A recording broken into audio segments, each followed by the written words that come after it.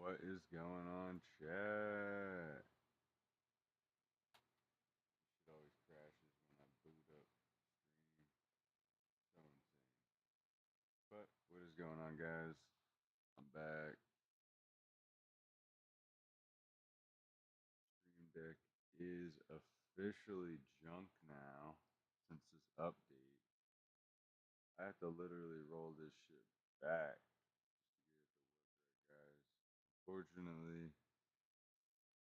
it really freaking sucks. This shit was expensive and it doesn't even work right. Like, yo, do not buy Stream Deck. It is trash.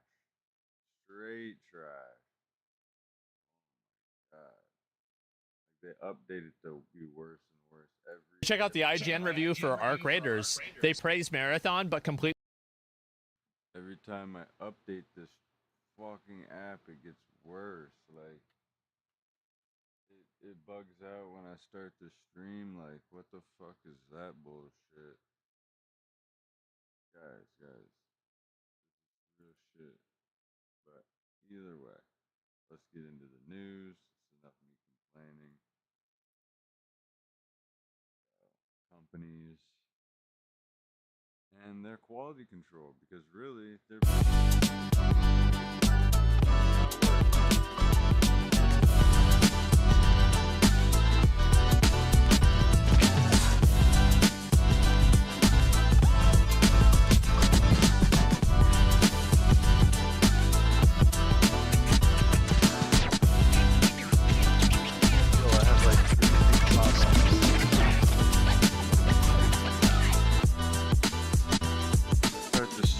dog. The deck fucking bugs the fuck out, dog. It bugs out for like 5 minutes and start a stream. I'll have to figure out a new thing besides using the stream deck. Bullshit. Frick's the point of having this thing? $100, $200 piece of junk now. Literally. Just to adjust my audio. And it barely does that. I might be getting rid of this thing, getting another one. There's got to be better hardware out there than this, because this is getting bad, bro. But completely shitted in Arc Raiders, but even compared it to Fortnite, it couldn't have been that bad, right? IGN Arc cheese. Is IGN hyping up Marathon? It's #1 result. So this is the first preview. Let's see what the fuck. Yo, 11K dislikes and 500 likes. Oh my god. That's, by the way, that's not a good ratio. That's a bad ratio. Very bad ratio. Yo. Nobody likes that ratio. Aggressively archetypical. The extractionist extraction shooter that ever extracted. It's one of the least surprising games I've ever played. Holding so much in common with its inspirations, they're almost comically... By the way, I don't understand how this isn't like some kind of... Like, this is the kind of stuff to me that makes me feel like I'm living in a simulation. When you have your... Like, this is #1. This is the internet. This is absolutely... And Jared, you are going to get roasted on this. Your last name is Jared Petty. And you are using the most millennial... Like, this guy... Is this guy a writer for Borderlands 4? How many Funko Pops do you think Jared owns? Does Jared have Blue Sky? Petty Command... He actually has... Yeah, dude, his wall is covered in Funko Pops.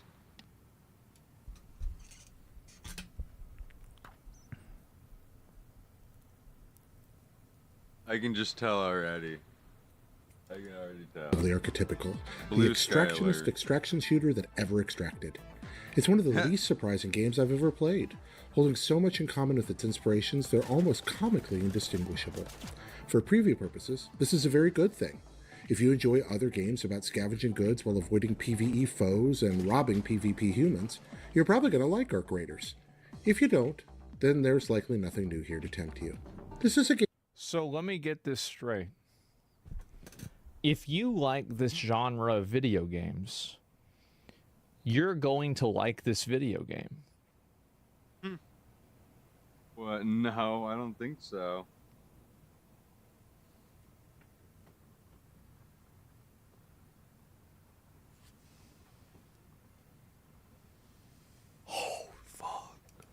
Game so unabashedly tied to its progenitors that the hero's default melee weapon is a pickaxe, the same weapon Fortnite metaverse heroes dropping off of battle buses lug into combat.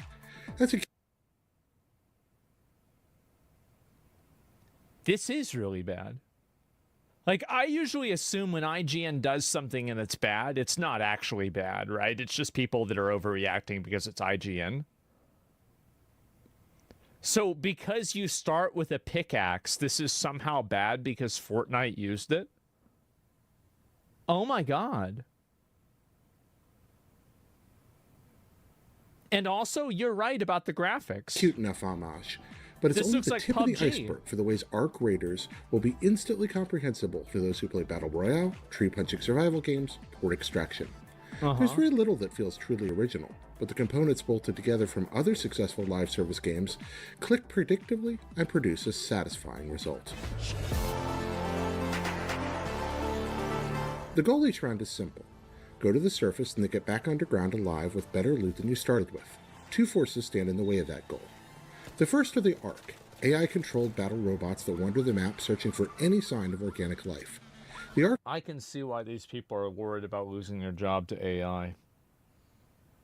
Because AI could do it better. Hate to tell you. I can. He's a theater major? No, he's not. No. No, I will not believe that. I will not believe that a guy whose last name is Petty, who is on Blue Sky, who... No. No. I will not see it. I will not believe this. Ark are no trifling threat. Even the smallest bots can prove surprisingly dangerous, especially in groups. The little spider-like... Jesus, I can see why this guy gave it a bad rating. Scurriers are downright upsetting for an arachnophobe like me, and the large crawlers do not mess around. Ark wander the map listening for the sounds. Why? I want to play this back again. Look at these frames. They're downright upsetting for an arachnophobe like me. The little spider-like scurriers are downright upsetting for an arachnophobe like me, and the large crawlers do not mess around.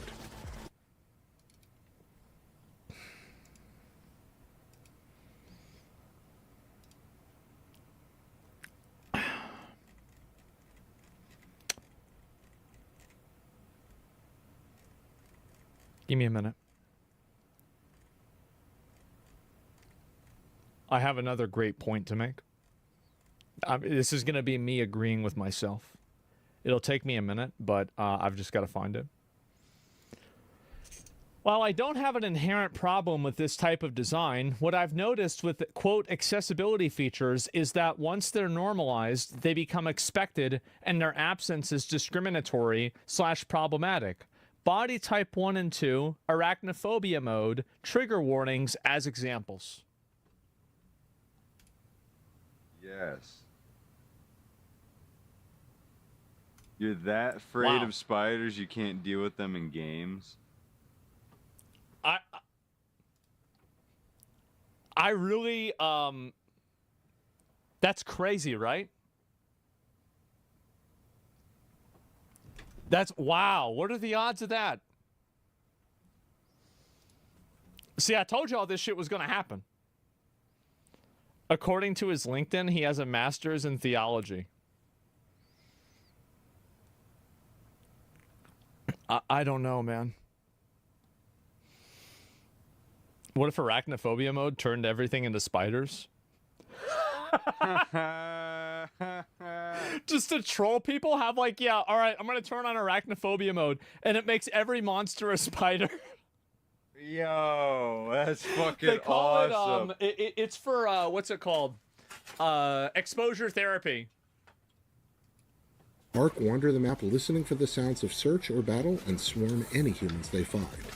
The Ark are especially dangerous in numbers, and there are plenty of subtle little traps set where clusters of different Ark with complementary abilities are placed near one another, sometimes hidden in indoor areas where one can literally trip into them. I met my fate more than once when I got How do you not know where you're getting hit? You have to know where you're getting hit. Like, it literally, like, you could just go behind here. What are you doing? Areas where one can literally trip into them. I met my fate more than once when I got overconfident around Ark. This guy has no That's skill. overconfident? God, I'd hate to see him playing scared. Is this the guy that did the Cuphead tutorial? Yo, probably. Like, this is... Okay, so give me 1 second. Sorry.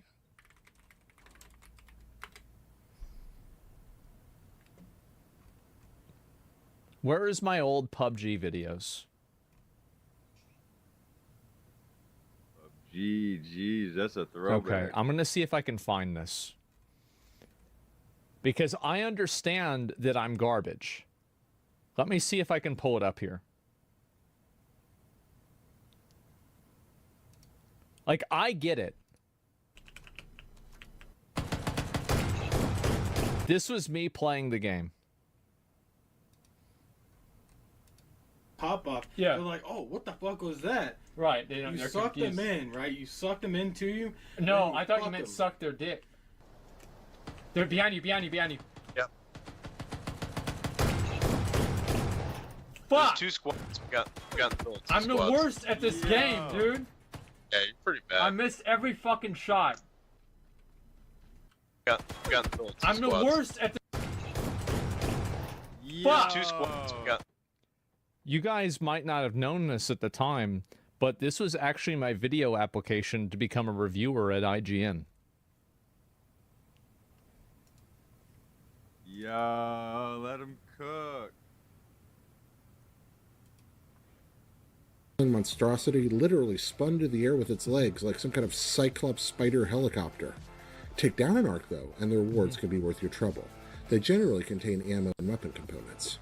Yeah. The second and more deadly threat are your fellow raiders. Duh. If you choose to play Ark Raiders, you best enjoy watching your back, because to quote Casablanca, This place is full of vultures everywhere. it's often more efficient to fall upon a fully loaded player who isn't paying attention than to risk a half hour of bracing open doors in a nearby warehouse, or to lurk near an extraction point and cut somebody down when they're about to escape. Yeah, sure. Of course, every other raider is likely looking to do the same to you.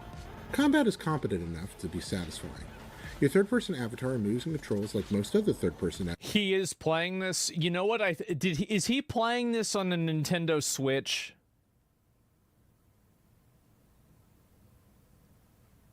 Is that the problem? He's playing it on Facebook? Yeah, Yeah, Facebook that Live. must be it. Because this is really bad. avatars in modern shooters, with no real irregularities or surprises in the controls. Bullets mostly go where you want them to, depending on the capabilities of your chosen weapon, and Look melee at the- attack power is substantial. Look at the aiming here. So go where you want them to, depending on the capabilities of your chosen weapon, and melee attack power is substantial. Firearms feel right, SMGs are springy and difficult to control, assault rifles steady and heavy, sniper rifles punch like artillery. Playing in teams of 3 adds a bit of depth to the battle, as You did not just say sniper rifles punch like artillery and miss the shot, did you? You didn't just do that, did you? heavy, sniper rifles punch like artillery.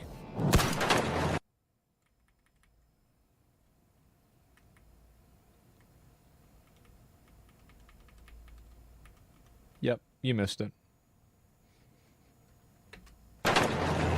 Playing in teams of 3 adds a bit of depth to the battle, as you and your companions can search and cover for each other We're gonna much play more this when it comes systematically out than is again. possible with a single raider. Firefights between teams develop a sense of strategy, as coordinating squads deploy flanking tactics and ambushes against groups of foes. Whether He has to be playing on a controller, right? Because, like, there's no way, like, these, like, he has to be. No, it says spacebar. No, he's using. Oh no. It does say spacebar. Yo, he's mouse and key. He can't even control the shit. This is insane. Guys, this is... Calling out directions, overhearing sounds, or covering all windows in a room, your 3-person squad will find plenty of tension waiting in most buildings. Cleverly designed maps draw the character. Wait a minute. Did that He just guy... got wrecked. In most buildings. We didn't even see him. Watch this. Your 3-person squad will find plenty of... Look, he's literally looking... Guy fucking sucks, dude. He makes this game look really bad. And his buddy is just... He's just standing there.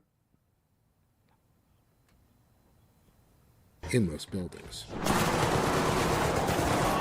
Cleverly designed maps draw the characters in. Both the most lucrative resource hubs are clearly Check your marked, corners. and players flock to check the richest your areas screen. It's not even check the corner. It's in the middle of the screen. looking for food, or hover between the treasures in the Open extraction your areas, eyes. waiting to dispossess the luckiest foragers of their well-won games.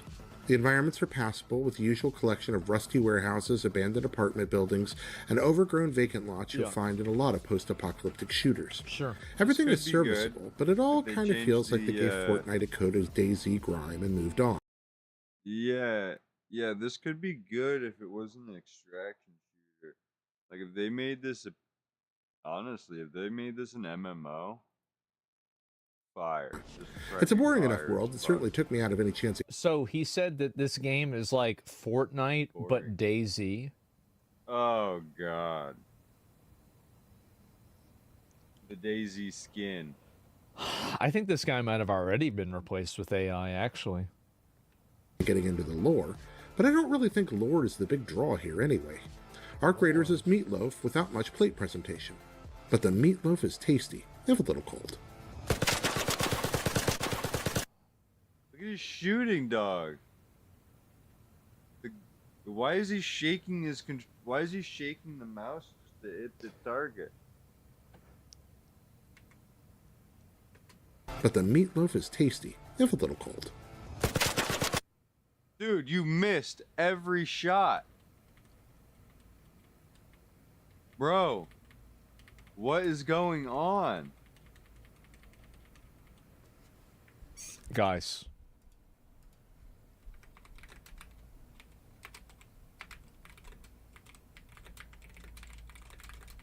Put it in slow-mo.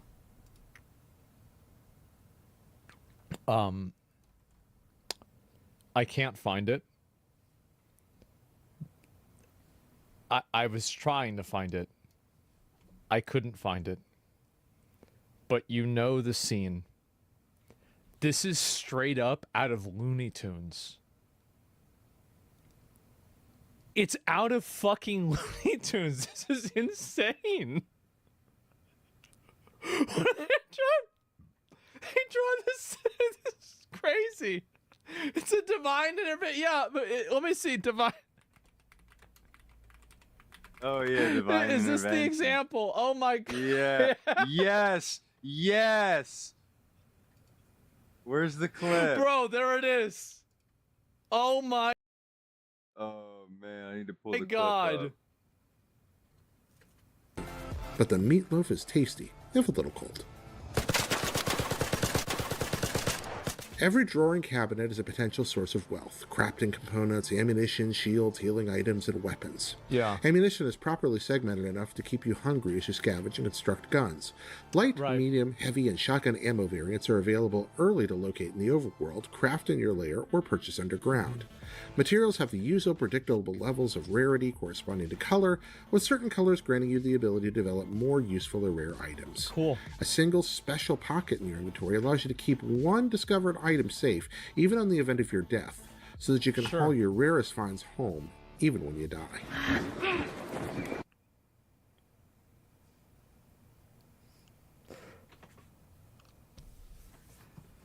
They got it.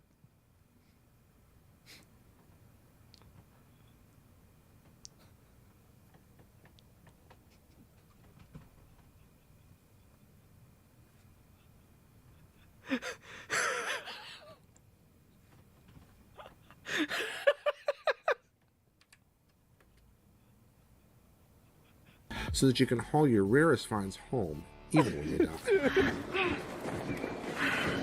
Some containers take time to open and generate quite a bit of noise when manipulated, which is a delightful tension-raising mechanic that I Bro, yes, this actually this is worse than fucking Looney Tunes. Really? I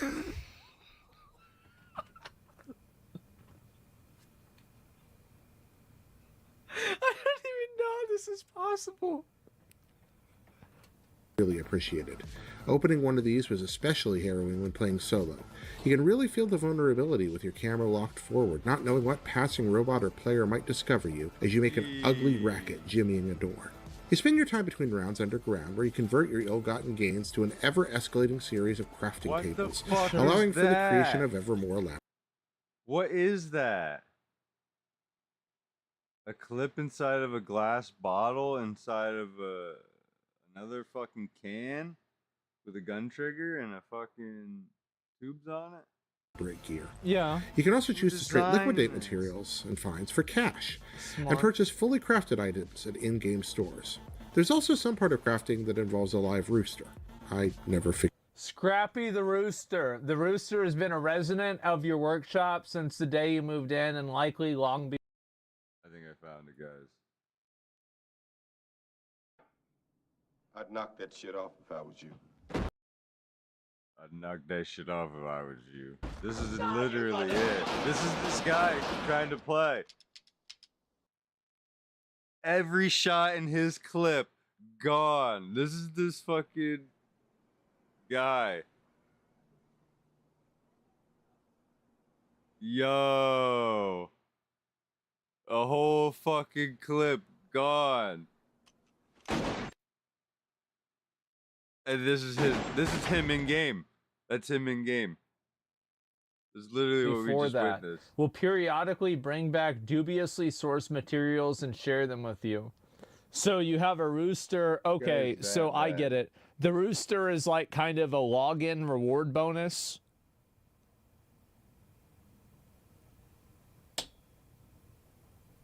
Yeah. Play our game will give you cock. I love it. Get that part out. As you explore the world above, you gain experience, which opens up across a series of skill trees. Selecting various branches can help you optimize your avatar to your playstyle, increasing combat ability, mobility, or stealth. The different abilities are clearly labeled, and most are useful enough that every step feels like real progress. Cool. Character design with default options is pretty rough, but a number of better textures and outfits open up when you apply premium currency. I deliberately made my guy look as bleak and sad as possible using only default options, but my multiplayer partner had the Souls Easy top man with no name vibe going on, and I was envious. Our Raiders previews pretty well, perhaps because it's designed. Roasting you? Okay. We're both balding. He admitted it, though, to be fair. He admitted it. I haven't admitted it yet. He just did. Conservatism makes it so instantly familiar. Can you put points into taking less fall damage in this game? There's nothing here to challenge what came before. I swear to God. I swear to fuck. But sometimes that's okay. Overall, the Arc Raiders loop seems pretty well tuned to satisfy. Make it. You cut it out because you knew what was going to happen. He just died. The surface, loot and kill. Right past then you get some experience back underground to improve your abilities. Head back up stronger to find stronger gear, and repeat. There are worse ways to spend an afternoon. For more previews of the biggest upcoming games, don't miss our latest hands-on looks at Dune, Awakening, and Marathon. And for everything else in the world of video games, stick with IGN. Oh boy, I don't think so. This is one of the worst reviews I've ever seen. I love how the high points... No, Dragon Age was. ...are all the times where he does something stupid. Yeah, dude, that's his entire playthrough.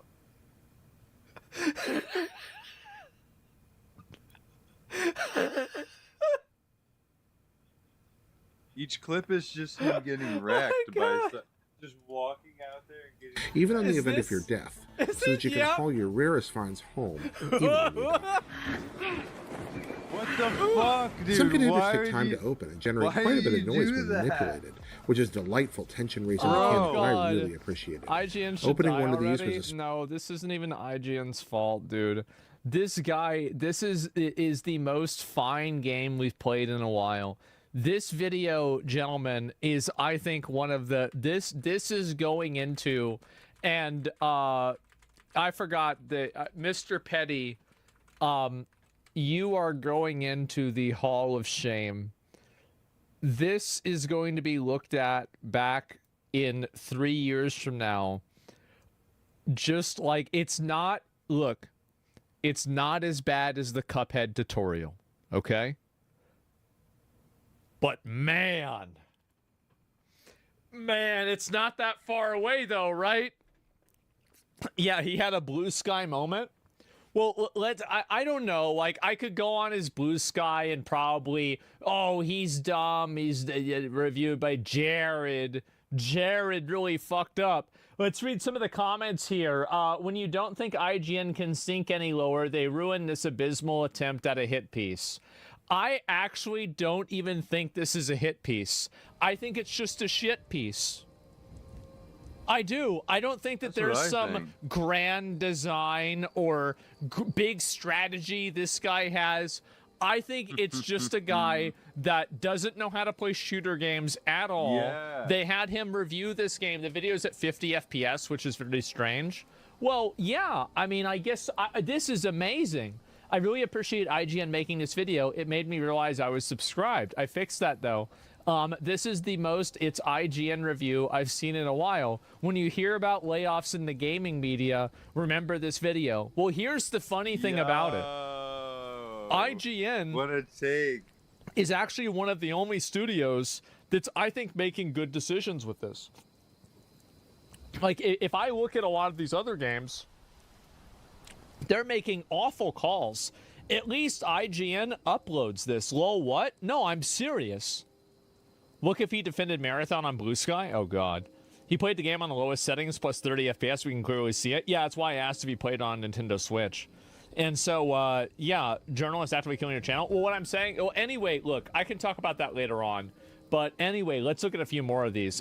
Crazy, this video is still up. Marathon gets double the video length and quadruple the glaze. It only makes sense that this was written by someone whose last name was Petty. How did you manage to get Mario 64 graphics on that fire? Are you running a 1 GB VRAM card? Powered by... Powered by potatoes, yes. Played by potato. Powered by a potato. Played by a potato. Presented by a potato. It's a potato production. Oh no. I don't know what to say, man. I really don't. And let's see, IGN being IGN. This is the low quality content that's frankly unprofessional. Bro, this guy's... It's so bad. You've got anime profile pictures coming out and calling them like they're calling them unprofessional for how bad this is. This is insane, man. Pray slaughter, never go full potato. Well, it's too late now. Oh my God, you need to apologize to the studio and their fan base. IGN really hates Embark's work. Now, well, IGN Marathon ain't gonna let you hit. I just... Dude. They made this game look even worse, dude. Threat. Even the smallest bots can prove surprisingly dangerous, especially in groups. The little spider-like scurriers are downright upsetting for an arachnophobe like me, and the large crawler safe, even on the event of your death. And then you walked up to a fucking giant guy. Like, who plays The little like spider-like scurriers are downright upsetting for an arachnophobe like me, and the large crawler be like mentally not there. Safe, even on the event of your death, so that you can haul your rarest finds home, even when you die. Why would you run out there? Some containers a live rooster. I What never were you figured going that part for? out. As you explore the world above, you gain experience, which opens up across. But it all kind of feels like they gave Fortnite a Coda's DayZ grind and moved on. It's a boring enough world. Take time to open and generate quite a bit of noise when manipulated, which is a delightful tension-raising mechanic that I Bro, yes, this actually this is worse than fucking Looney Tunes. Really?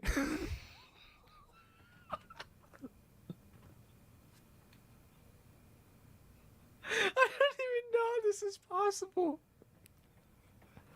Really appreciated. Opening one of these was especially harrowing when playing solo. You can really feel the vulnerability with your camera locked forward, not knowing what passing robot or player might discover you as you make an ugly racket jimmying a door. You spend your time between rounds underground, where you convert your ill-gotten gains to an ever-escalating series of crafting tables, allowing for the creation of ever more elaborate gear. Yeah. You can also choose to straight liquidate materials and finds for So you gotta stop your game while in a competitive game and go through your backpack. cash It's already and purchase. It's trash on arrival. You need to get rid of all that crafting bullshit. What part of it's literally DayZ extraction shooter. Fully crafted items in in-game store. Because they thought, oh yeah, DayZ has all that loot in DayZ. That looks awesome. That's what people love about it. There's also some part of crafting that involves a live rooster. I never figured. Scrappy the Rooster. The Rooster has been a resident of your workshop since the day you moved in and likely long before that. Will periodically bring back dubiously sourced materials and share them with you. So you have a rooster. Okay, so I get it. The Rooster is like kind of a login reward bonus. Gives you shit. It gives you scraps. You're scrappy. What do you mean? Yeah. It's in the description. I love it. Get that part out. As you explore the world above, you gain experience, which opens up across a series of skill trees. Oh, that's Selecting cool. various branches can help you optimize your avatar to your playstyle, increasing combat ability, mobility, or stealth. The different abilities are clearly labeled, and most are useful enough. This is when a potato game releases. Played by a potato, reviewed by a potato. That every step feels like real progress. Cool. Character design with default options is pretty rough, but a number of better textures and outfits open up when you apply premium currency. I deliberately made my guy look as bleak. So he couldn't. So wait, how many? Wait a minute. You said Progress. Cool. Character design. Okay, you can pick any. With default options is pretty rough, but a number of better textures and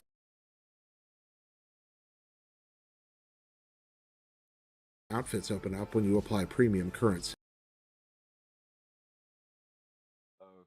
Okay, so none of this looks paper. So you could actually pick something. I deliberately made my guy look as bleak and sad as possible using only default options, but my multiplayer shit, partner had the Souls using anything. top man with no name vibe going on, and I was envious. Our graders previews pretty well, perhaps because it's designed. Roasting pretty you? Well. Okay. We're both balding. He admitted it, though, to be fair.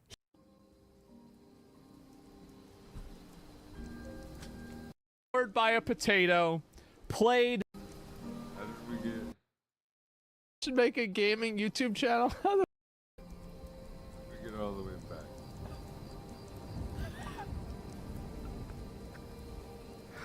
Oh God. Oh Jesus. This man should make a gaming YouTube channel. How the fuck do you miss that? And he's on keyboard. It says R to reload, 5 and F. Yo. How did this get greenlit? Honestly, I feel like I really want to see more videos like this. IGN needs to come out with more of these. These are amazing. I love this video so much. I hope you do way more of this. This is incredible.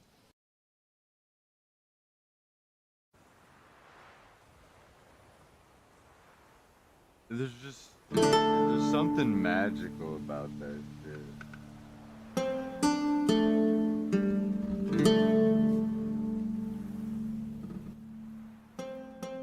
This is about the new Doom game. People want me to watch this. My wife's boyfriend just bought me Doom Dark Ages. Warning if you don't want to be spoiled.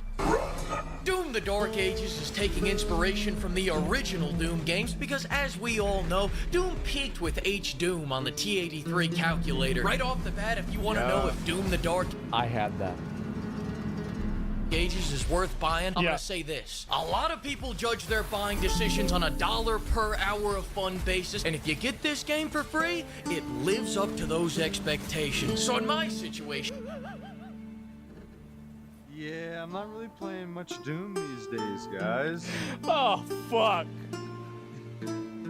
That's I kinda bad. played it for a few hours and it put me right to sleep. Kinda like And it's just started? Having received Or this the last for one. free from my wife's boyfriend, I must say I think this game is fantastic. Doom 2016 was run and gun. Doom Eternal was smoke cracked and shoot back. Doom the Dark Ages is parry and turn my headphones up real loud so I can't hear my wife and her boyfriend wrestling in the other room. Some franchises never know when to change. New Doom doesn't know when to stop changing. At this rate, Doom 4 is gonna play like Just Dance. The Doomslayer's gonna be popping that ass on the dance floor to Tay-Tay. Then removing 90% of the glory kills and replacing them with bumper cars is great because I love playing bumper cars with my wife's boyfriend. I like that they toned down the berserk mode to a slightly impolite mode. This is way better. Here's the old toxically masculine mode. And here's the new base mode. You would like it if I called you mommy's good boy. Are you mommy's good boy? Yeah, the soundtrack. Is that what I think it is in the background? I think it is. Wow, I didn't realize how much of a downgrade this was. I had no idea because I had never played Eternal or 2016. But like, because Eternal and 2016 were so well received, I was super excited. And to be fair, like the trailer for Doom the Dark Ages was incredible. I loved the trailer. I thought the trailer was awesome. And so I got super excited for it. I knew by looking at it something was funky. No co-op, no multiplayer, and just this generic, playing the game, I was just kind of like, I don't know, like it just didn't hit.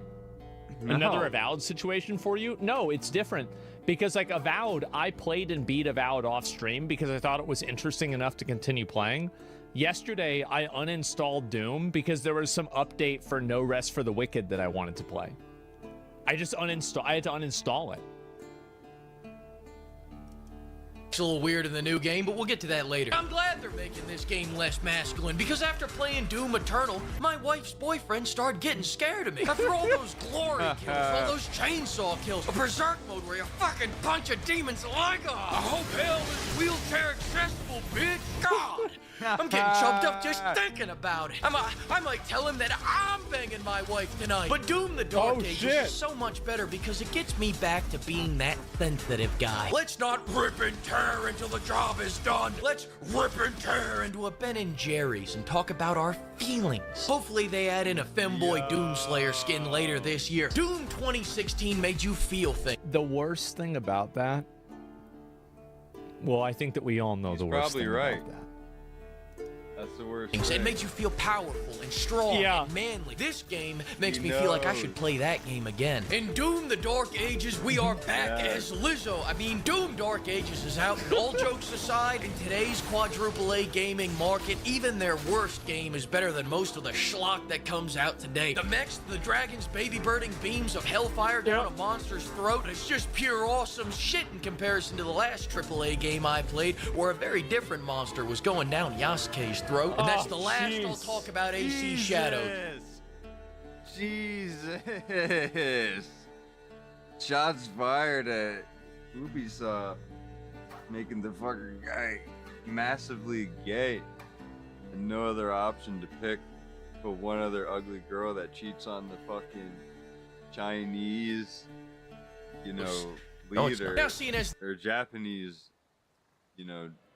dosho, whatever, the Japanese leader of their culture.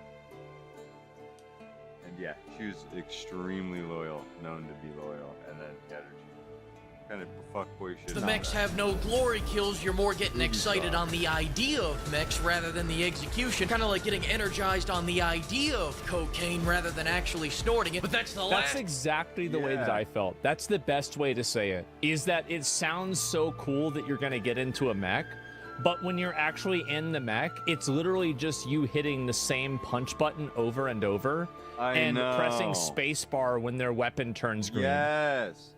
Yes.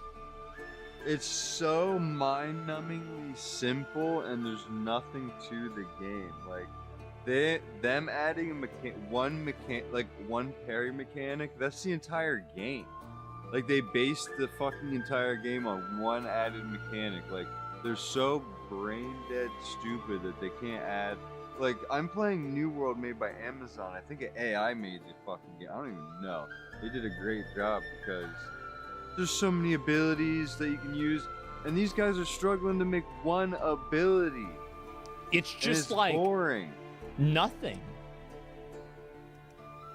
They can't even make one ability right. This time I'll talk about glory kills, I promise. The mech is fine, the problem is the dragon. I watched somebody play the dragon, and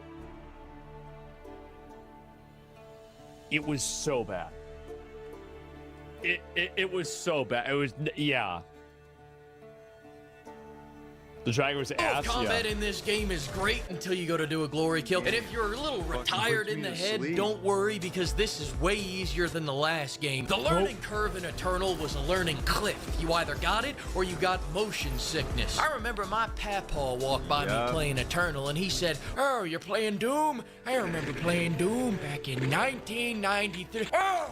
And he died just looking at 3 frames of gameplay from Eternal, and he couldn't take it. Joke's on his dumbass, though. In the Dark Ages, I'm doing everything he was doing in the senior home. Just playing frisbee and pickleball while grabbing ass and being slightly racist. And every time I worry that my T levels are getting too high, Doom Guy throws his Doom cheeks on the enemies instead of doing a really awesome takedown, and it drops my T level right back into Tesla owner ranges. Like those times when you're fighting this guy and you hit him with that shotgun, slap his ass off the mount, freeze him with the shield. Here comes the big finish. You see what I mean, though? It felt really clean right up until I hit that glory hole in the combat where the glory kill used to be. And before, as soon as I realized the glory kills were like an input, and then the input didn't always work, and then even the glory kill wasn't even that great, that's when I was like, well, you say, I didn't realize how much more like savage the old game was. Dude, I had no idea. I didn't realize that's what it was missing. But yeah. Holy fuck, man. This is crazy. Yeah, this is even close. Play it, man. You didn't play it? I was playing. Play the one. For the PS2 or no, the 360? I forget. Is that Doom 3? I don't even know. Shit was fucking scary. It was a 2-disc game. Wow. I couldn't. Used to be. And before you say, Flake, but the glory kills are still in the game, you get to see this shit 1 weekend a month with supervised visitation. I see these takedowns just often enough to resent their creator for taking the other 40 variants out of the game. How the hell do you put mechs in a modern Doom game and then not give them takedowns? I'm out here like a big ass chihuahua humping their leg. They removed the X factor of this game, and for what? So I could go play Ultimate Frisbee? I'm throwing my pre-Ozempic Doom cheeks on the enemies, and the only time I get a glimpse at a takedown is if I can get my whopper slaying ass high enough off the ground to do one takedown they let me keep. Whoever decided... It's just, to me, like, I feel like this game, it's like, I always, like, I compare it a lot with Space Marine 2. I do, because I feel like both those games are trying to be Xbox 360 games in the year 2025 or 2024. Yo, exactly. But the thing is... the thing is, it's not that they're trying to be a 360. They're trying to be a fucking NES game at this point. Like, they want to be fucking Windows 98. They still want to be old classic. And they're not doing anything new with it. And this is very clearly trying to be an old school game in a new world.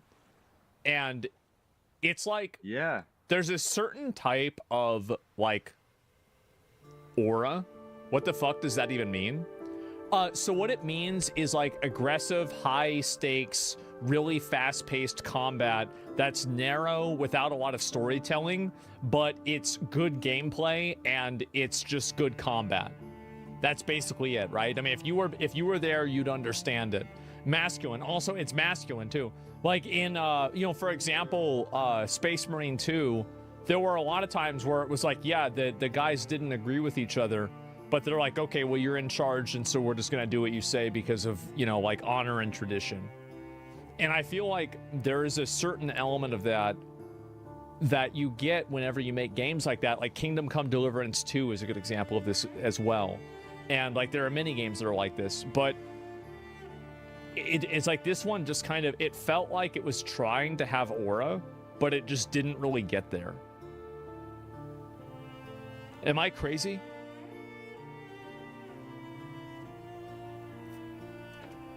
To make the game flow better by replacing the iconic glory kills with a clunkier, slower, unsatisfying, and unresponsive alternative is a genius. This reminds me of when I took the wheels off my car to make it go faster. Now, for all the people saying this game is slow, a lot of people are going to recommend that you turn this up to 150% in the game slider settings.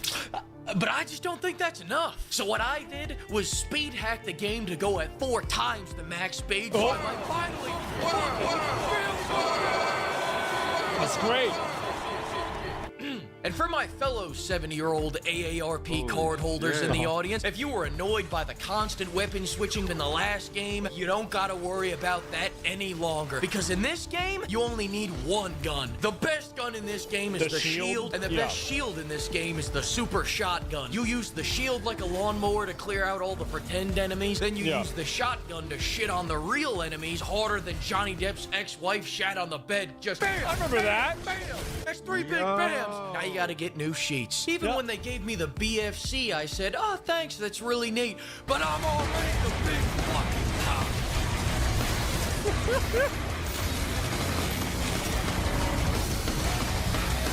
Damn. Hang on a second, I think my T levels are getting too high. Let me watch it take down. Motherfuckers. Oh. Wait, so that was what the old Doom was? That clip from before? Holy shit. There we go. No, honey, and then also the I hope music you and didn't even Fabio work. have a great night out. Use my credit card. If I had to rank the shield on my official lawnmower tier list, I'd rank it at S tier, pretty good. maybe even Mega Milk tier. Story, remove all the dialogue. Nah, I'm telling you, I want only scenes of Doom Guy or a. You know what? I actually think that's a good idea. Yes. Just aura farming everything. Yeah, just take out every single word of dialogue. Because remember they did that for, who was it in Lost Ark? It started with a T. Not Fadan. He was one of the prime, like, Z, evil bro. guys. What was his? Thamine, yes. Thamine. This guy aura farmed so fucking hard. Literally no dialogue at all, and everybody knew who he was. Farming like Dirty fucking Harry. I want to make this a silent film. In fact, they make Doom guys say one word. That's one word too many. Music. All I have to say is this. In the first age. Now, if I had to rate this game on a buy, wait for a sale, or it's okay basis, I would say this is the type of game you get for free and go, hey, you know, for the money, it's not that bad. I had a truly incandescent time playing this game. 1 out of 10. Fuck you. You remove glory kills. Jesus. Thanks to the flock of pimps for bankrolling this video, and another huge thanks to all the pimpers for buying me all this demon slaying lead. Fleeka. They fired the original music guy? Why the fuck did they, like, because I was really curious to see what this was gonna be about, because I didn't know. Like, I was like, is he gonna like the game or not? But he felt the exact same way that I did. He was too based. Mick Gordon. Why did Mick Gordon get fired from Doom? Let me search this. I'll link you guys the video. Like, these Fleek videos are fucking amazing, by the way. I love these fucking videos. They're so funny.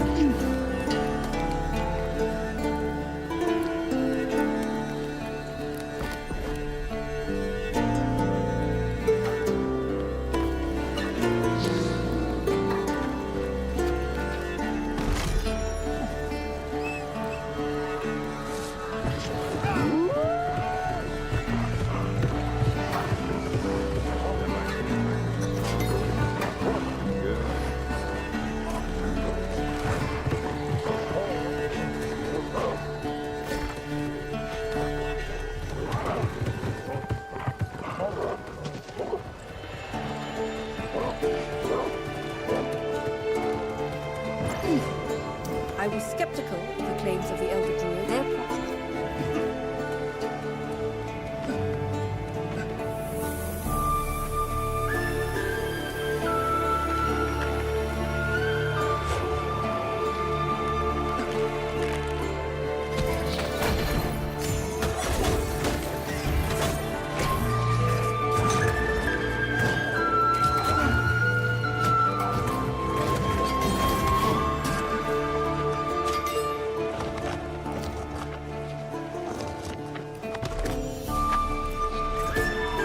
I saw you coming. I know you would seek my blessing to tap into the angry Earth's most sacred source of power to play, allowing a...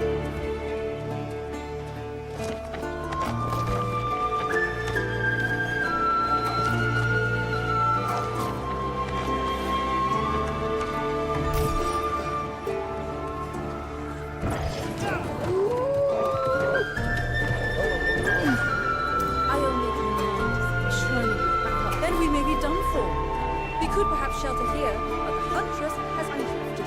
We come here. It's tempting. I don't know how bright the...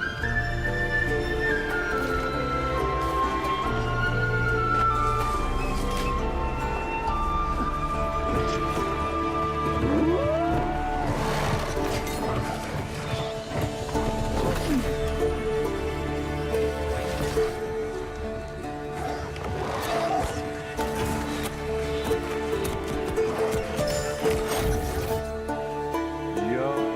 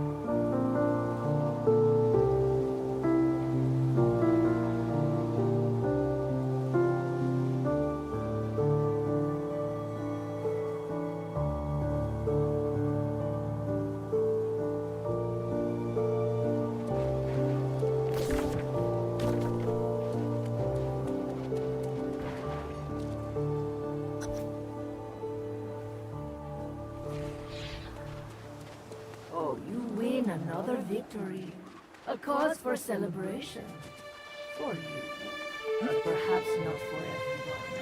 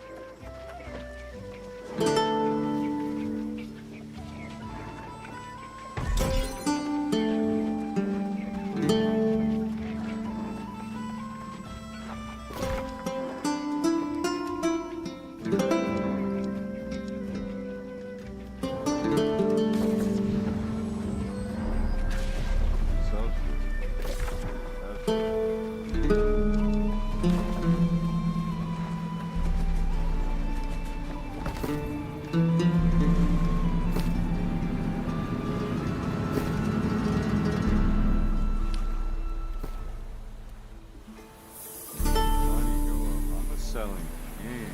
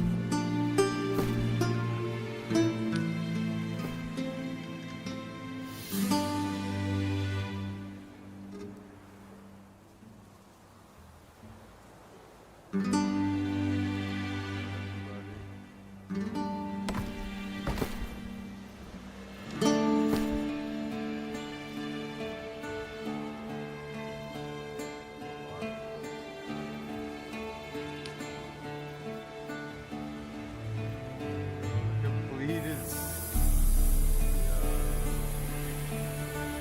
They sold a lot of shit.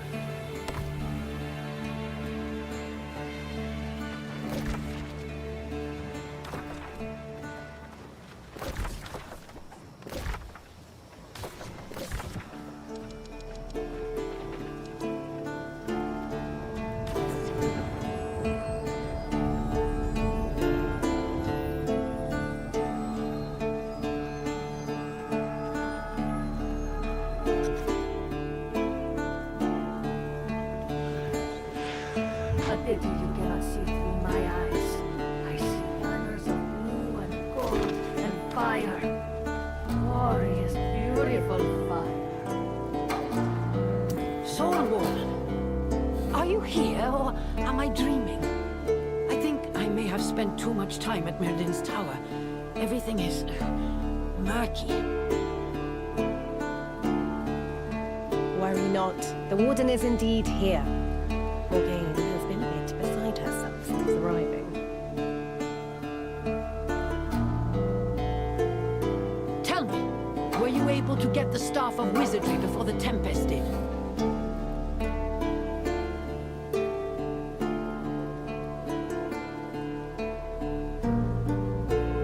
Well, how perfect is that? Let me see. Here. I can take your Azoth staff and imbue it like so. There you go.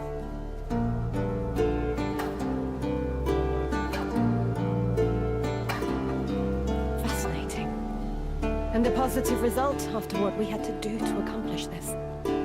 Regardless of how the Huntress might respond. Now, what were we talking about? Were we talking about dreams?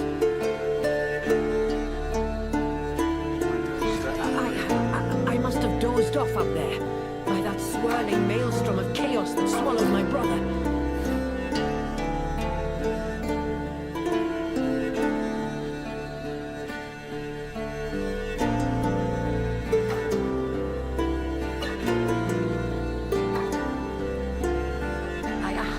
I had a dream in which I was in Caer Dun, only it was burning. It was more of a nightmare, really. Really? Then what are you waiting for? You should go before it's too late. We all should go if the situation is as dire as you say. Hurry, Warden. I will ensure that Morgaine is all right, then meet you there. Now,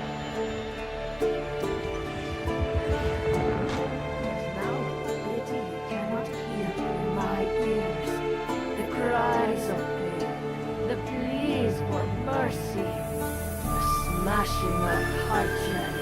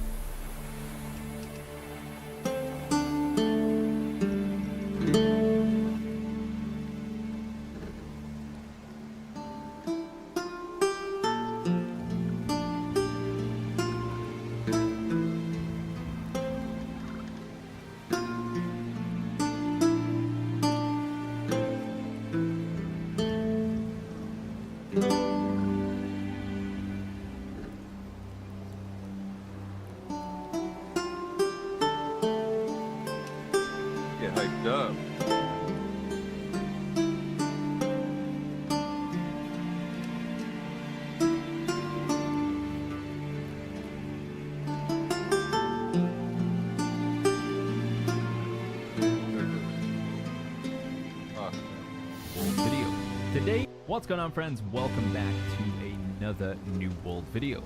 Today, we're going to be talking about what to do once you hit level 65 in New World Eternum. Quite often, I find people saying, Baggins, I've just hit level 65, but I'm feeling a bit lost.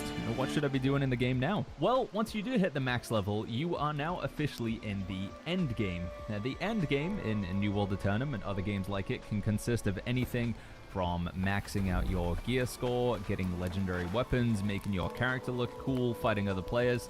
There is a lot that can be done to progress your character and, give you more content to do in the game after you hit the max level. But in order to break things down and make it easier to digest and also, make this video flow better, I'm going to be breaking down the list of goals or activities from must do to strongly recommended, and optional. Now, of course, it's worth mentioning that this is going to be subject to my own opinion.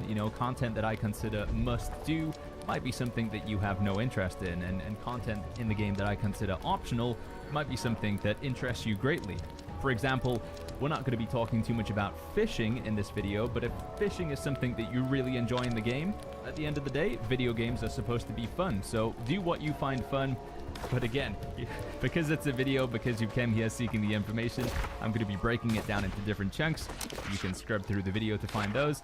And then at the end of the video, I'm going to be putting together a daily list of activities. So these are things that you can do every day in the game, typically that have a sort of cooldown reset at 5 a.m. server time, and they'll give you more character progression, more gold, and just generally give you fun stuff to do in the game. With that all out of the way, let's quickly jump to a word from this video's sponsor. The Second Breakfast Club is all about bringing Hobbity values home and celebrating the simple things. Why not wake up to one of our single roast coffees sourced directly from fair trade cooperatives and expertly roasted just for us by our artisan partners in Norfolk. Maybe even end the day with our delicious all-butter shortbread made to our very own Second Breakfast Club recipe, developed with and baked by an award-winning team in Yorkshire. They're the perfect pre-combat buff and open-world exploration snack. And for the fashionable, hairy-footed folk amongst you, check out our club member hoodies. Featuring our adventurer's cloak design, they're soft, breathable, and made from a blend of sustainable cottons and recycled polyester.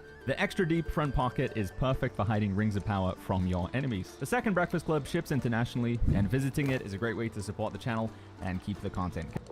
Line in Shattered Mountain, you will then have a quest that you pick up from this Soul Warden tent here with Morgaine and Yash, and they'll send you down to Ebonscale, and then from Ebonscale they'll send you into the Brimstone Sands. And this is, again, another part of the storyline that you want to finish. You want to follow and complete all of the main story quests in Brimstone Sands, because that will unlock the ability for you to travel into the Elysian Wilds. And again, funny enough, you will have a main story quest line in Elysian Wilds that you'll also want to fully complete, because it will unlock an artifact called the Attuned Leather Pants, and this is a very good piece of gear for many builds in New World Eternum. So the TLDR, the first thing to be doing once you hit level 65 is finishing the main storyline. Now don't worry, if you're somebody like me that hit max level and you'd already finished the Isabella stuff, you can just basically keep following the Brimstone storyline and potentially even keep following the Elysian Wild storyline. You can, this is a level 60 to 65 zone, Brimstone is 60 to 65, and the Elysian Wild's also 60 to 65, so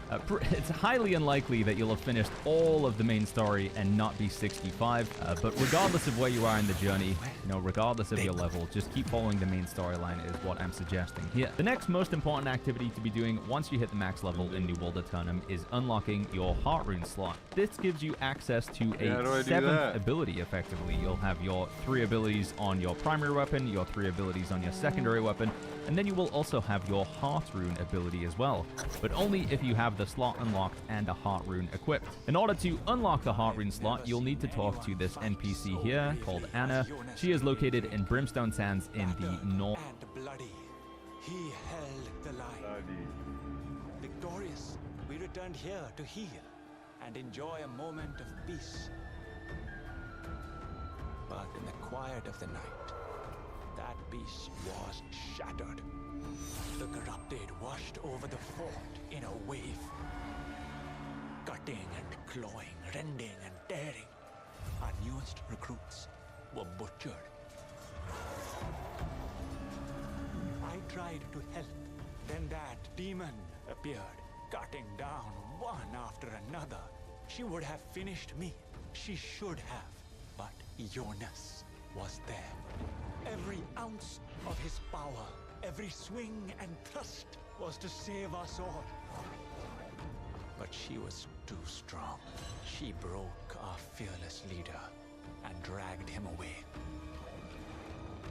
Our fortress in ruins. The Soul Wardens crushed. We were too weak to stop them. There is nothing left.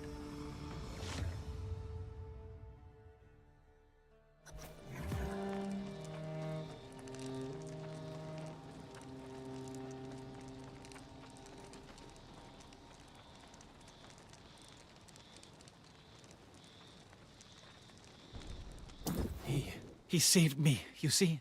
And then he was knocked down, but there wasn't anything I could do. They have taken our fearless leader captive. And with him, my hope. The region. If you don't see this quest on your map, it's probably because you are either not max level or you haven't done enough of the main story quest line. But by the time that you have the main story quest I popping think up in they Brimstone went Sands, west. you should definitely see this I quest think, up but here. I do not and although know. I say that you should do this, you know, after you do the main storyline in Shattered Mountain, Brimstone Sands, Elysian Wilds, it makes sense that you would do this whilst you're also questing in the Brimstone Sands. So if you go ahead and talk to Anna, she'll have a bunch of dialogue. One is to do some sort of activity in a temple in the wall, and you can see the rewards that we get over there. We do unlock what is a heart rune. That is the Cannon Blast heart rune. And we'll talk about how you can get more and upgrade them and how they work in a second. But yeah, make sure you take this quest, and she'll send you over to the Wall of Nevertet. Go do the activities in there, and then we'll go back and receive our heart rune from Anna. While I'm doing this quest, I'll briefly talk through some Am I just of not the there objectives, yet? But obviously, if you guys have already completed this quest, or it seems fairly straightforward to you, you can just skip ahead in this Got a new video. bag? But we'll effectively go through the south side, or I guess it's the left-hand side if you're coming in from here, or the right-hand side if you're coming in from this entrance over here. But we're going to make our way up the stairs, and then we'll find a hole in the wall that we can drop through. I remember the first time I did this quest when it was added, I did get a little bit lost, so I thought I would include this section of the video for those of you who find it, I don't know, helpful. Once we drop down, we're going to make our way up the stairs over here instead of going down that sort of alleyway corridor. And then over here, we're going to find another set of stairs just around the corner, if I'm not mistaken. Yeah, here we go. So avoid the big spooky guard voice. Obviously, you can fight the enemies if you want, but we're basically just trying to make our way to the top of this area. And then over here, we can find a little jumping puzzle, an area that we can climb up. You'll see that our quest progress is updating in the top right now. Climbing up to the top of here, we can grab the law note, because why not? We get the achievement progress for gathering all of those eventually. And we're just going to keep climbing the stairs, making our way all the way to the top. Once we're at the top, we're going to find a glyph or a symbol. Now, this is actually another part of content that I think you should be doing in the end game. This is going to be in a later section, so it's not something that is a must-do, but it will be for this particular rune is going to be needed, or this glyph will be needed for doing the next part of the quest. So we get the glyph from whatever we would call that little obelisk, and then we can jump down to the door down here. Probably have to fight this guy. It's not going to let us open the door otherwise. And then if we interact with the door, pressing E on the keyboard, square on the PlayStation controller, or X on the Xbox controller by default, we'll then get access to a secret chamber. And this is effectively where we unlock our heart rune slot. Again, we go ahead and interact with these scales here, place the heart gem onto the left side scale. And then at this point, I'm pretty sure we do need to actually retrieve the empowered heart gem. And then we need to make this, let this animation just play out. So just wait here while you turn invisible for a second. Let that quest circle fully finish up at the top there. And there we go. Now we can go back and talk to Anna. And if I'm not mistaken, I think there's actually a shortcut we can take here. We can translate the ancient glyph. Again, this is why the glyphs are a pretty important part of endgame. They allow you unlock teleporters, unlock secret rooms, unlock chests. They allow you to do. I don't think I'm at this yet. We take this Stargate portal here, and there we go. We can now hand in the quest with Anna. So go ahead and talk to her. Again, she'll say, "Nice work, your foggers. You look really cool." Tell her about the foggers, and then she will use the heart rune. Now, if we open up our inventory here, you can see we do have our heart rune slot unlocked, and we can take that item that Anna just gave us and equip it to the character. Now, this doesn't actually increase your damage in any way, so it's not unlike any other piece of equipment where they all give you strength. You know, my chest piece gives me more health, it gives me constitution. this is effectively just an ability, and it doesn't, you can't immediately use it. So it's G on the keyboard by default, and I think with controller, for me, it's left L1 and right trigger. Yeah, L1 and R2. I think it's the same on Xbox as well. But if we go get in combat, we can show you guys how these work. Whenever you're in combat, you will see that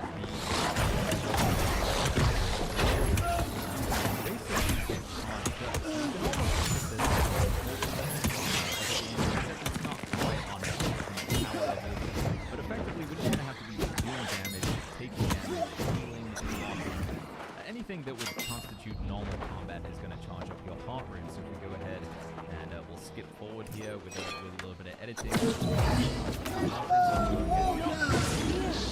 will charge up but faster. you just missed all the excitement. How much healing you're doing. Extracting a heart gem is easier than I imagined. Combat as well, so Thought I you would were say on getting average the you edge, maybe get a but full you heart never rate had a once chance. per minute. What little you accomplished, Sometimes I it's have faster, taken. sometimes it's slower. Here is Alright, your there we go. Heart mentor, rate is your fully charged friend, up. I had to kill about or what's 6 or left 7 of. enemies there. We go ahead and aim at this reinforced Avenger here.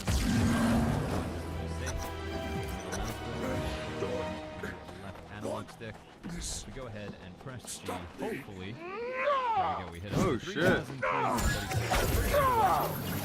Take a look at the guns out here. But the thing with heart runes is that you can make it better. So there are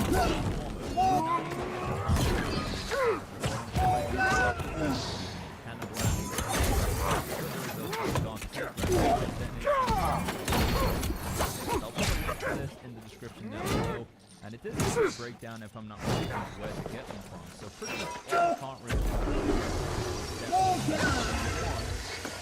from doing dungeons or expeditions. So you get this one from Isabella, and this part, this one over here comes from Chardis, and this is Chardis from the Lazarus Instrumentality. So if you want to unlock more heart runes, you will need to do the expeditions. So if we go to activities, and then we go to expeditions, pretty much all of these do have a heart rune behind them, with the exception of one or Here.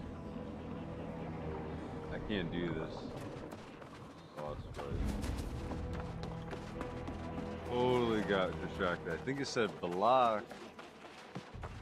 What the fuck is going on?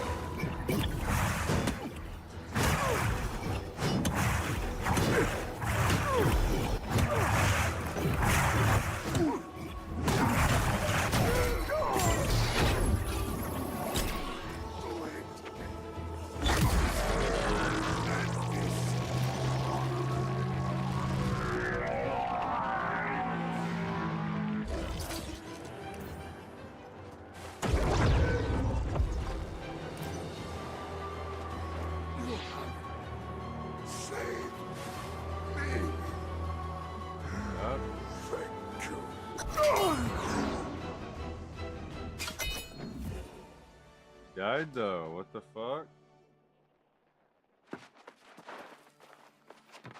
Wow.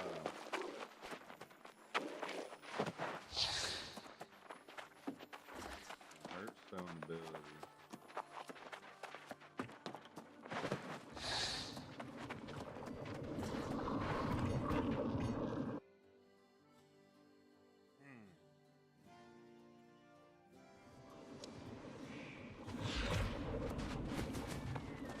I only died because I couldn't fall. One by one, your allies fall. I wonder, how did it feel striking down the old man? Oh, it felt great. Perhaps now you'll begin to listen. I ain't listening to shit, bro.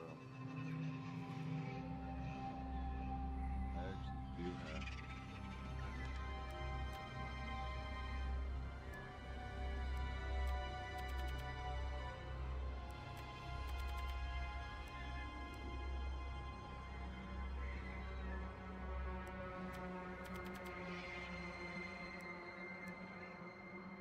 Strength.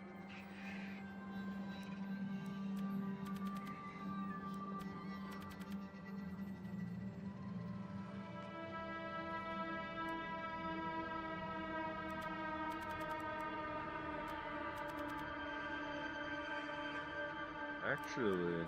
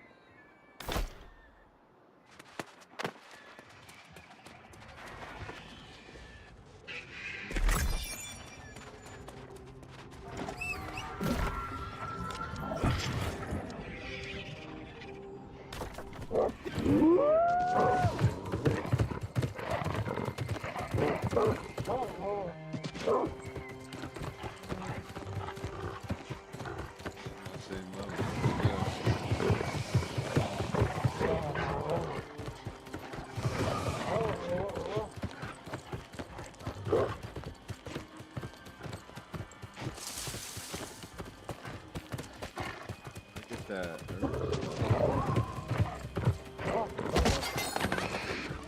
Get out of my way, turkey dirt.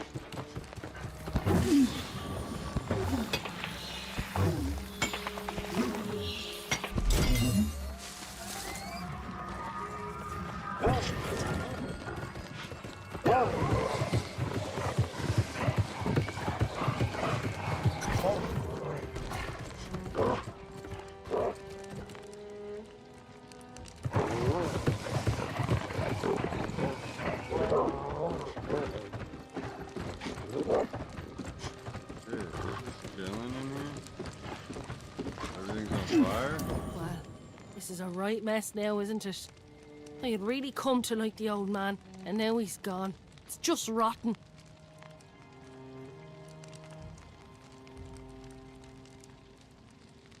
Same thing. There you are. I've been watching so long, my eyes are hurting. But where is Jonas? Did you find him? I don't understand. No, not Jonas. I don't understand. These heart gems were supposed to protect us from corruption. How did this happen? Was it all a lie? Yeah, it was. I'm sorry. I should pull myself together. Jonas would want us to push on, but I don't know how. The Wardens. Is this the end?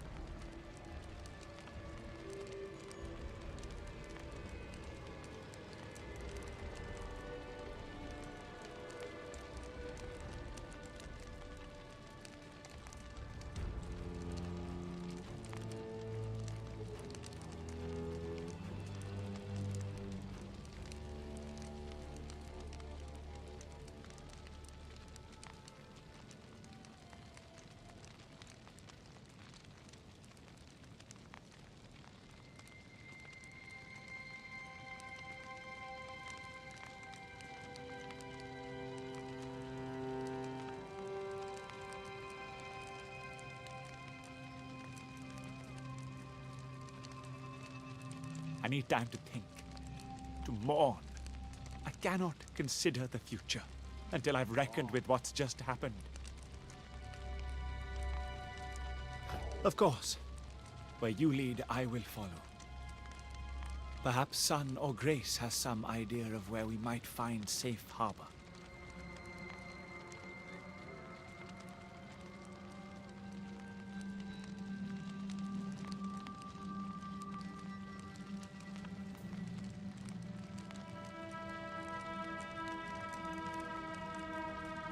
Well, this is a right mess now, isn't it? I had really come to like the old man, and now he's gone. It's just rotten. Said that. Jonas? The poor man, did he suffer? I suppose he must have. The question is, now what? I'm thinking a sprawling mansion back in Oxford would do us right. A little luxury. But I guess that's probably not what you're all thinking, is it?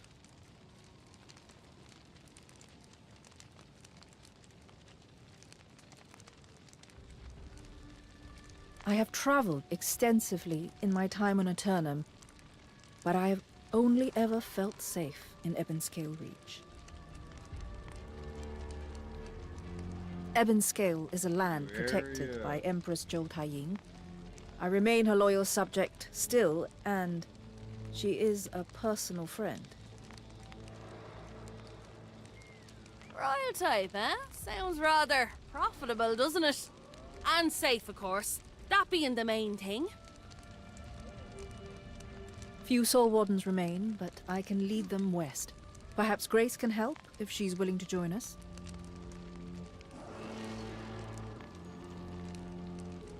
Well, since you asked so nicely, how can I refuse? Besides, they'll need me to watch their backs. All right then, see you there. I will follow you soon. I recognize there is nothing here left to protect. Only ash.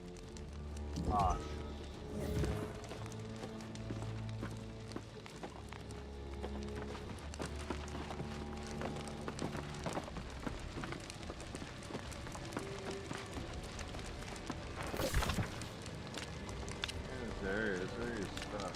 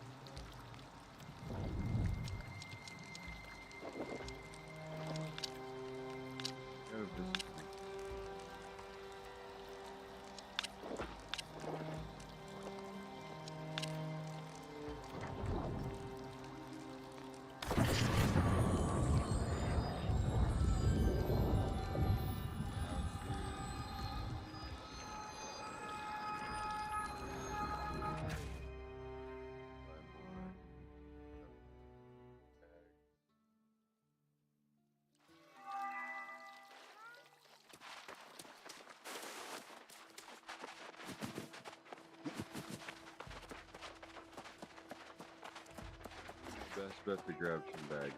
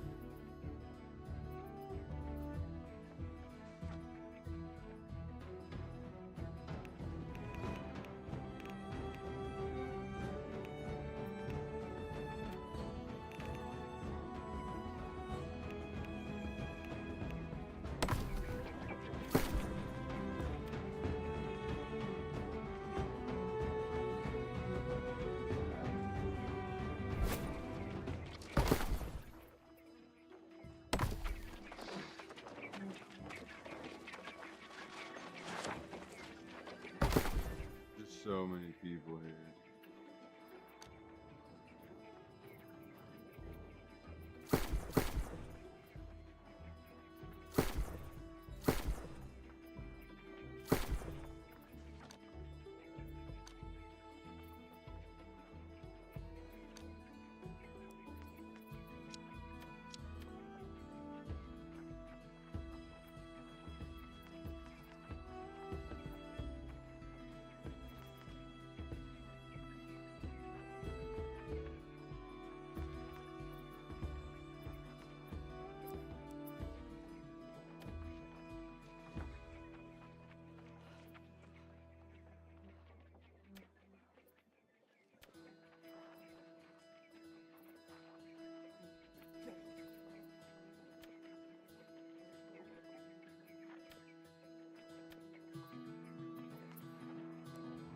This is 2K.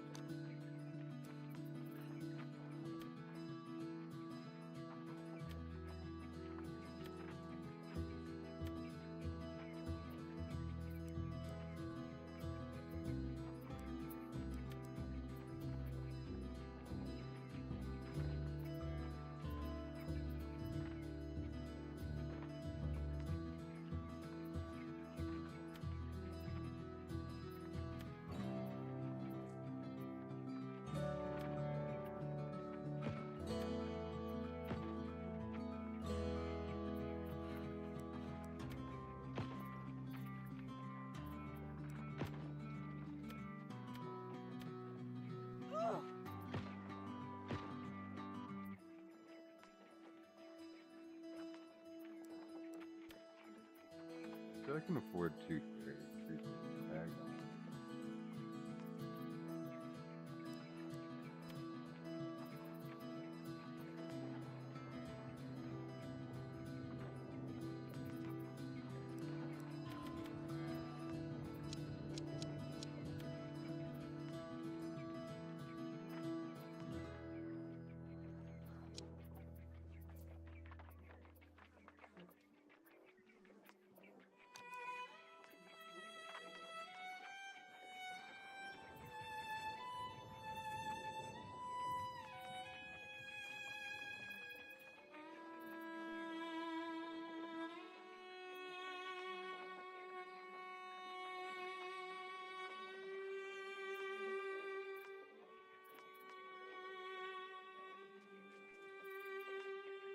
Extra pocket.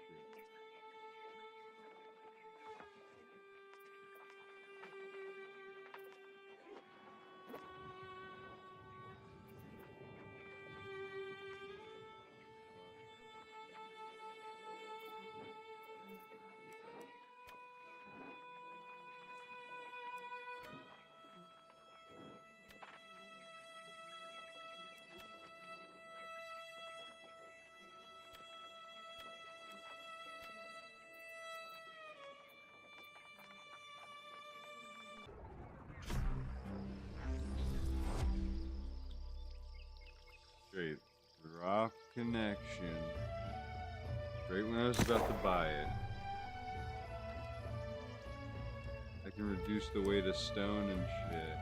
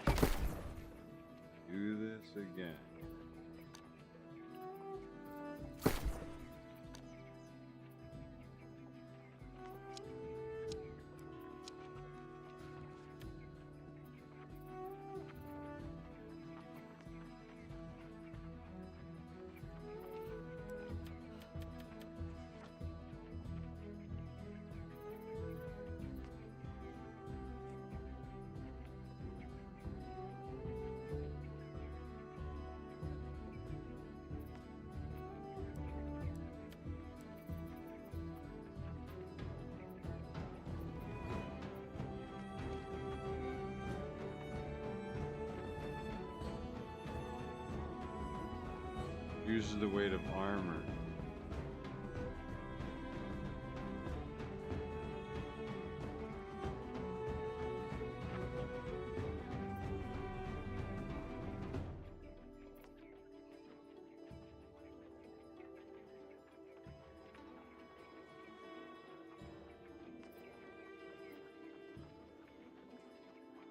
This one.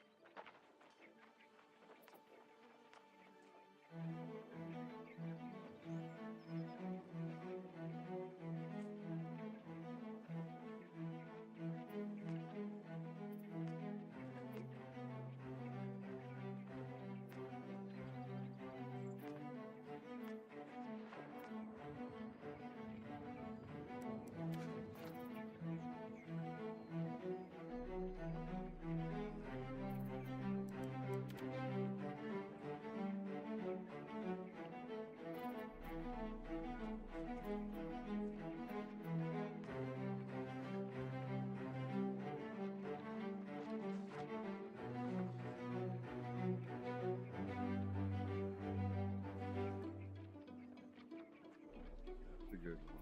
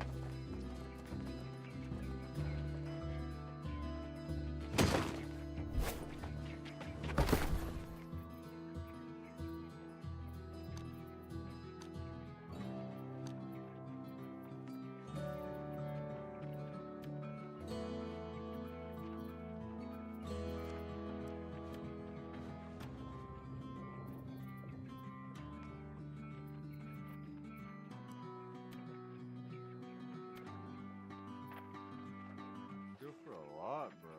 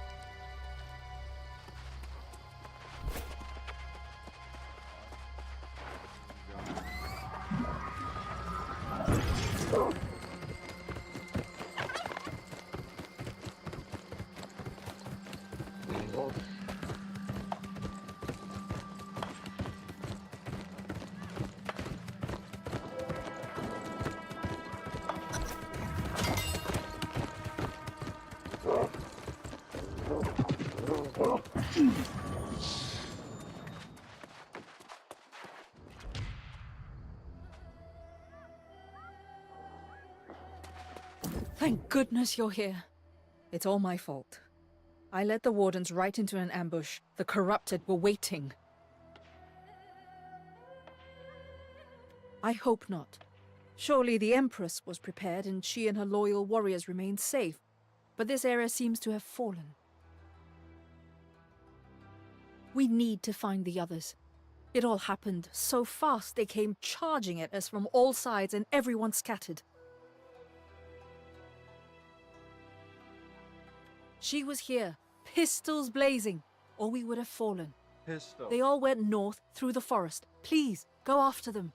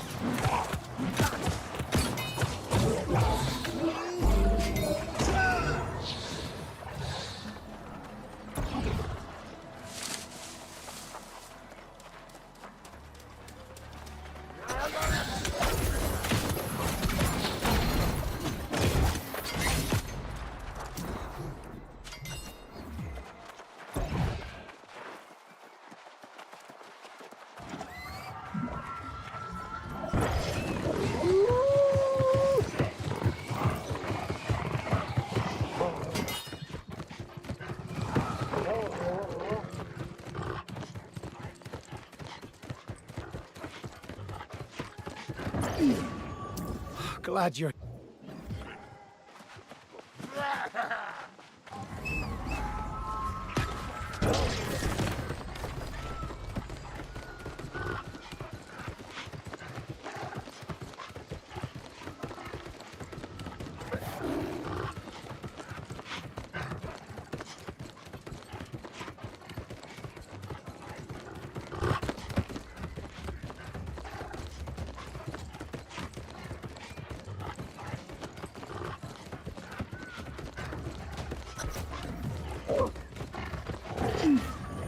Look at you!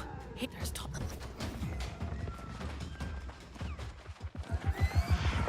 We are still together. Or did you forget our bond? You have taught me so much, including your weaknesses.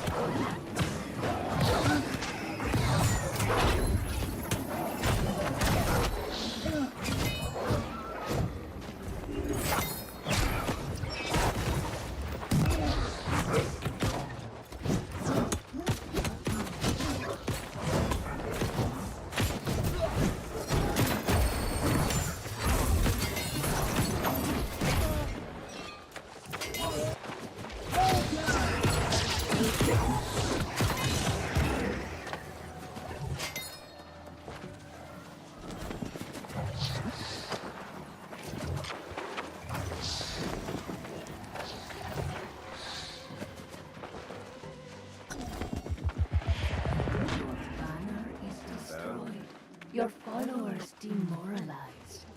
You are defeated. You just haven't realized it yet.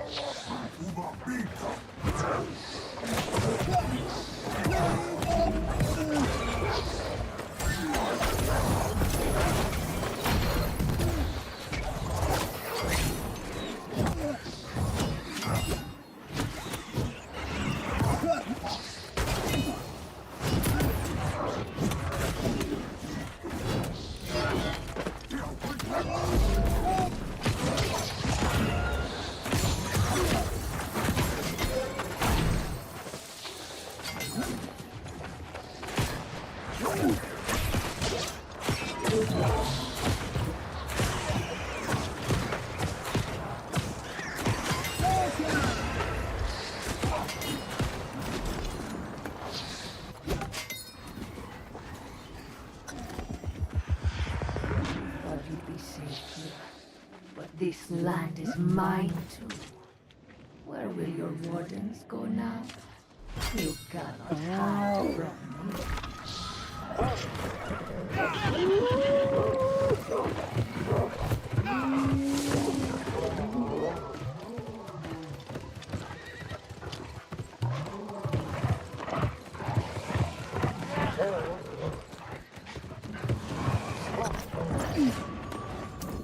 There's a spot of hope.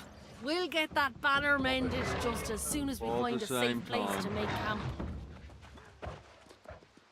Now, why would you go and say a thing like that? You've been the saviour at every turn.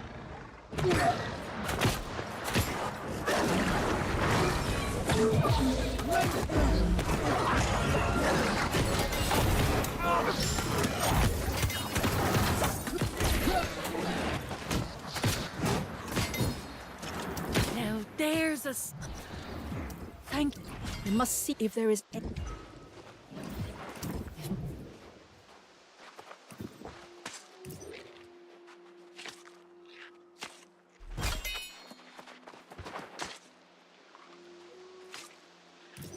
Oh!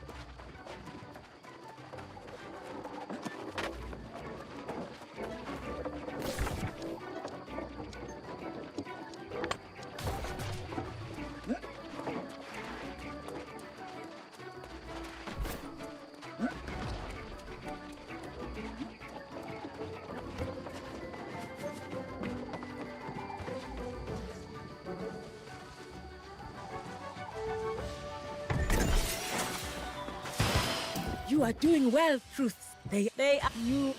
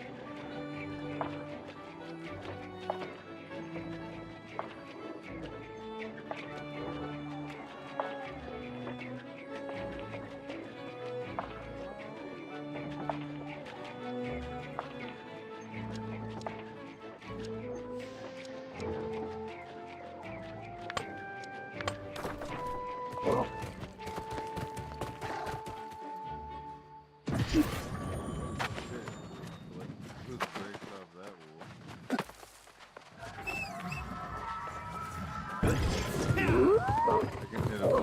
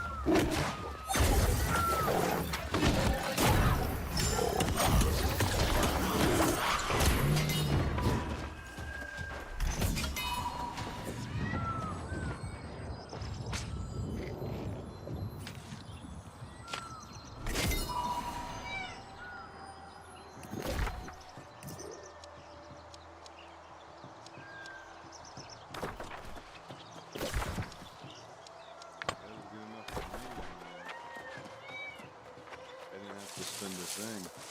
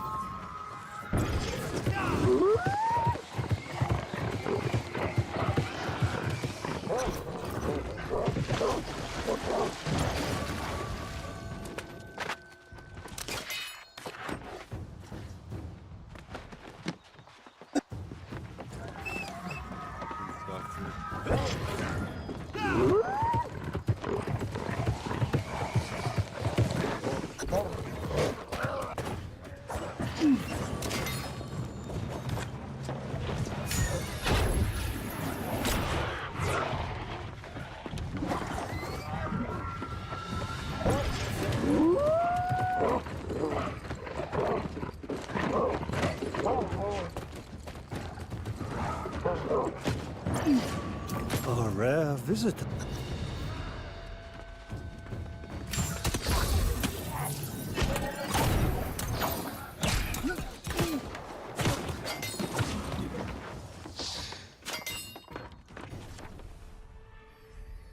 Your battle against the physical forces of evil has honor.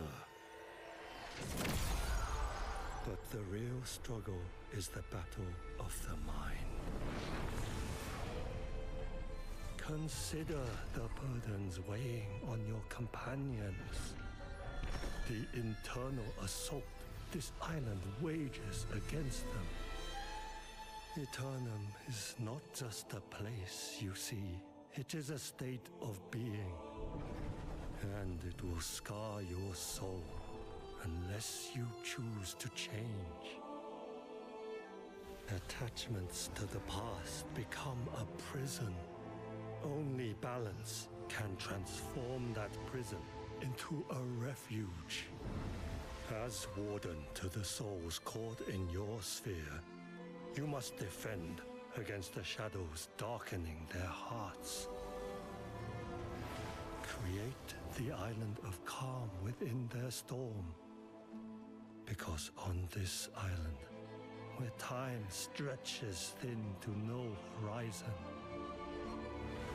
your soul too will be stretched thin, a shadow in the dark. Shit. Become the light you have inside. For you are not just in Eternum. Eternum is in you.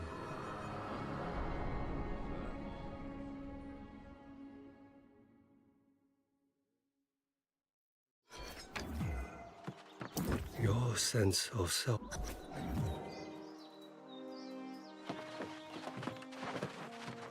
Yeah.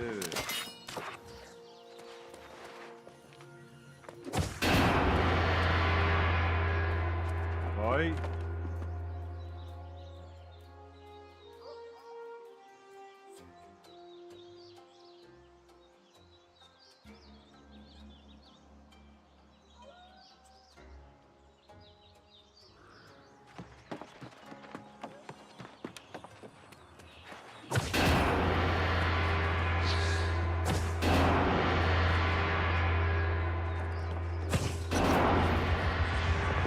Another old fool you hope will protect you, but your efforts are wasted.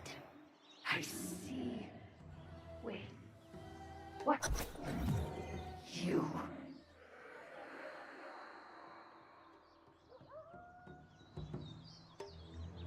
Like I got that bit.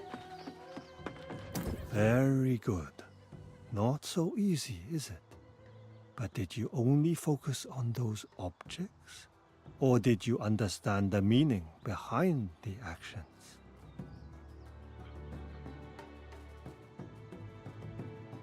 Your mind and body and spirit are all connected. Like the gongs. If one is in disharmony, then all will fall into discord.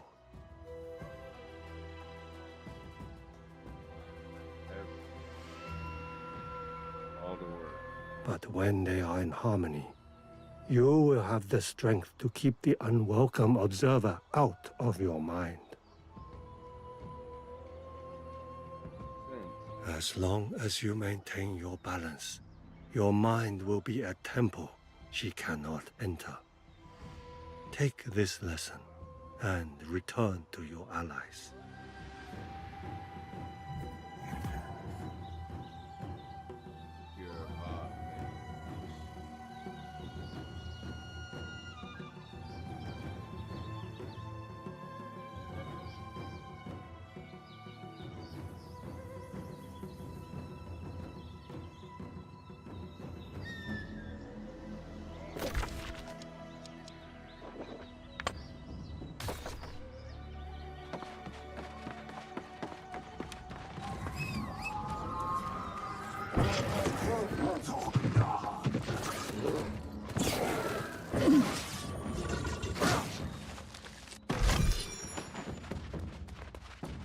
I got Mama's Milky.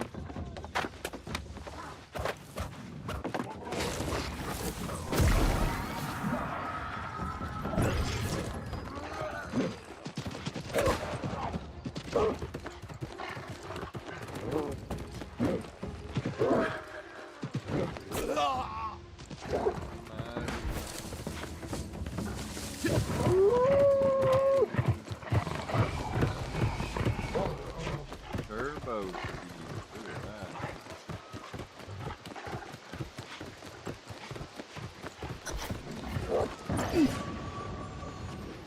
Hold on.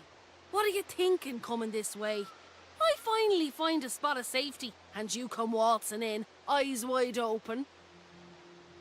She's trying to take a shit in the woods, and I'm bombarding her.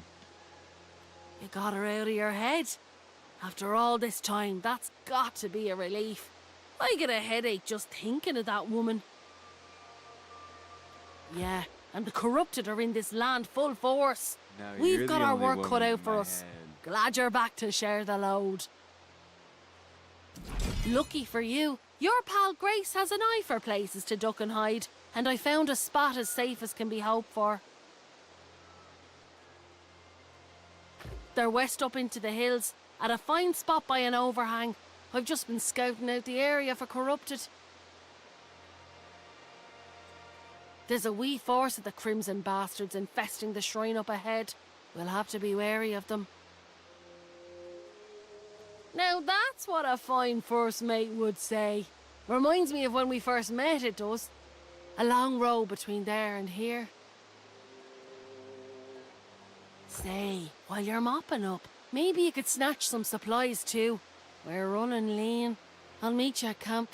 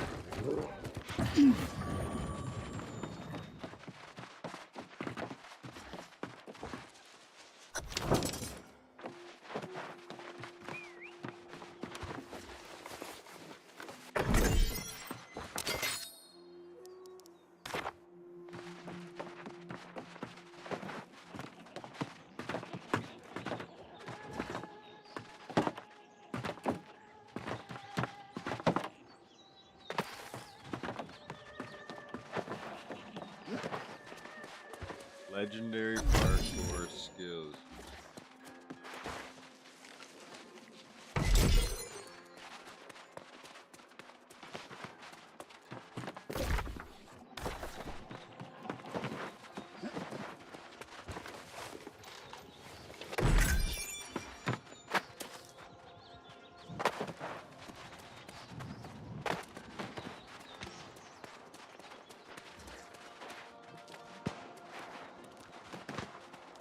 Feet corrupted.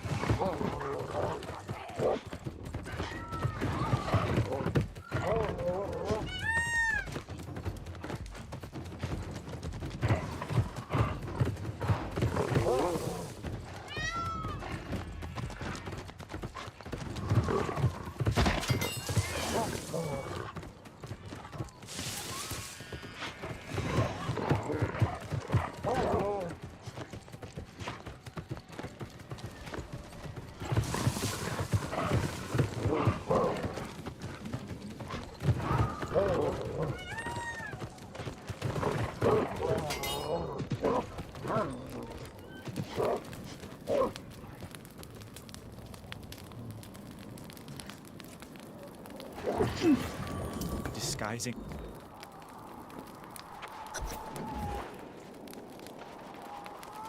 I didn't expect the hope I am to the temple, if it has not fallen. I will return as...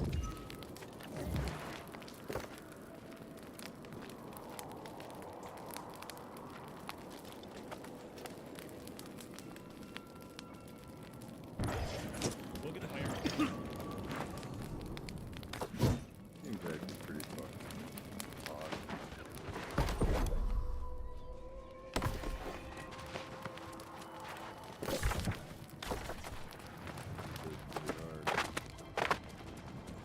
So sun's finally set, but I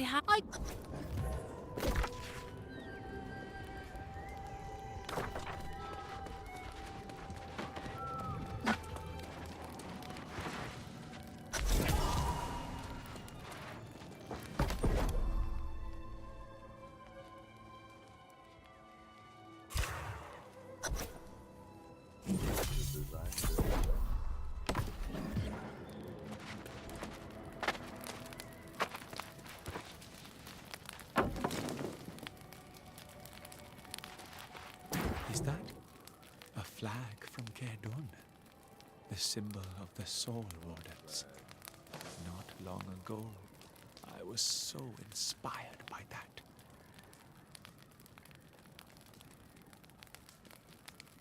With this, no offense, but the stitching is rough. And the scorch marks. It's hard not to think of Jonas. This is exactly how he was. Scarred and broken, yet dauntless. Fighting until there was no fight left. We do. I do. What a fool I've been. The true measure of heroes is how they act when hope is lost.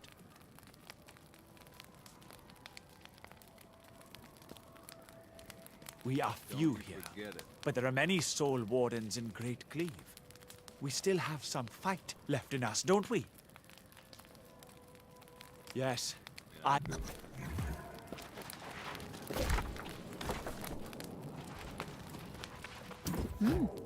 The corrupted have... It will be... I...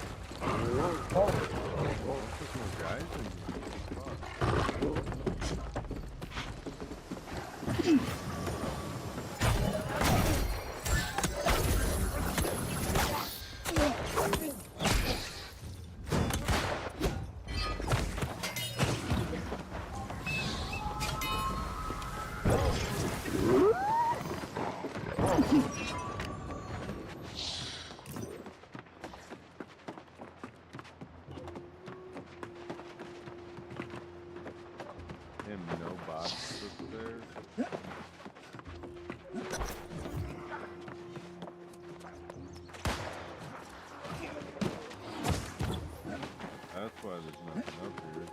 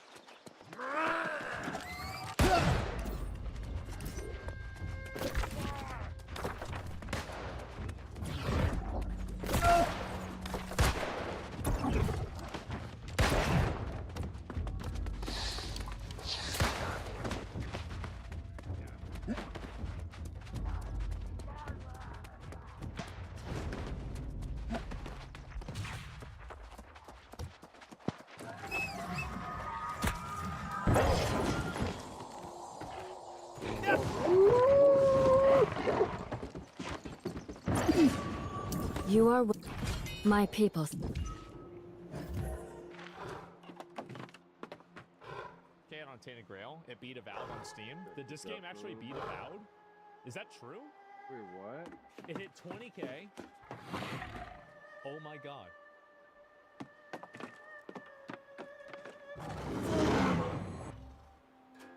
It actually wow. Okay, so this is where I stopped. I'm getting a little bit of frame rate slowdowns every once in a while, which kind of does hold me back, but otherwise, you know, it's been pretty much good. Oh, wow. Oh, I got poison arrows. Oh, fuck. Okay, let me look around here. Okay. And then I gotta use this. This is my little dash. So we're gonna go inside of this cave. Is this where the first town is? I think it might be, actually. Let me go over here first. This looks like Skyrim. I can see why people say that. I mean... Oh, it says steel.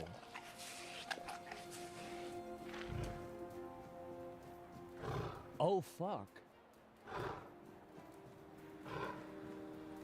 So this might actually be the first town. Oh, fuck. Yeah, I had no idea. All right, well, let's go ahead and let's go talk to this guy. Very Elder Scrolls? Yeah, well, I'm not sure.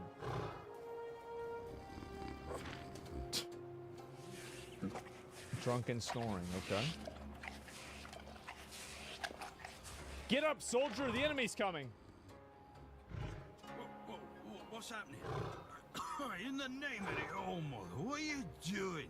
I could have stabbed you. Wait, I haven't seen you before. It's more like I could have stabbed you, and I didn't. All right, true. True. Why didn't you, eh? You could have killed me. So you're not one of them bandits, then? Who are you, huh? I have this pen. I still have to find safe haven here. I can't say I see it very clearly at this present moment. It does look important. Very efficient. You gonna let me in? Well, I remember Fergus said something about all this, these emblems once. Oh, yes, I remember now. I welcome thee, ye royal person, on behalf of the keepers. Yeah? You are a great friend to our own. Welcome. Please speak with Fergus. He's our quartermaster. He runs things around. Great, here. let's go talk to him. We can go talk to Fergus. He'll greet thee properly. Have a pleasant rest of the day. Open it up, boys!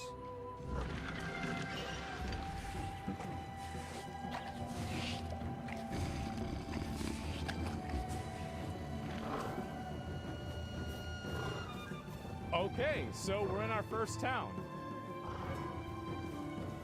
Okay. Let's go this way. This guy's got a nice sword. Oh, never mind. That's requires Cillian's key. I don't want to go there. Let's go in here. Nice sword. Yeah, exactly. Nice wooden bow sword. Quest board on the left. Ooh, I didn't see that. Let me go back and check that myself. There's a quest board. And you said it's on the left. Oh, there, is this it? Oh, shit.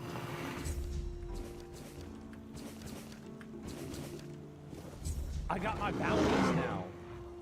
Welcome. In the name of our eternally reigning Majesty, King Arthur, and the Knights of the Round Tables, I am obliged to inform you that fighting those who actively break the law and reject the rule of law is the duty and pride of every subject. As Camelot's representative, I will be paying a bounty of 10 gold pieces for the death of each bandit, roving the area, as long as adequate proof is provided. Wait. I also recommend checking the bounty board for I can kill people and then get paid for it? Especially those considered particularly dangerous. Please, state your business. I'd like to collect a reward for bandits. Really? You fought bandits and killed them? Yes. Oh, I want to hear all the details. Here's your reward. But promise you'll tell me everything. Okay. Again? You really like killing, don't you? Do you shoot them with arrows from afar? Or do you prefer to get right up close and watch the light fade from their eyes? I get up close. I have so many questions. We get the ass. But for now, here's your reward. Incredible. You're a dude, killer, aren't you? Instead of just taking out bandit skull, how about hunting something bigger? What is it? There's an ogre. A really nasty son of a bitch. Oh. Holed up in a nearby rock. I've heard that one swing of his hammer can turn a bear into a bloodbath. As you can imagine, the keepers aren't too keen on dealing with him. I gotta fuck up Shrek? Just off the main road to the north. When Galahad arrives, he certainly won't be pleased. If by some miracle you manage to kill it, you'll earn Camelot's gratitude and a hefty reward. Bring me the ogre's shiny eye as proof of the kill. The Brock is right off the King's Road. Here, I'll mark it on your map. Okay. Oh, Oh, hey, before you go, I can see the bloodlust in your eyes, you know. The bloodlust? So, here's some friendly advice, free of charge. If you're seeking someone to slay, you'll find bandits in the ruins of a merchant settlement nearby. I went over there and I killed them. Damn, so I got big money out of that too. Sion the Giant. I feel like I'm a little bit too low level right now because I can't use any of the new stuff. So right now I'm kind of just holding on to, I'm holding on to like what I've got myself. So this is the first town. And is there anything to look around in here? No. Ooh, I took a little bit of fall damage there. Okay, let's talk to this guy. This is for the main story. Sir, I haven't seen you before. I wasn't expecting any guests, and you don't look like a new recruit. Yeah? And yet, Odrin let you in. He's not drinking again, I hope. Uh-oh. Yeah, he was pretty Most drunk. unfortunate. But that explains why I just struck into the horns. I'm afraid I'll have to take action. The name's Fergus, and I assume you already know I'm the quartermaster here? Yeah. Now state your business. And please, try to be convincing, or the walls of this fortress will be the last thing you'll ever see. I just show him the emblem. Yes. I got the pin. And that's why you're still standing in front of me. However, these pens were only given to certain people. Uh-oh. They mean that in times of trouble, these people will always find a safe haven here in the Horns. And that makes me wonder, what happened to your friend? Where is he? We got shipwrecked. We got shipwrecked in the way. I assume he's dead. Like, he could have made it, yeah. If what you're saying is true, he must have had a deal with somebody well above my pay grade. And that leaves only the captain. Yeah, he could still be alive. However, if you're lying, then you might as well have just confessed to the murder of a Knight of the Round Table. Oh. But nobody's that much of a fool, I think. Fortunately for you, I've seen my fair share of morons in life, and you don't look like one. Fortunately for me, this only means...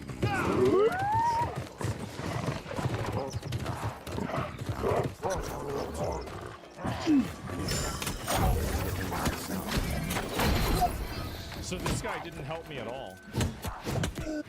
Neon is dead. He asked me to bring you this. Would take it. He was one of the good ones. Damn, I didn't even know any of these. Bringing this back. The Horns look after their own, even after they're gone. Damn. But now that I think of it, how did you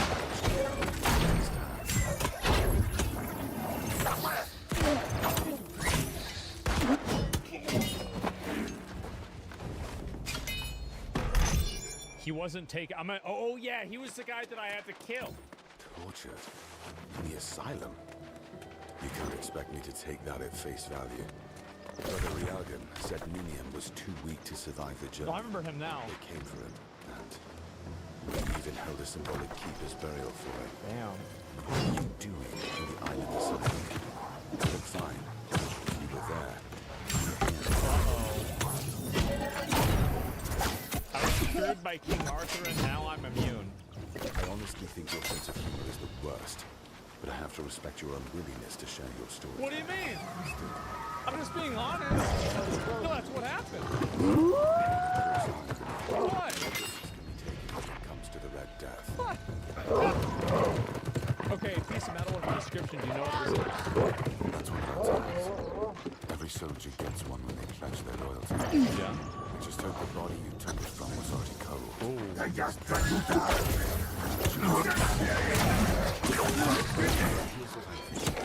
If you start over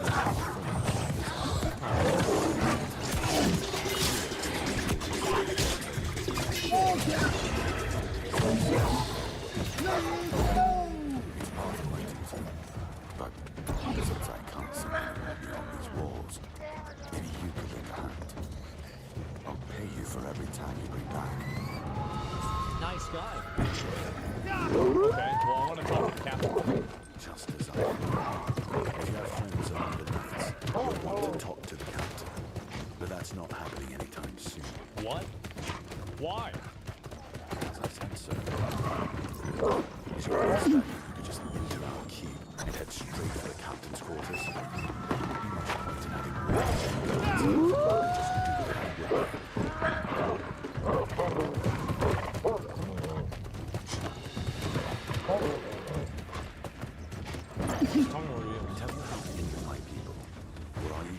to wave that pin in my face again. First, show me you care, and then I'll take you to the captain. I can't have everything stray wasted. Not now. Fuck. The outcome of the war with its tribes is so precarious. Trust we understand each other?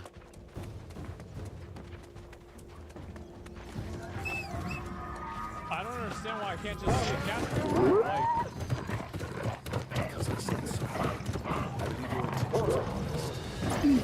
fuck, man.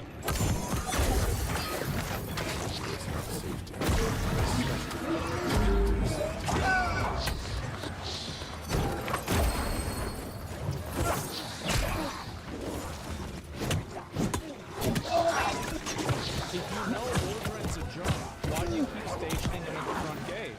That's a good question.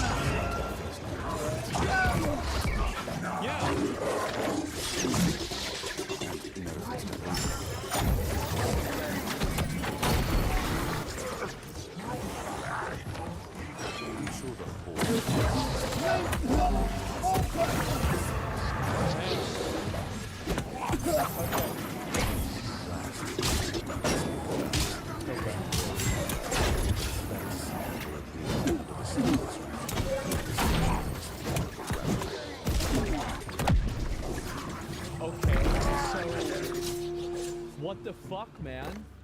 So this is my stash. Alright. So I need to help the people of this town. Let's talk to this guy. This guy probably needs help, right? Blessings upon you, stranger. May the word always resonate within your soul. Open shop. Certainly. Kai's blessings know no bounds. But sometimes it's useful to seal them in a handy flask. Right. Okay, so 7 commandments. Okay, so he's just selling me a bunch of garbage. Mother's embrace. It heals you instantly.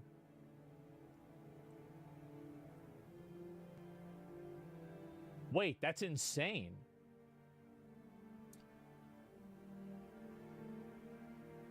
What the fuck?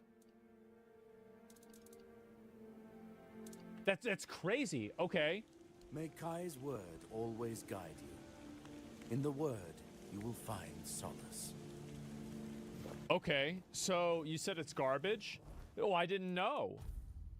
Because every weapon that I need, every weapon here, all of these require a lot of strength, and I don't have the stats for them. That's the problem. I need to level up. Like, I'm not a real boy. I'm just a loser. Let me guess. What about this guy? Timberwall. Also no? Time to grind? That's what I have to do. From the north. Ah, of course. You must be from Quanacht. I should have guessed right away. Who's this stupid bitch? So, who's in charge there now? I'm not from Connaught, I'm from nowhere. Nowhere? Never heard about it. Must be a shithole like no other. I gotta grind a rep, yeah. I won't learn much about politics from you. You know, people are talking about rising unrest in the north, and a secret coalition preparing a coup at the highest levels of power. And that whole plague thing is just a tool to reach their final goal.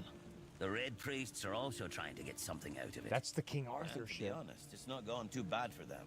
The Druids are out of the picture already. Uh-huh. A secret coalition. Well, sure. They want to establish a new order on our island. A new world order. Who's involved in the whole mess? Maybe our captain is even involved. Hell knows. They have their people everywhere. Damn it, you could be one of them too. Although when I look what the at fuck? You, I don't think so. You have such a stupid face. With all due respect, of course. You know, you don't look smart either. You see? It takes one to know one. And that means we're just pawns. Folks like us won't change anything. But we have to talk out loud. It suits them when everyone keeps their mouth shut. Okay. You know, I've been thinking lately. What if King Arthur is just a stupid fairy tale? Ooh, he What doesn't if the believe nobles anymore. and others involved in the whole conspiracy just made him up? And us peasants eventually just started to believe in it. Damn. You know, one story for everyone. They drilled it into our heads, and drilled until it finally stuck. And then they built statues, wrote books. King Arthur isn't even real? That's bullshit, you know? Yeah? Don't tell me you're one of those fools that think that the All-Mother exists. Damn! Have you ever seen her? How do you know that we're not being lied to? Exactly. But maybe one day you'll see the truth. Bro, this town is full of dickheads. Straight up, it's just full of dickheads, the whole place. God damn. Yeah, dickheads and retards. Okay, talk to Keeper Timur? Keeper Timur.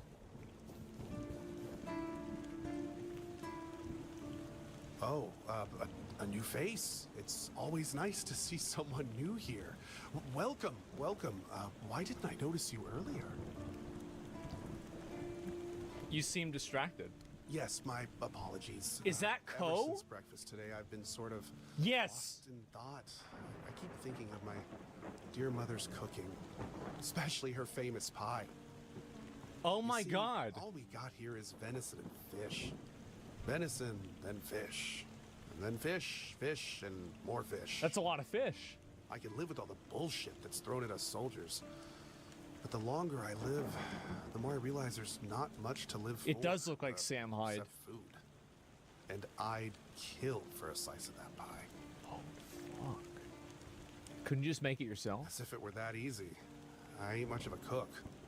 And Rorik, the one we have here, well, he says we're soldiers, so we can stick our complaints up our asses. Wow. You can try. Really? Sure. I remember well. Okay. Here you go. I'm gonna make him a cake. Okay, new recipe, mom's pie. Oh, I can make it.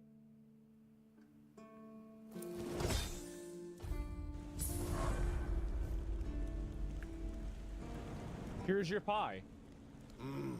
Yes. Still tastes like shit.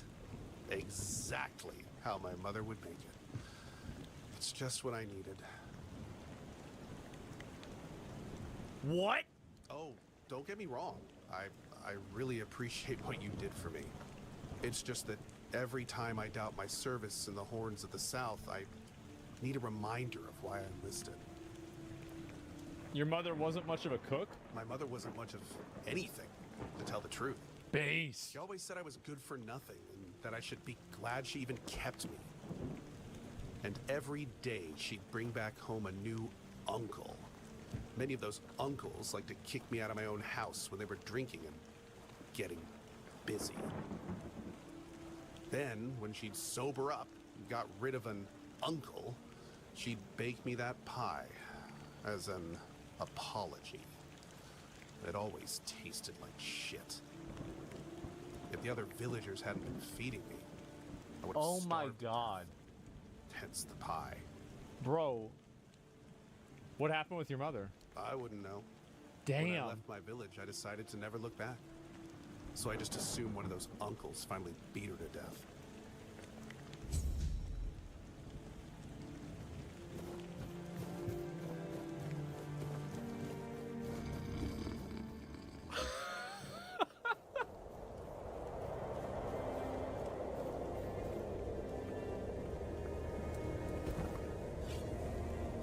Oh my God. This game, man. Attributes. Okay, we're just gonna put another point into strength, same as we have been. Okay, confirm, and then skill trees, endurance, shields, dexterity, parry, general and buffs, mana regen.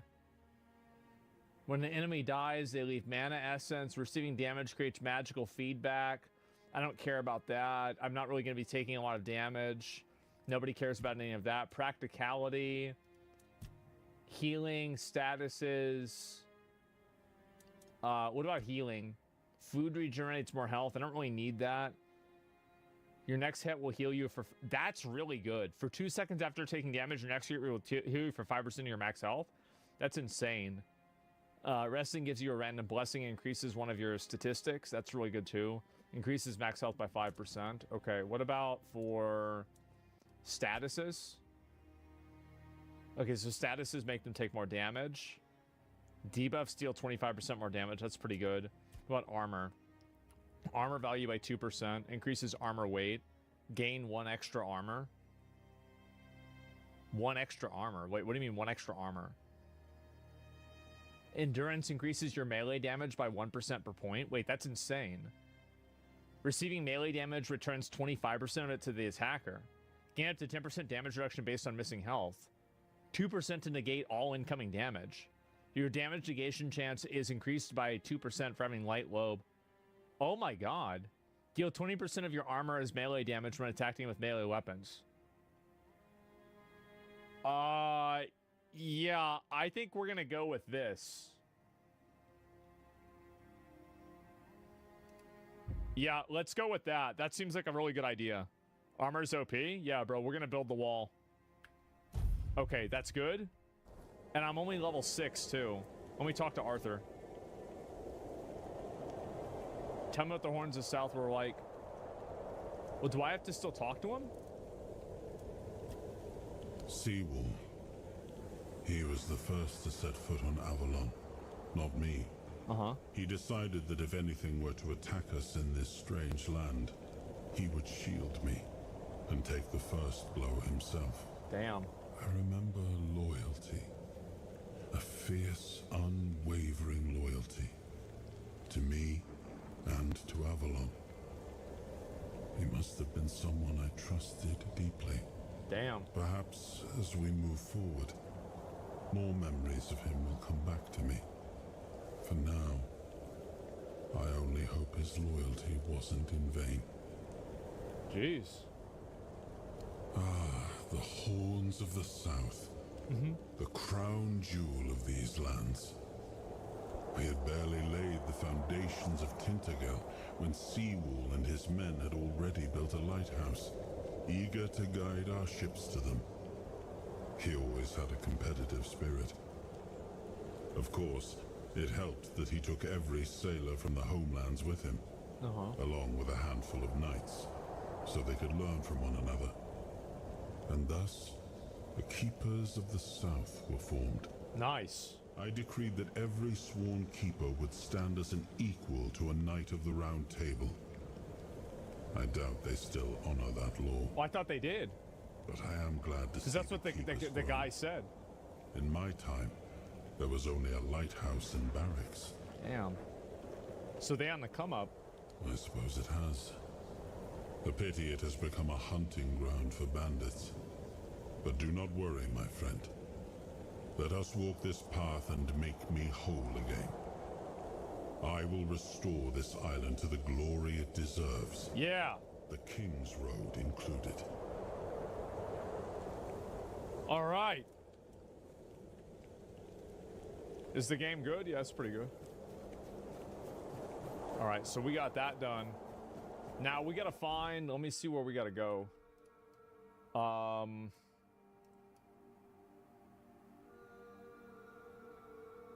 So this is where the cocksuckers are. And that's where another cocksucker is. That's a cocksucker. Okay, so I think we're gonna have to kill that guy up at the top there. I feel like that's the play. That's the first one who needs to die. Yeah, we're gonna make Avalon great again? True.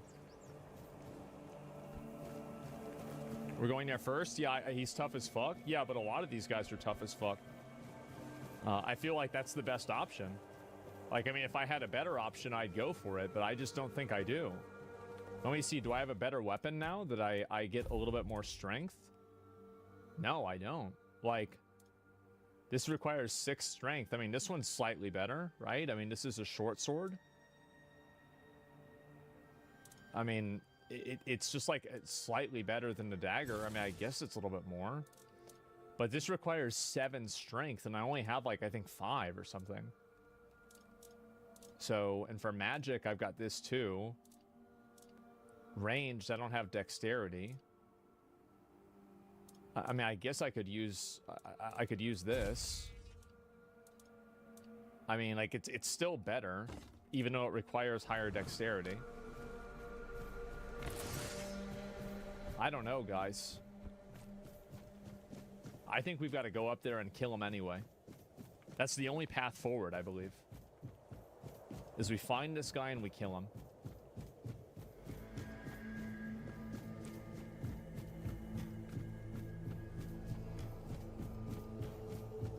Okay, let's save. This is going to be brutal.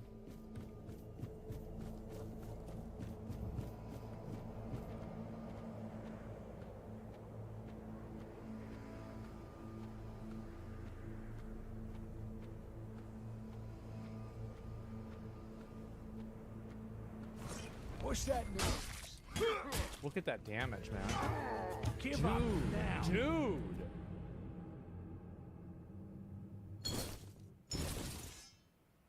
And I'm supposed to kill this guy? Should I try to go to another one? He's tough as fuck.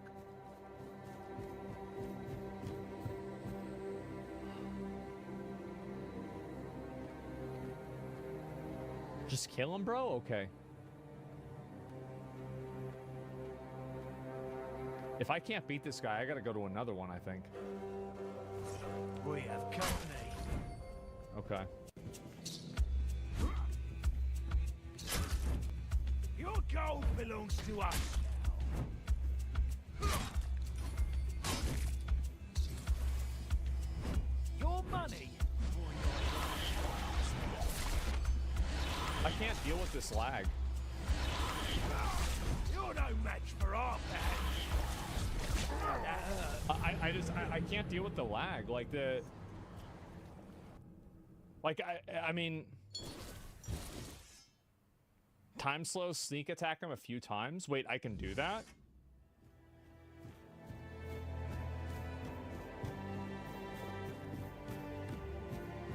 There's no way.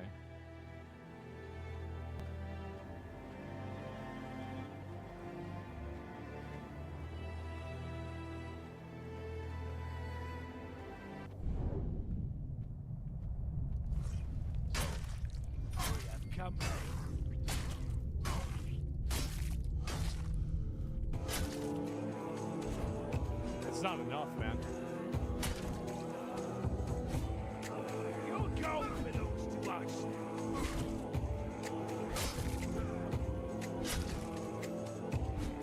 Your wealth is ours.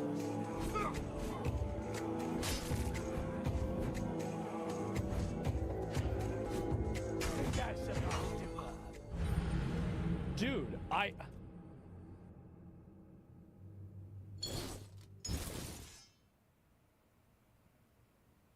can't do this, man. He's killing me in 2 hits. We're gonna go somewhere else. And I'm not doing any damage. There's no way I'm gonna kill him. It's not gonna happen. Okay, let's go to somewhere else. Side quest a bit, bro? These are the side quests.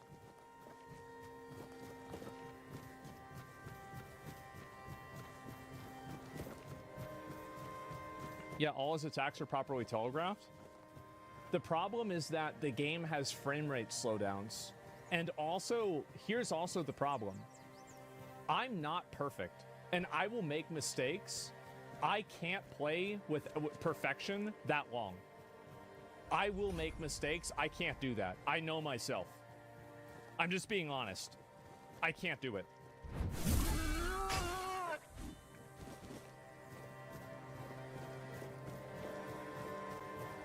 VSync causes slowdowns. Okay, let me see if I can do that. Video. So if I disable VSync, maybe it's display. Oh, VSync's already off. Fuck. It's a good try.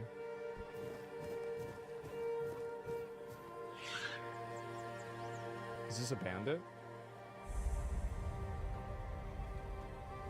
Oh no, it's a good guy. Ooh, a new face. I haven't seen you before. Mm-hmm. Just passing through. And I'm in the woods. Is that how you want to talk? Damn. Who are you? I'm Marg, a hunter in the service of the Horns of the South. I'm looking for jobs to do. You should try to keep.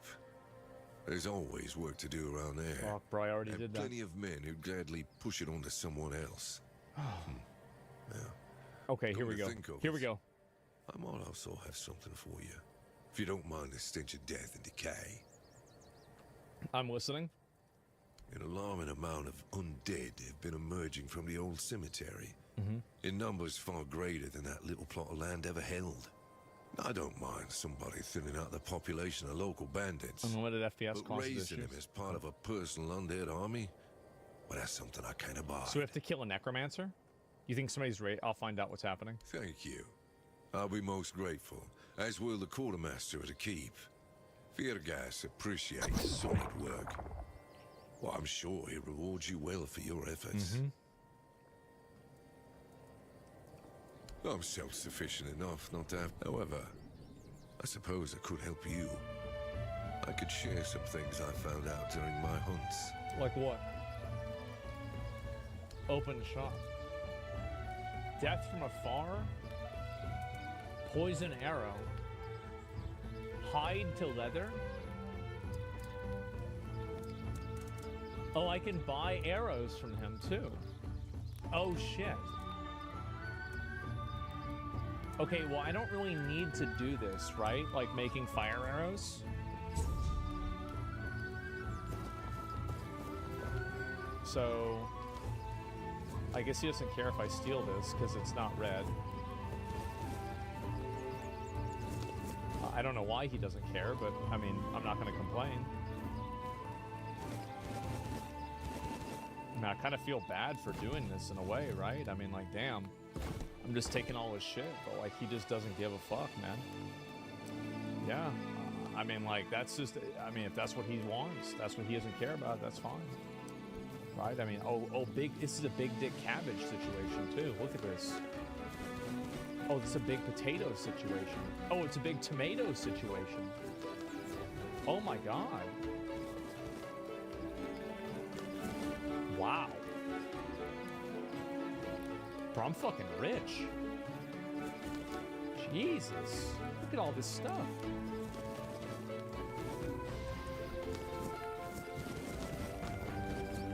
Okay. God damn.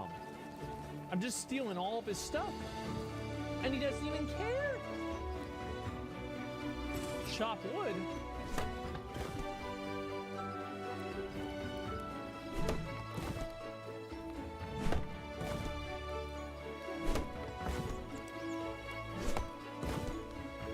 I don't know if I'm supposed to do that or not. Okay, let's go through here. We'll look around. A strong health potion. Dude, this place is crazy. Yeah, I'm so glad I went over here. There's so much free shit here.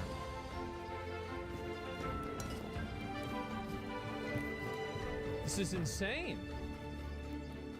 Another bonus cabbage.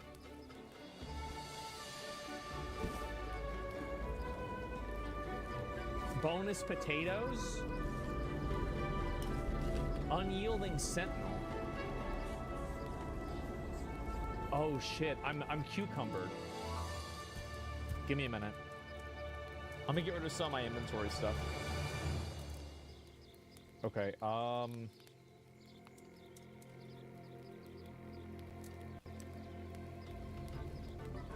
dude, all of the armor that I have. Okay, let me see. Can I get rid of a weapon? I don't need this many weapons. Okay, R drop. We're gonna drop these. And I'm gonna drop... I don't need this broken greatsword, it's useless. And then... Same with this one here, too. So let's just get rid of those. Like, there's no reason to even hold on to them, right? And then also, like, let's craft. Okay, so... What can I make the most of? I can make mashed potatoes. It's 35 coins. I know that. 35 isn't that many, though. Okay. So this was great. I'm gonna sleep until it's daytime.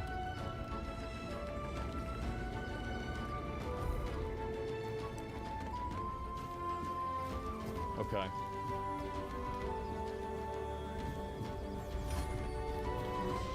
Let's go down here. We've got to go find that necromancer. Who's that necromancer, dick sucker, resurrector? Dead as dreams. Okay, that's where we need to go.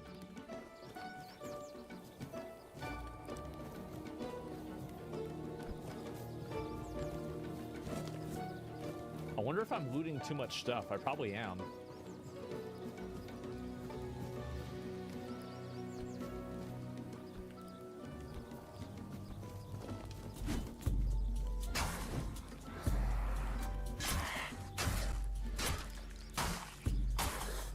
See, that's what I'm saying, right? Is like, you see how much easier that is? I feel like maybe I should play ranged.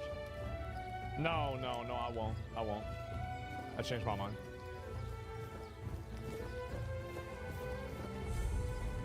I'm gonna sneak up on the skeleton.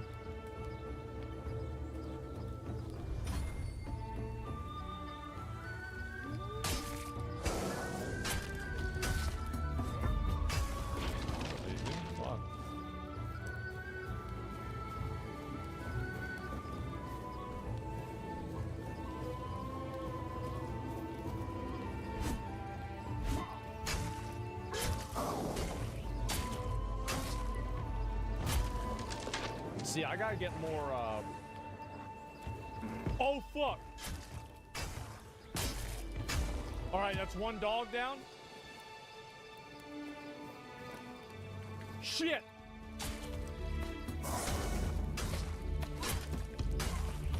Got him.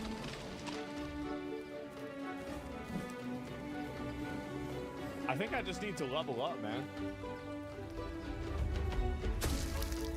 Damn, that did a lot.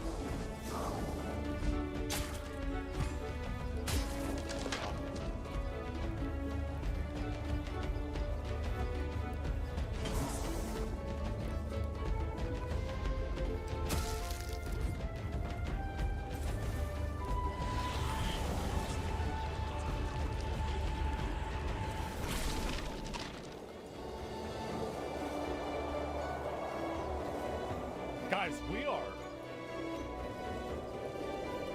we're having some trouble. We're having some real trouble, boys. This shit is no joke. There she is.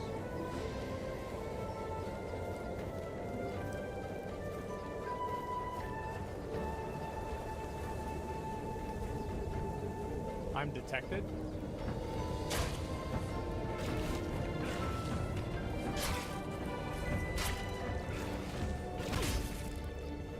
Dude, even those little attacks do so much. Dude, this is crazy.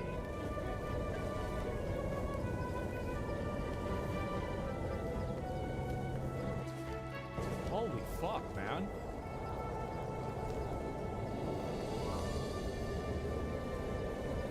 Looks hardcore? Yeah, this is hard.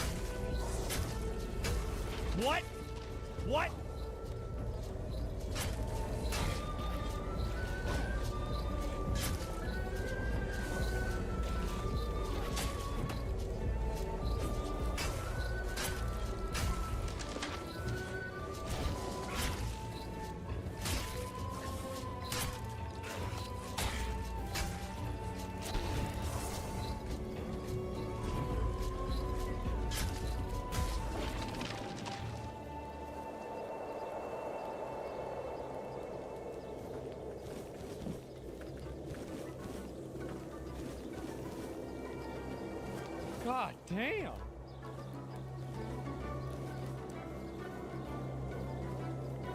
God damn, man. These things killing me in one hit. This is wild. A small crypt. What's in here?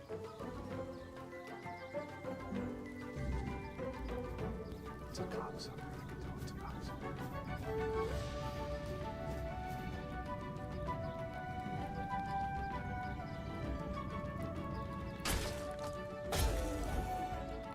Should I take the shovel?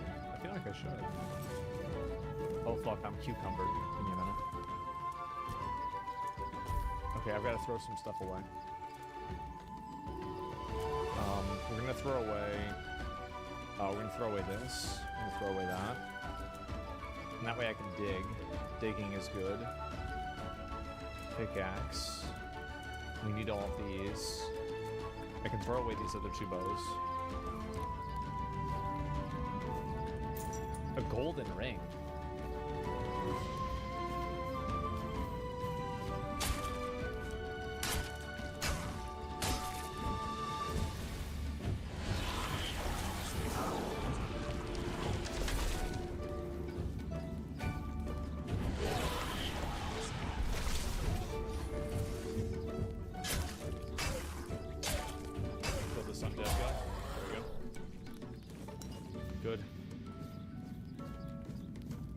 This is going kind of well, I would say.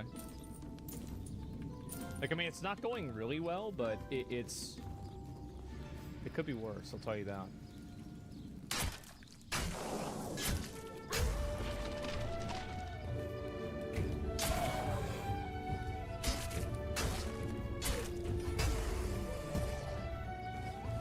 Okay. Monster blood? Yeah. Alright. Damn, big money. All right, let's go.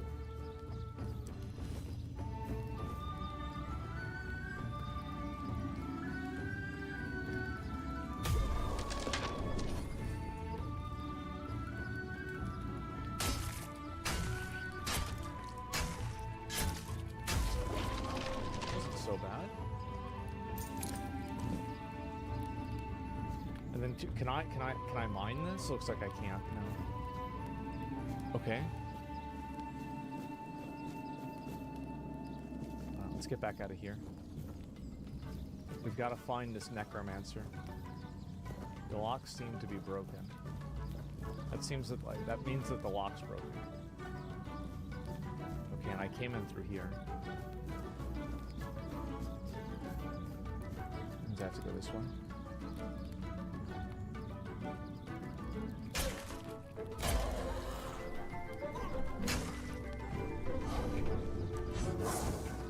Stamina back.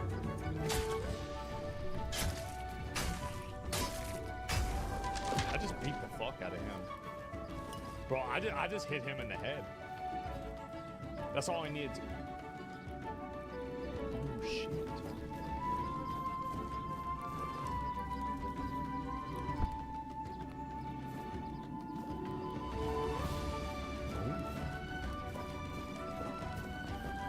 What the fuck is this necromancer?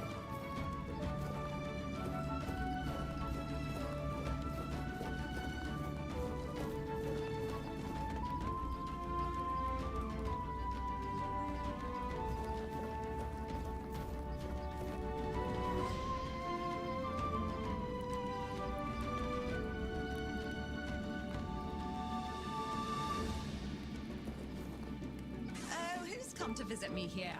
Surely you're not here to steal my treasures, are you? Who are you? Oh, they call me all sorts of things. Evil spirit, lurking fiend, imp fae, nasty little thieving pest. But really, my name is Mark. Are you really a spirit?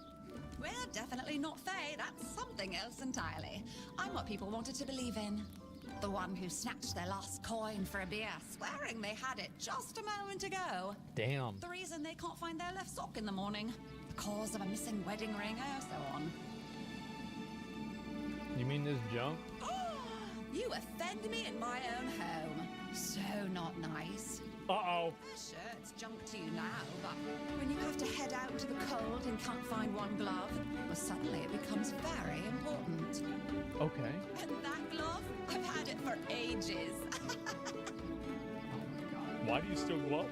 And I'm just helping people appreciate the little things. You want things to Those are the drugs? only things that truly matter in life, right? At least that's what some bores say. Nah, it's just hilarious watching you all lose your minds over a missing key or a sock. So she just steals shit. Centuries, it's second nature by now. How old are you? Oh, you shouldn't ask a lady such things. But you can ask me. I don't remember exactly. 9, 10 centuries at least, maybe more, 15, 23, I don't know. What? Do you really just enjoy tormenting people? Of course. I mean, the funniest part is, you live in a place where you shouldn't even be, staring death in the face every day. And yet, you get the angriest over the smallest things. The Red Plague? Oh, you'll manage somehow, but where the hell is my favorite pipe? What is it with you people and gold? I've been around for ages, I still don't get it. Yeah? I don't give a damn about gold and jewels. When you talk about them, you suddenly get all serious and pompous. I'm just here for fun. Based. This is a strange place to keep treasures. Strange. I thought people liked being buried with their little trinkets and shiny bits. And since I'll be dying soon, a crypt seems perfect. Dying soon? That's right. I used to play tricks on people back in the homelands. Back then, they respected me. But ever since we came to Avalon, it's just been getting worse. They're forgetting. Sometimes someone still tosses salt over their left shoulder for me, or maybe leaves a little bowl of milk with honey outside, but those folks are rare now. Uh-oh. And when they all forget me, that's the end. Wait, you exist because people believe in you? Yes. Is that so strange? You can convince yourselves that you have bad luck, illness, love. Why not an old crone who steals your pants? Is there any way to save you? No, it's just the natural order of things. I've lived long enough anyway. But since I'm kicking the bucket soon, I could pass on some of my power to you. What you say? Why would you do that? Because first you'll have to do something for me, and it'll be hilariously fun. Well, before I give you some of my power, I just want something from you. Something stolen. Nothing big or expensive, just a little trinket. Just sneak into someone's house and swipe the shoes, or grab a wooden mug from the tavern. Will you do that for me?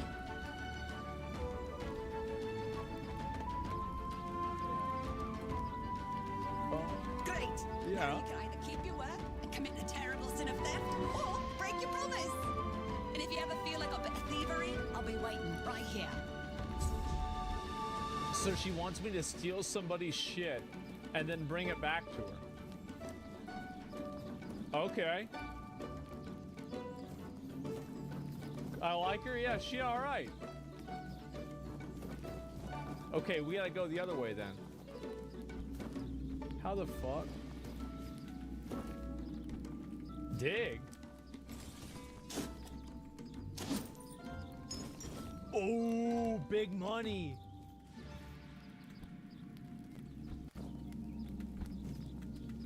Am I supposed to be able to get up there? I feel like not. There's a lever? A lever? Ain't no lever. What the hell you mean a lever? That's where I came from. Lever at the broken door. Nuh-uh. Nuh-uh. Damn, bro. We getting paid up in this bitch. Look at this. This is crazy. Okay, let's get rid of one of these daggers. I gotta drop this dagger. We gotta get rid of some. I'm gonna just drop this shield too. I'm not trying to use this shield. Fuck that piece of shit.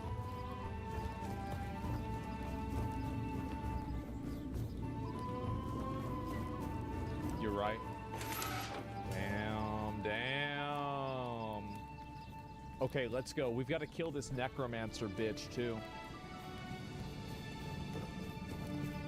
So I have to go steal something and bring it back to her. Asmon the Gravedigger? Well, I don't know what to steal. Like, I mean, because I got a bunch of gold. I mean, I feel like getting a bunch of gold shit is, like, really good. I mean, I'm going to be able to sell that for a lot of fucking money. Okay, so we have to go inside of the ancient crypt.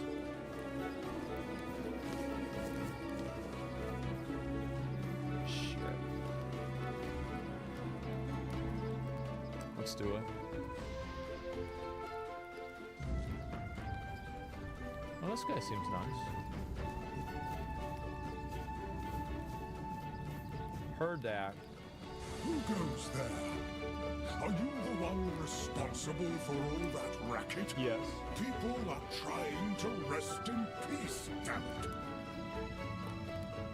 They attacked me first. You have to forgive them. They're a little disoriented. Waking up in this way is like coming out of a thick fog you've been wandering through for days on end. Dulls the senses, clouds the mind. Terrible for coordination. Yeah, they are kind of... I need to enter the script. Interested in local history, are you? Good, good.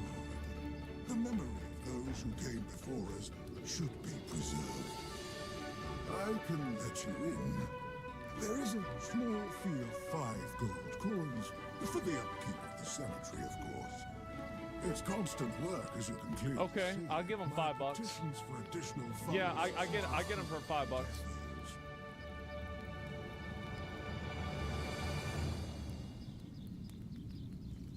Bless you, kind stranger.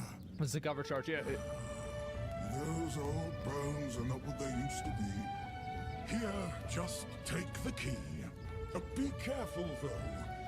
There's evil dwelling in those crypts.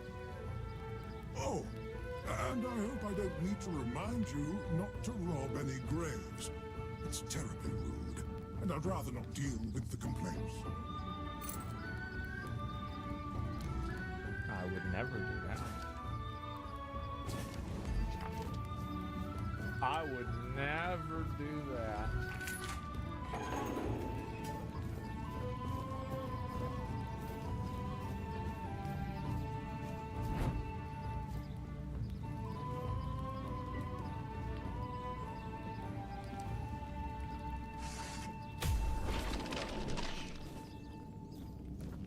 What you want, bitch?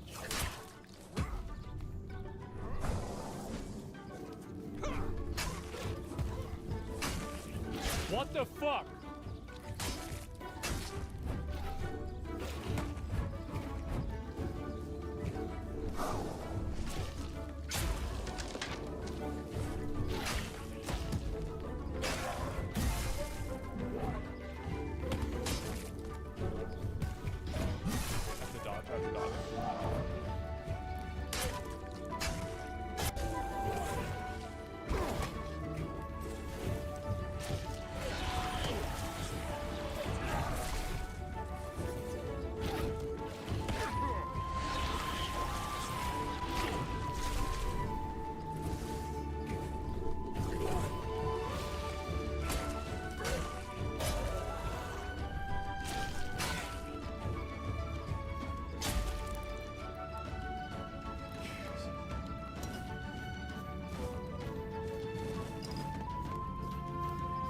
Jeez.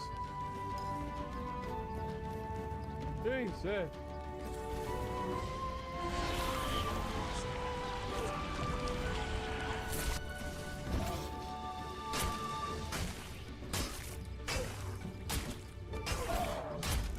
Dude, one hit takes me down that much. I am so fucked, man. I am so fucked. This is over. That's one attack.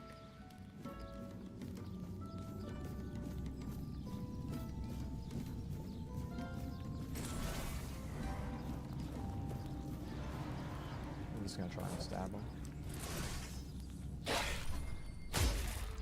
I feel like I need to just... Honestly, I gotta play smart. Let me, I think I'm just gonna food. Let me food.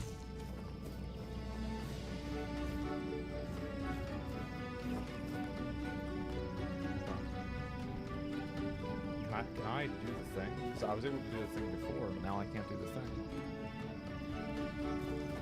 Okay, I guess I can't do the thing.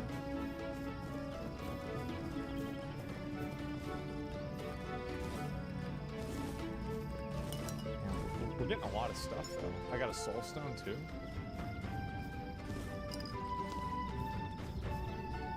Okay. It said not to rob the graves.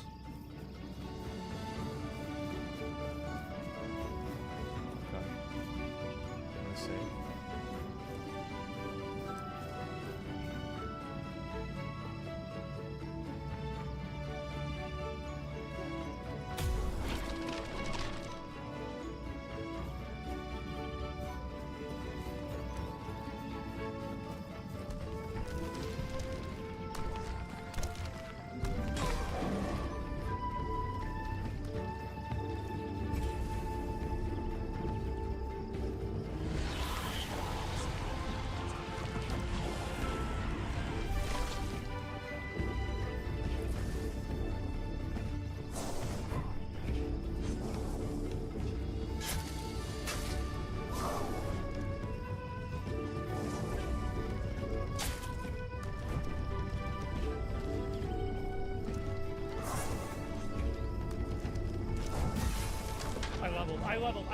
I leveled.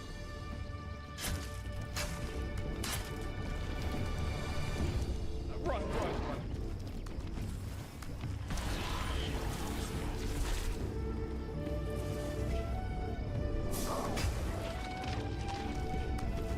Alright.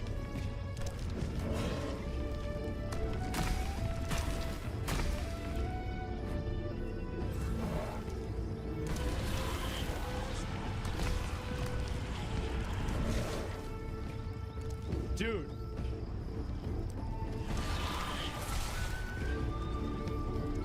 Dude, I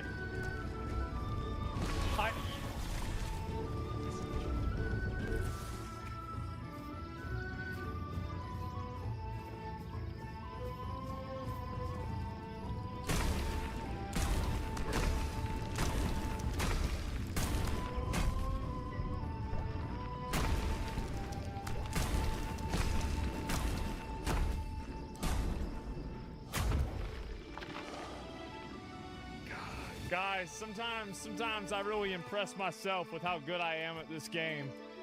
I really do. What's this stone sword? It requires 10 strength. Okay, so that's kind of garbage. It's only worth 10 bucks too. Let's go ahead and just drop that shit.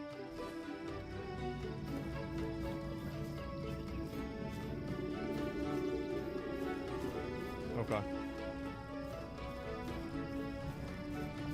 And we gotta get our levels up too. I think that maybe they come alive and then they die again. Maybe that's what happens. I don't know. That shit was scary.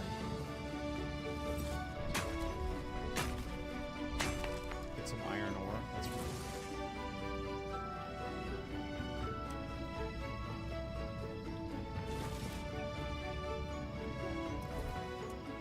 I really have to do something about my,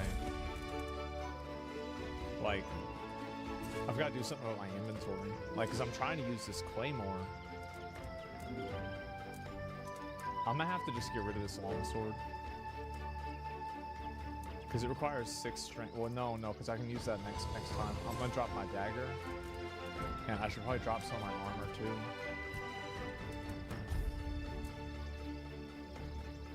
Bro, like, look at this. Like, this shit is so good. But I just don't have the points for this shit, man. Like, I feel like I'm always under level. Everything my whole life is under level.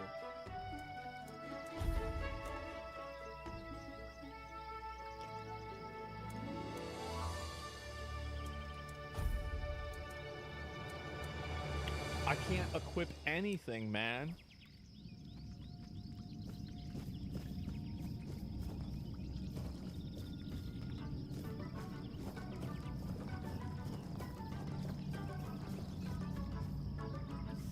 Hobgoblin. I understand.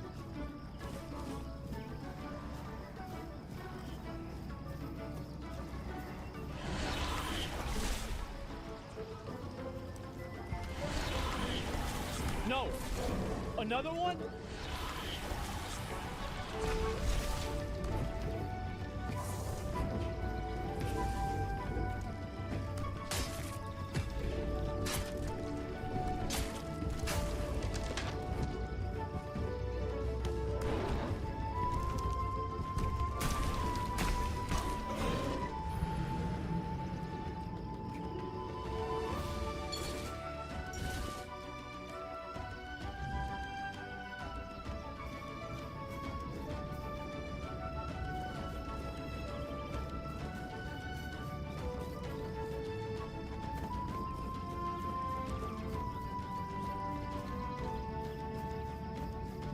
Let's just go kill this guy. Wait, where's my weapons?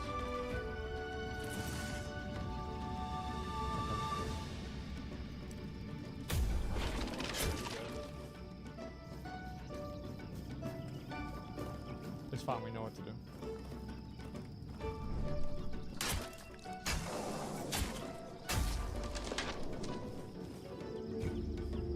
Okay. We're safe. Everything's fine. We're gonna save again.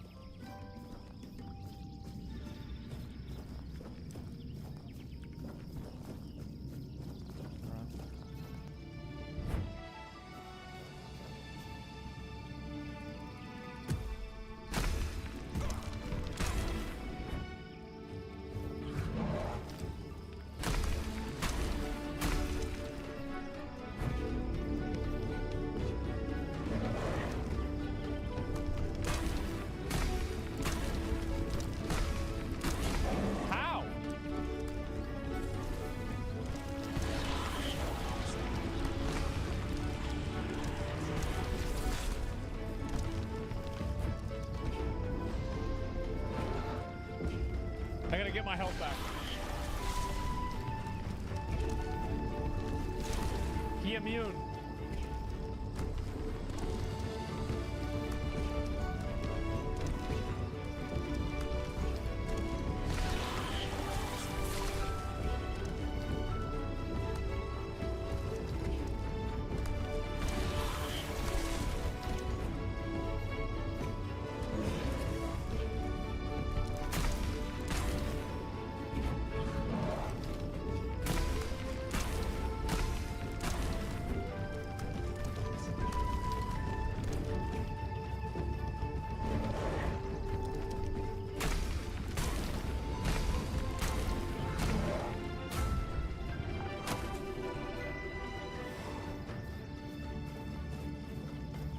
Jesus.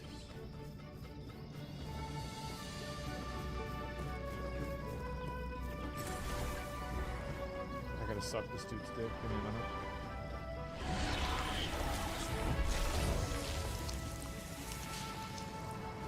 Okay.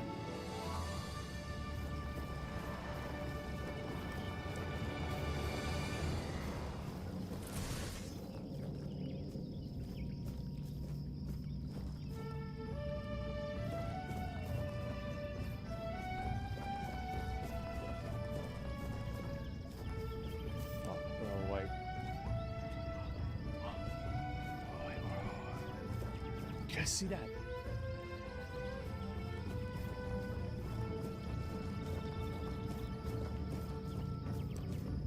Who's this guy?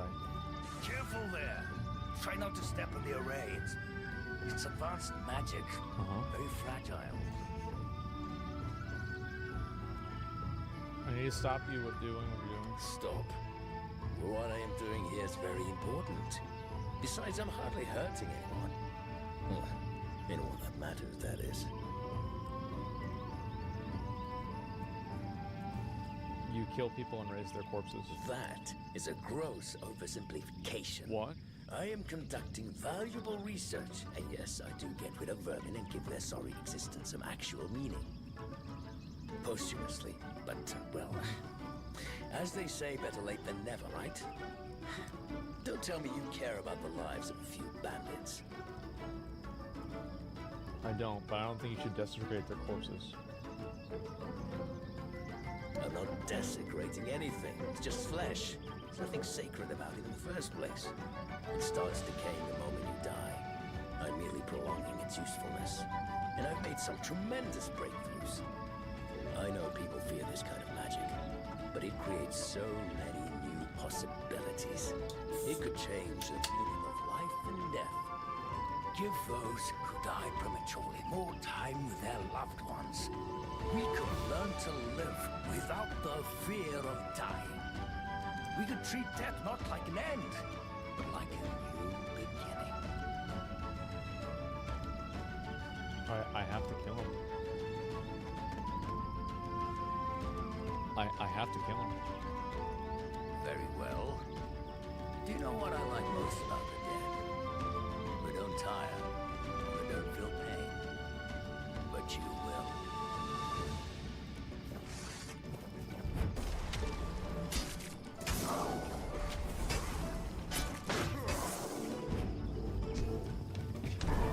Lagging.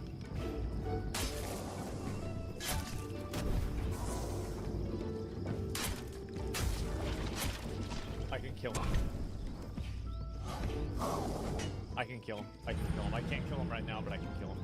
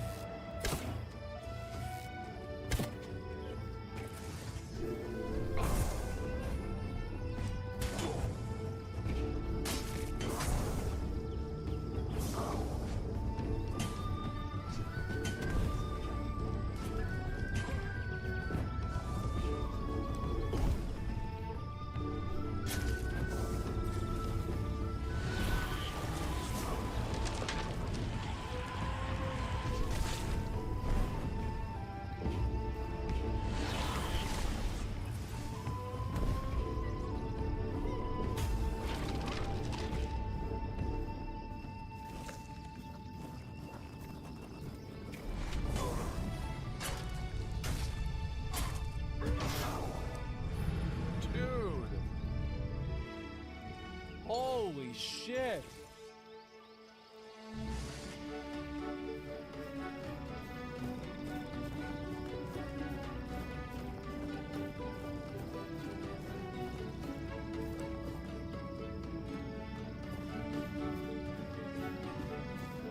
Careful! Very.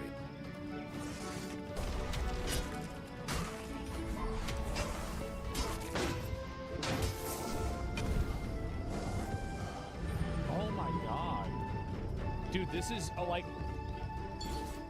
Oh, fuck.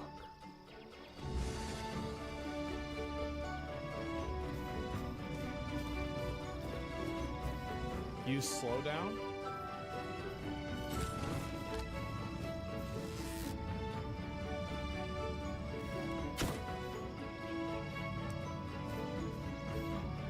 Probably level 12 fight. Dude, I'm just like so under leveled. I feel like I should just kill random mobs and level up. Because like I can't make any progress on anything. Like that's kind of the way that I feel. Like I just can't do anything. I can't.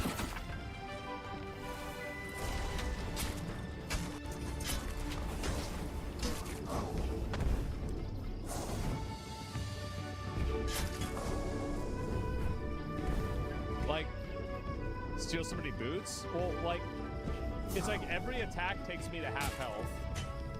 I can't equip any of the items that I'm getting. Like, dude, I don't know what to do. I need to just grind. Like, that's what I need to do. This isn't working. This very clearly is not working. Like, anywhere I go, I'm massively underleveled, and I can't even equip the gear that the monsters give me. Like, if I was able to equip the gear, I would know that I'm in the right place. I'm very...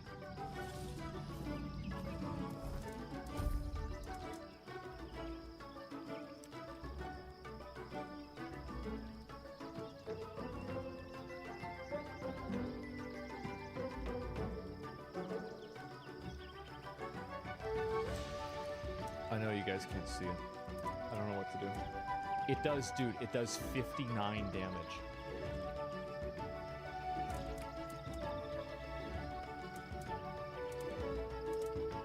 But I need so much, I need so much stuff to equip it. I don't know if I can do anything. It's like, you guys see what I'm saying, right? Where it's like anything that I tried to do is a struggle. And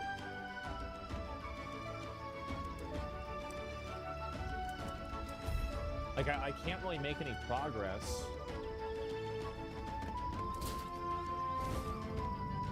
I still can't move. Your build is crap. I don't even, dude, I'm not even high enough level to have a build. That's the problem. Like, I don't even have a build. Just grind, that's what I think I need to do. It sounds like really stupid, but I think I actually just have to legitimately fucking sit there and grind mobs. Because I can't imagine anything else that I can do.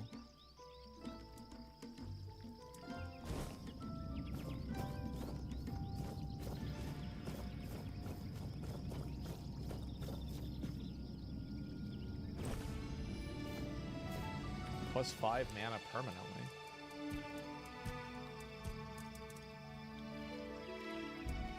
Did I just use that? Oh, I did.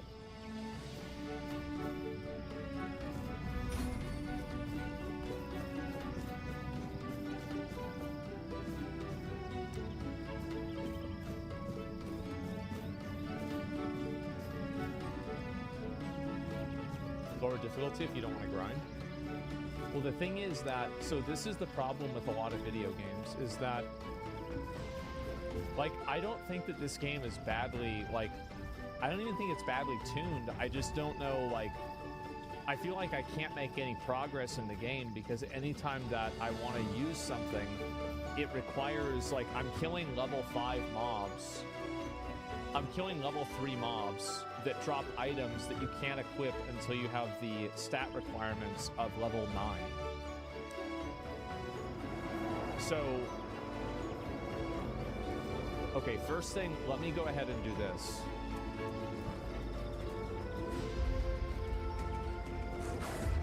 Fuck.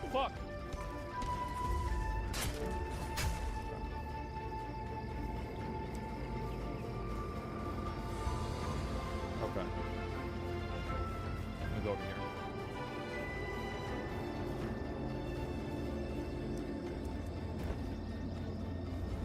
All right, I'm gonna level up again. So we're gonna put another point into strength, and see, like, you see what I'm saying, right? It's like it's like this is so much of a struggle.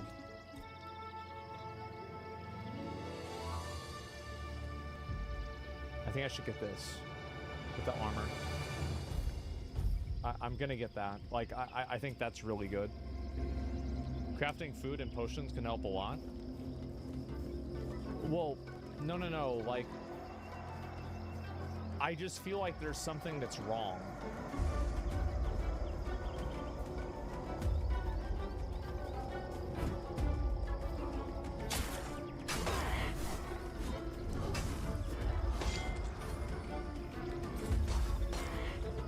Jesus.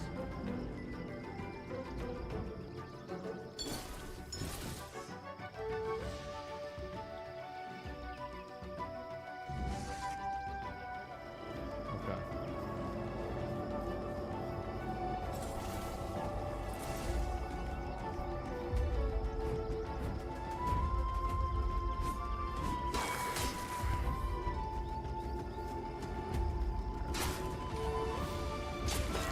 They're so fast. Jesus Christ. Okay. You should go back, try talking to the Necromancer guy more. Well, that won't solve, like, I don't think people are understanding what I'm saying.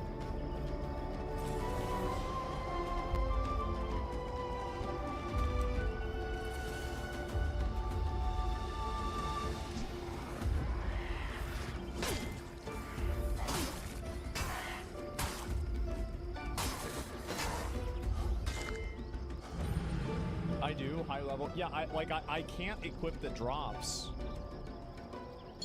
You can't equip gear and I'm under-leveled as fuck. Yeah, I'm just like, I'm super under-leveled. Everything is like mobbing me down. I don't know where to go. Let me try and go over here. Oh, it's a fucking bear. This isn't gonna go well, but we're gonna try and do it.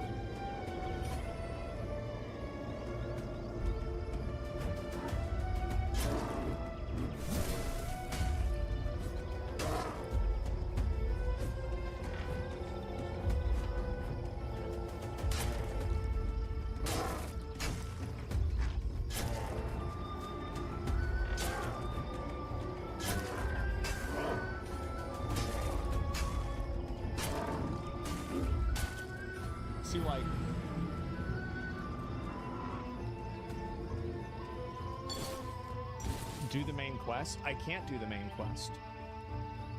The night mobs are harder. Okay, I'm gonna go into daytime though. Okay, can we rest?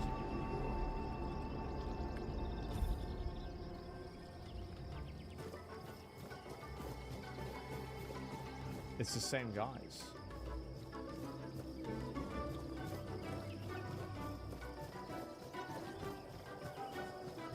You need to do town quests, but I did. Like,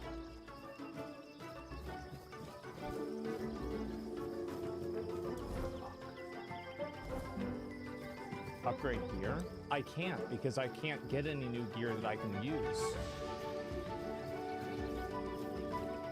I think I literally just need to farm these bandits, like over and over, until I can actually equip the gear that I'm using.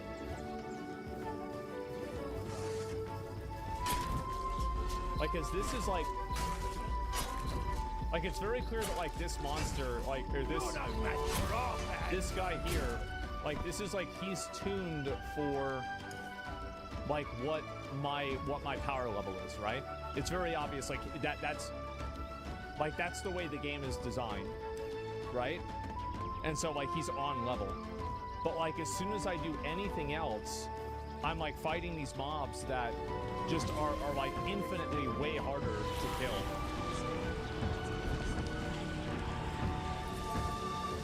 I'll teach you to respect me.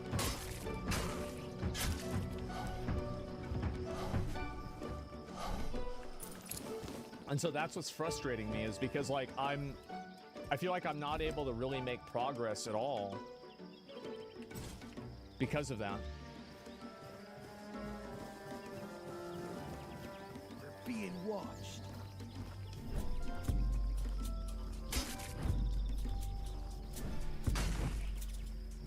You'll have to do better than that. Okay.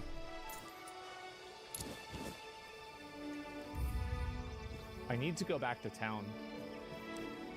I have to go back to town and put all my stuff away. You're not using health potions or throwing mobs?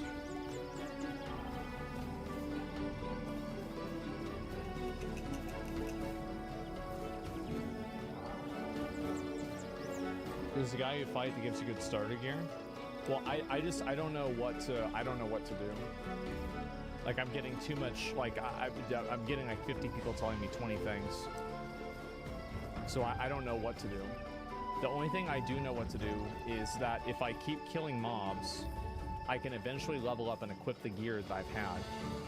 And I need to sell my gear too, but I don't know what to sell because I don't know what's good.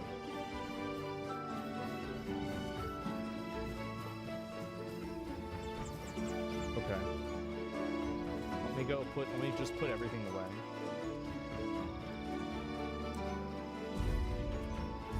That's the hammer. That hammer is so fucking good, man.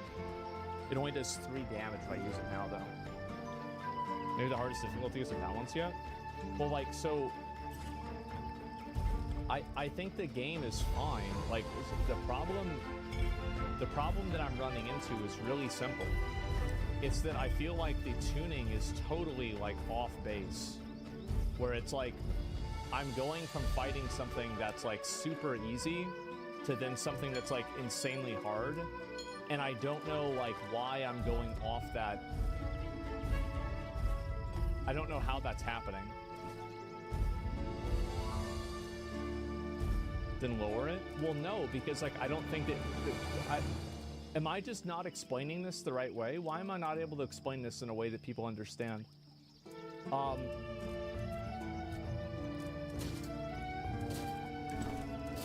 gonna put all this away.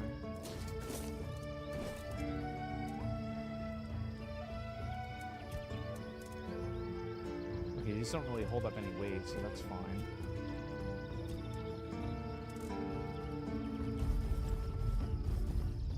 I'll put all this stuff.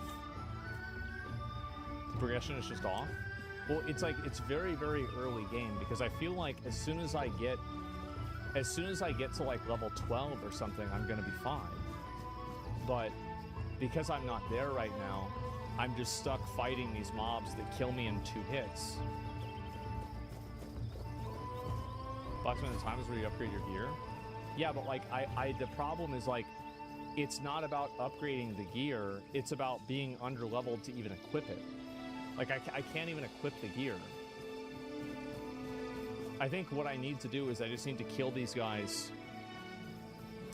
And I just need to kill these guys and level up.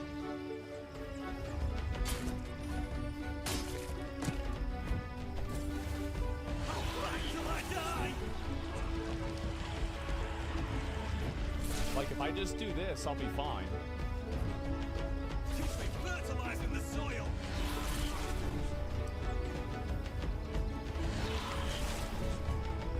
I will bleed you. Okay. So it's like, I just need to kill these and do so much progress. Upgrade your current gear. Well, my current gear is garbage, and I don't want to use resources to upgrade my current gear because it's just gray starter mode gear. So that doesn't seem like a good idea either.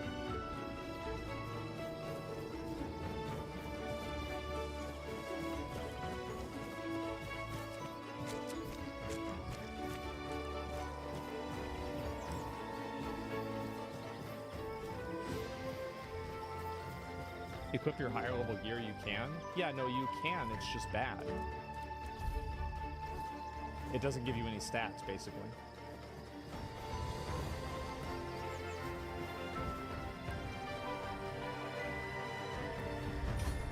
Something's not right.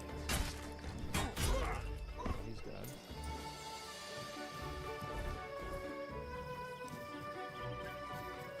I think that's just, this just seems like what I have to do. I just have to farm these guys for like hours. Because like, I'm getting loot that I can't equip.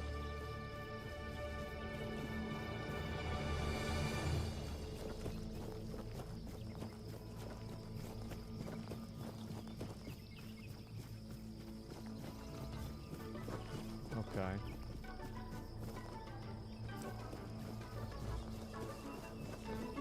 Are there other zones? You really refuse to learn the game mechanics? Well, I don't know what they are. How could I learn something if I don't know what it is? Shit.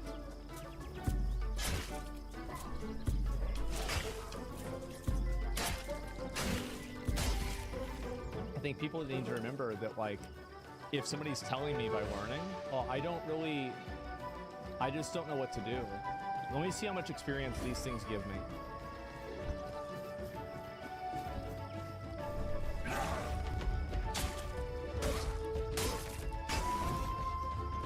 Okay, 30 experience for that one.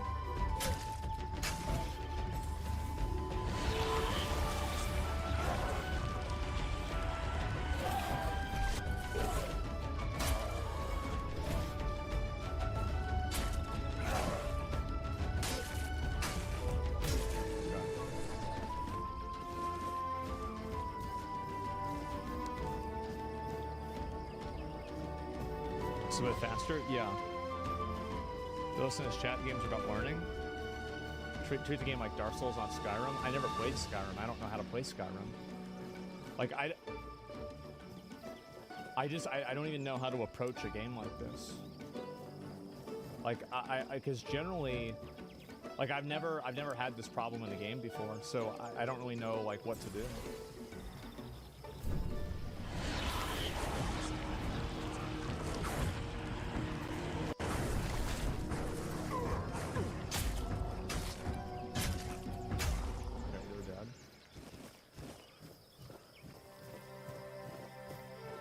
Because, like, the only thing that I know how to do is grind mobs. Like, that I know how to do. I can grind mobs.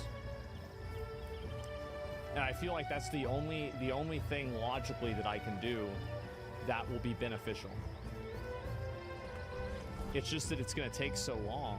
Do the quests, I can't complete the quests because I'm too low level. And every monster takes too much damage, or does too much damage, I can't kill them.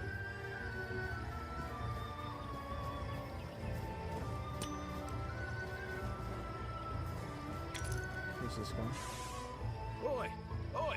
Where do you think you're going? This is my spot. You can, take the other side. Just don't get greedy.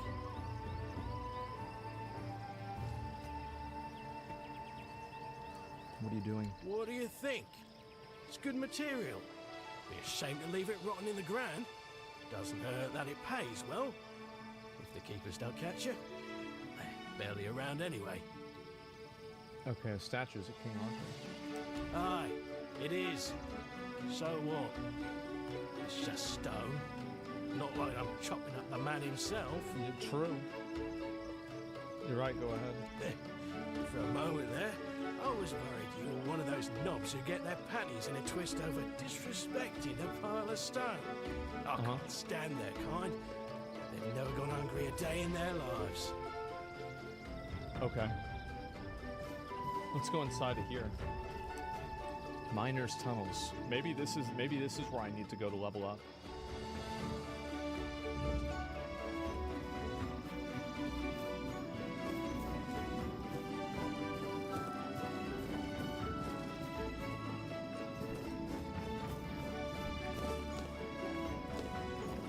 There's a lot of stuff in here too.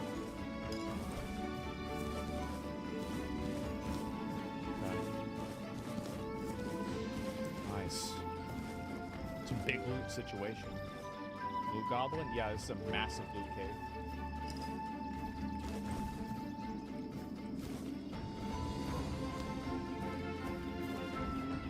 I can mine the iron ore too.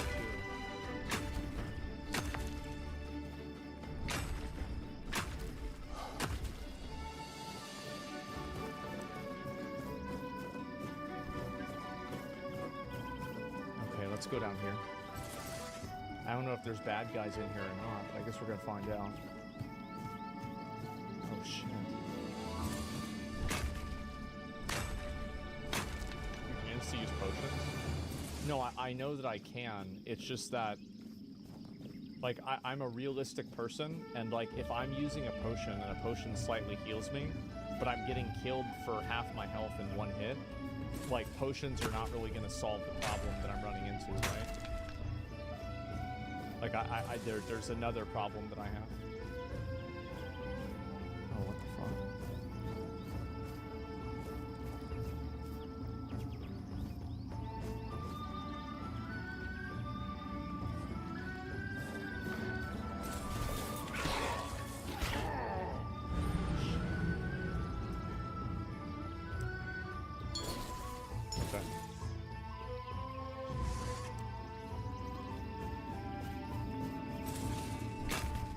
I hit the wrong button.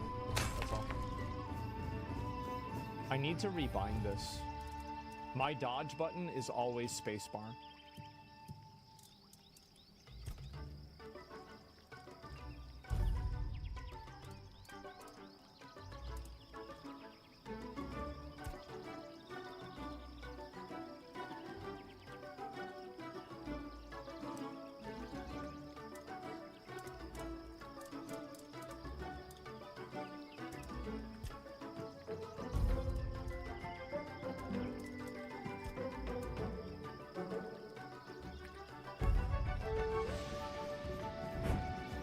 Yeah, this is gonna help me a lot. Eat the food. Let me just try to focus.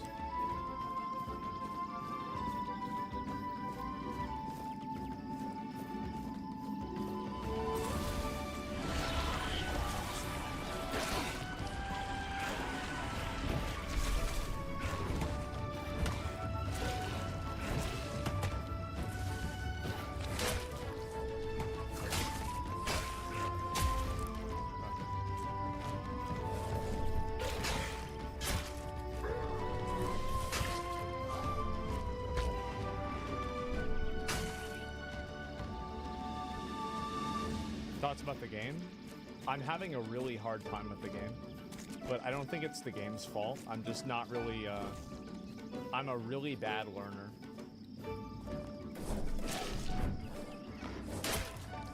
Like, I learn things as if I have a mental disorder, basically.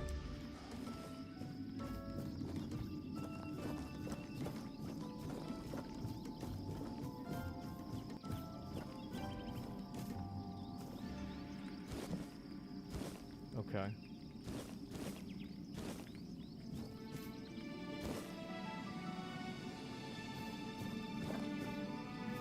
let me go down. Let me go back.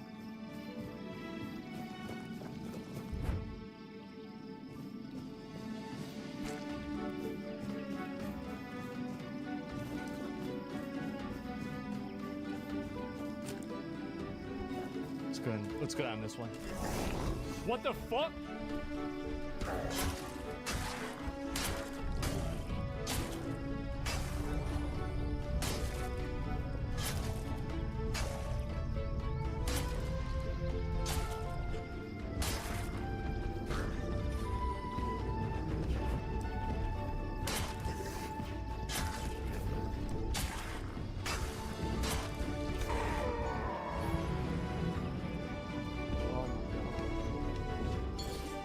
That's a big boy? Yeah.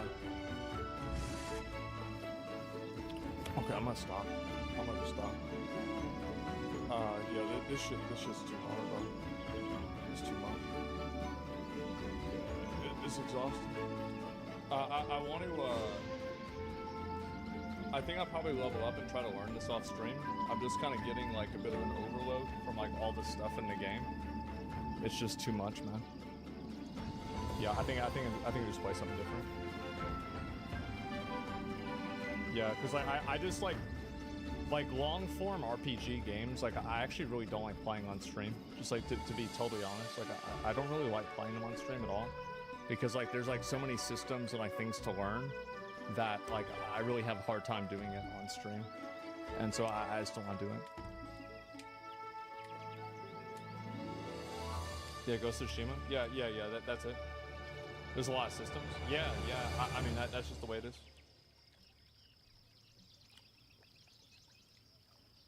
You need time with each system to build a good character. Yeah, no, I think the more that I learn and stuff like that, I think it's better. But like the game is, by the way, the game is fine.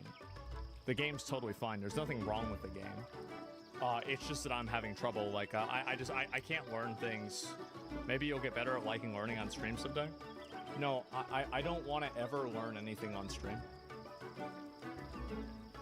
Yeah, yeah, I don't, it's hard to play a new game and be interested at the same time. Yeah, I can't really use my brain that way, but, yeah, sorry. I'll think of something, more simple to play.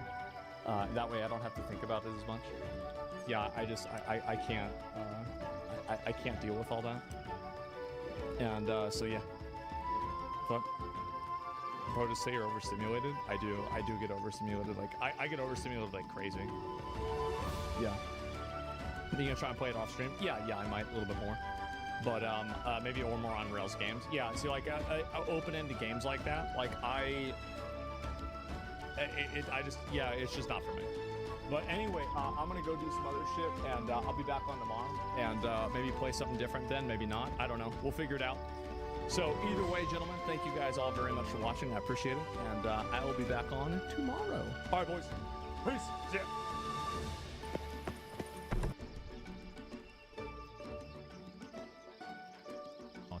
Once you kill the final boss, there's like a 90% chance that it will drop a heart rune for you, but they always will start off as the blue version by default. Now you can upgrade these to be epic, which is purple, or legendary orange, so let's briefly talk about how to do that as well. If you travel to a stone cutting table and take the heart rune off of your character, make sure that it is in your bag.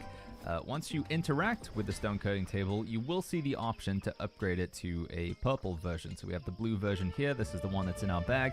And with these materials, wooden coin, gypsum orb, corrupted lodestone, and sulfur, we can upgrade it to purple. It is worth mentioning, again, that if you have it equipped to your character, you're not going to see it in the list of stuff. So definitely make sure that it is not equipped to your character and also that it's not in a gear set slot as well. Sometimes if you've been getting a bit more advanced with New World, you might be using your gear sets. Again, if it's over there, we're not going to see it in the list. So very much make sure that it is in your bag. Once you do that, again, you'll see the option to upgrade it to purple. And with the purple version in your inventory, you'll see the option to upgrade it to legendary. There are a bunch of different versions once you get to legendary. There's like the Stalwart, the Brutal, and I think the third version is called the Cunning, and they all do slightly different things, but that's going to be a separate video for heart runes and talking about the best ones and stuff. So if you're interested in that video, let me know in the comments down below, or if I've already made it, I'll put a link to it up in the top right.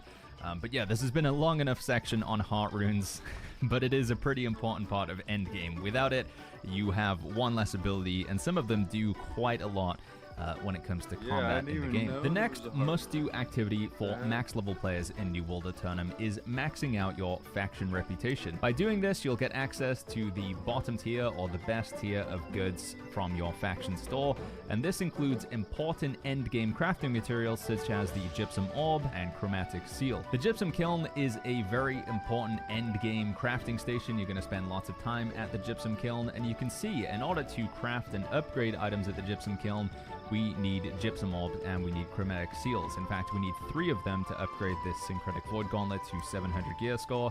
If we go down to the bottom, upgrading artifacts is something that you're going to be doing in the late game, and in order to do this, again, we need Chromatic Seals and Gypsum Orbs. So yeah, by maxing out your faction reputation, you'll unlock the ability to purchase Chromatic Seals. If you don't do it, there's very few other ways you can get these in the game.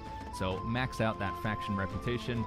If you want more tips and tricks on how to do this, check out my video on factions, which we've got linked up in the top right or in the description down below. The next most important goal or milestone to aim for as a max level player in New World Eternum is your gear score. Over here you can see your average gear score. Mine is 695, and this is a number that you want to be aiming for at a minimum in order to have access to all content in the game. If we take a look at our activities tab over here, especially with Mutated Expeditions, you can see that doing M3 or difficulty 3, the highest difficulty, requires you to be at least 695 gear score. If you are under that number, it makes the content a lot harder. The enemies actually just do more damage to you and you do less damage to them. So it's like artificially challenging. You know, the game literally is harder if you don't have the recommended gear score.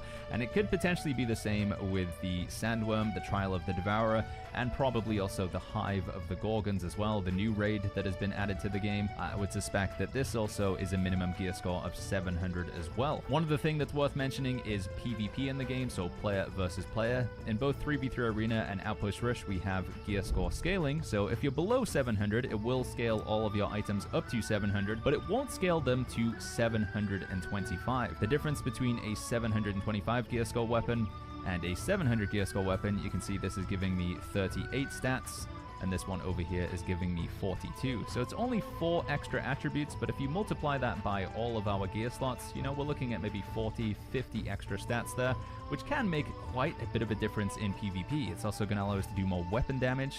Higher gear score weapons just innately do more damage, and higher gear score armor also just provides you with more armor as well. We can take a look at these 2 items here. Again, we're getting 6 extra attributes on that 725 helmet compared to the 30 dexterity from the 675. So yeah, more stats, more armor, more weapon damage, the higher gear score you get. So focusing on your gear score and trying to get this number as high as possible, this is also a very important endgame activity to do. The way that you do this is many-fold. You know, you can buy things from the Well of Fortune. You can obviously buy some gear from the faction store, although I wouldn't recommend that. You can craft, you can go out and do dungeons, you can open up chests around the world. There are many ways to acquire items and high-level items in New World Eternum. And again, I think because it's such a weighty and a big topic that we will have a separate video for that. If I've already recorded it, you can find a link to it up in the top right or the description down below. If I haven't recorded it and you would like to see that video, let me know in the comments down below. But yeah, basically get high gear score items and equip them is my next must-do activity. That's the thing that I recommend, because without having this number high enough, you're just simply not going to be competitive in PvP, and you won't even be able to do certain content like Mutated Expeditions and also the raid. Now, just like with your average gear score, another important aspect to being competitive in PvP and PvE in New World's endgame includes your gems that you have in your weapons, armor, and jewelry. As you level up, you may be using these lower tier gems. For example, we have the cut flawed opal here. You may be socketing these into your jewelry, your weapons, and your armor. But once you get to max level and you start getting some nice high gear score pieces, I highly recommend you seek out the tier 5 gems. These are the cut pristine gems. You can see in my gear sets over here, we have gems in all of my weapons, armor, and jewelry.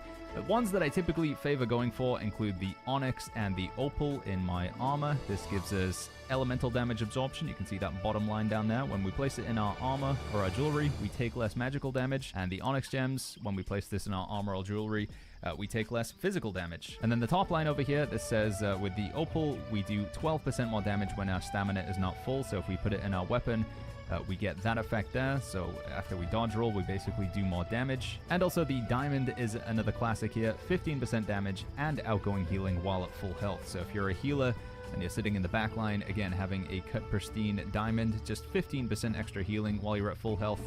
These, unlike with your gear score, do not scale in PvP or PvE. So if you're using lower tier gems, you're strictly just like weakening your character. So I highly recommend, again, if you want to be competitive, seek out the tier 5 gems and get them socketed into your good weapons and armor. Again, default recommendations here for your armor, I would go for onyx or opal gems, and then for your weapons, if you're dealing damage, put opals into your weapons, and if you're healing with a weapon, put a diamond into it. So diamonds and opals in the weapons, and then onyx and opal in the armor and jewelry. And finally, on the list of must-do activities once you hit the max level in New World Eternum is maxing out your weapon mastery for the 2 weapons you're currently using or planning to use. So right now, I'm playing with a bow and greatsword build, and as you can see, we've got the bow maxed out while I level up, and this is likely going to be the case that if you play with one weapon entirely and just one weapon while you level up, it'll probably be weapon mastery 20, but if you switch when you get to the end game or you haven't been playing with your secondary weapon as much, I highly recommend that whatever weapons you're using in PvP or PvE, if you're playing with them in an expedition, a dungeon, outpost rush, make sure those weapons are weapon mastery 20. The reason behind this is because they're simply going to be more powerful. The more weapon mastery points you have, the more passes you can pick up, and the more powerful you can make your abilities by upgrading them. And obviously, if we focus on the left or right hand side skill tree, we can pick up the ultimates as well. So yeah, weapon mastery for the 2 weapons you are planning to use. I highly recommend you have both of those maxed out. There are many different ways you can max out weapon mastery. Obviously, just killing enemies is the most straightforward. However, there is a sort of old trick that we've been using in New World for a long time now, and that involves killing Captain Thorpe. So if we go to Battle-Classed Shrine, up at the top of Great Cleave, and then you head into the Battle-Classed Crossing area. It's a point of interest over here. You'll see this little quest that pops up in the top right. I'm already kind of halfway through this one. It wants me to defeat Thorpe's lieutenant, so if we just go ahead, and actually we'll do it with a greatsword, because that's what we want to get weapon mastery with. As we kill these guys, we'll earn weapon mastery, 208 there. And then I guess we'll get another 208 from this guy.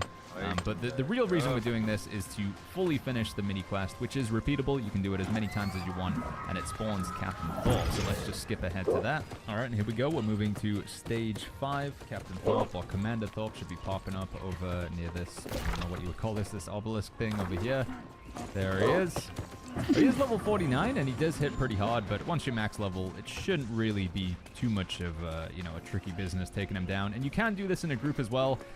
You will earn less XP individually when you kill them in a group, but combined, it's still more efficient than most other things in the game. So if we get the killing blow here, see, we get 3,300 greatsword mastery there, which puts me to weapon mastery 19. Now, this is with a weapon mastery booster running, and I would think if you guys are going to do this and spend serious amounts of time doing it, probably pop a weapon XP booster as well. I think you get some of those for free from the season pass.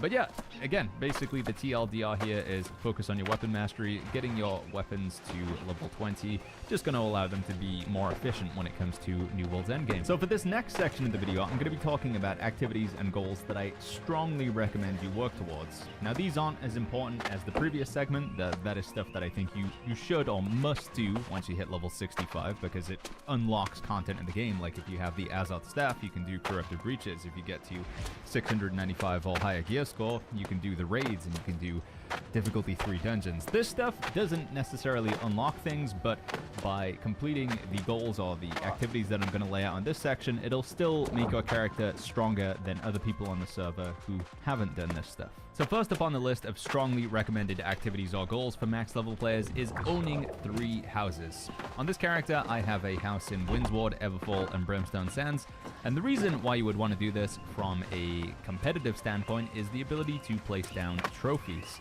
So in my Everfall house here, if I just go into my back garden, and then I open up the decorate menu, we can go down to the trophies section here and see which trophies I have. Now there are 3 different tiers for every type of trophy in the game. You have the green ones, which are known as the minor or the bloodied, and then you have the basic, which are blue, and then you have the major, which are purple. Eventually, you want to be aiming for major trophies for all of the different enemy types in the game. So we have the corrupted combat trophy, we have the lost, there is also going to be the ancients, the wildlife, which are beast, you have humans, and you have angry earth as well. But for now, let's just focus on the corrupted. So I have this basic corrupted combat trophy here. We also have a slightly lesser tier version of it, which is 3% damage to the corrupted on the bloodied, 4% damage here. And if we go ahead and pop this down on the wall, my character is now just doing 4% extra damage to the corrupted. The kicker here is that I can't put another version of this trophy down. So if I go ahead and pick up a trophy from upstairs, because again, you can only have 5 trophies down at any given time. If I now try to place down the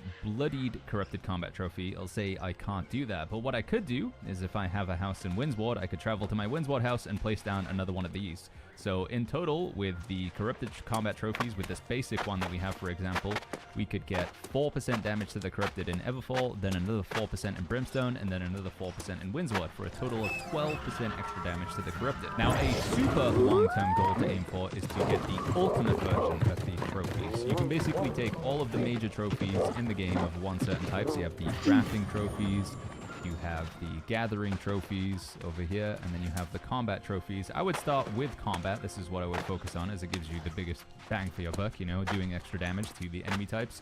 And this just says I do 5% extra damage to the Ancients, and the Angry Earth, and the Beasts, and the Corrupted, and the Lost, and the Humans. So basically, every enemy type in the game I do 5% extra damage to. I have one of these down in my Everfall house, and then we have another one in Windsward, and one in Brimstone, so that's 15% extra damage to all enemies, basically, other than players in New World Eternum. And yeah, that's a good buff to aim for. It's not absolutely mandatory, so we're not going to put it in the must-have, but it's still something that I would strongly recommend. So yeah, buying 3 houses, and then placing down the best trophies that you can afford or have access to is something I would recommend. This also does extend to the crafting trophies. This becomes a necessity for end-game crafting as well. If you don't have the best crafting trophies, you won't be able to craft the best gear. Next activity or goal that I strongly recommend you guys work towards as a max level player is maxing out your riding skill, or at least getting it to 200 plus. The reason behind this is because every 50 levels up to 200, you get a speed bonus with your mount, and the max again coming in at 200. This speed bonus can make a pretty big deal in allowing you to move around the map faster.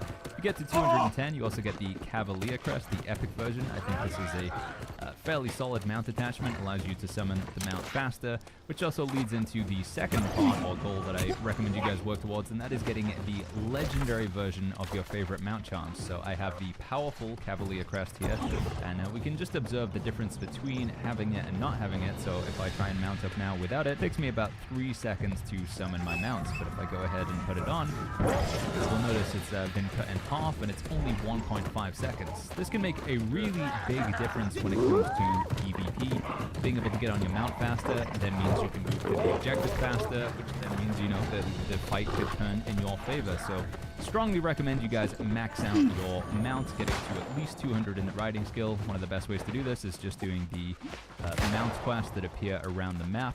And if you guys want more information on how to unlock your mount and level it up, check out the video that we've got pinned up in the top right or in the description down below. For more specifics on how to earn these mount charms, I'm going to put a link to New World Database in the description down below.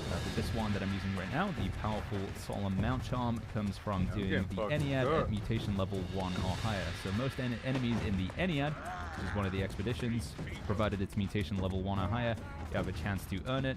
And then the other thing that we're using, the powerful Cavalier Crest that comes from Savage Divide, which again is a another expedition, and this has to be, again, at mutation level 1 or higher. So killing enemies in the Savage Divide when it's mutated, or killing enemies in the Ennead when it's mutated, gives you a chance at unlocking these mount charms. But yeah, check out New World Database. You can find all the information, type in the name of the item that you're looking for there, and it'll show you where it can come from. Something else that is going to give you an advantage when it comes to combat in the New World Economy is artifacts. I strongly recommend that you guys aim to get 3 artifacts for your build.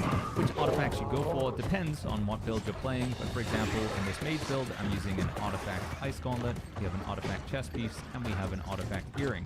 You can only have 3 artifacts equipped at any time, 1 piece of jewelry, 1 weapon, and 1 piece of armor, but quite often these can be very powerful and sometimes create like unique builds in and of themselves. Now for more information on artifacts, where to get them, which are the best ones, and how to upgrade them, I'm going to link the video up in the top right, because you know, I could easily make this video last another 20-25 minutes.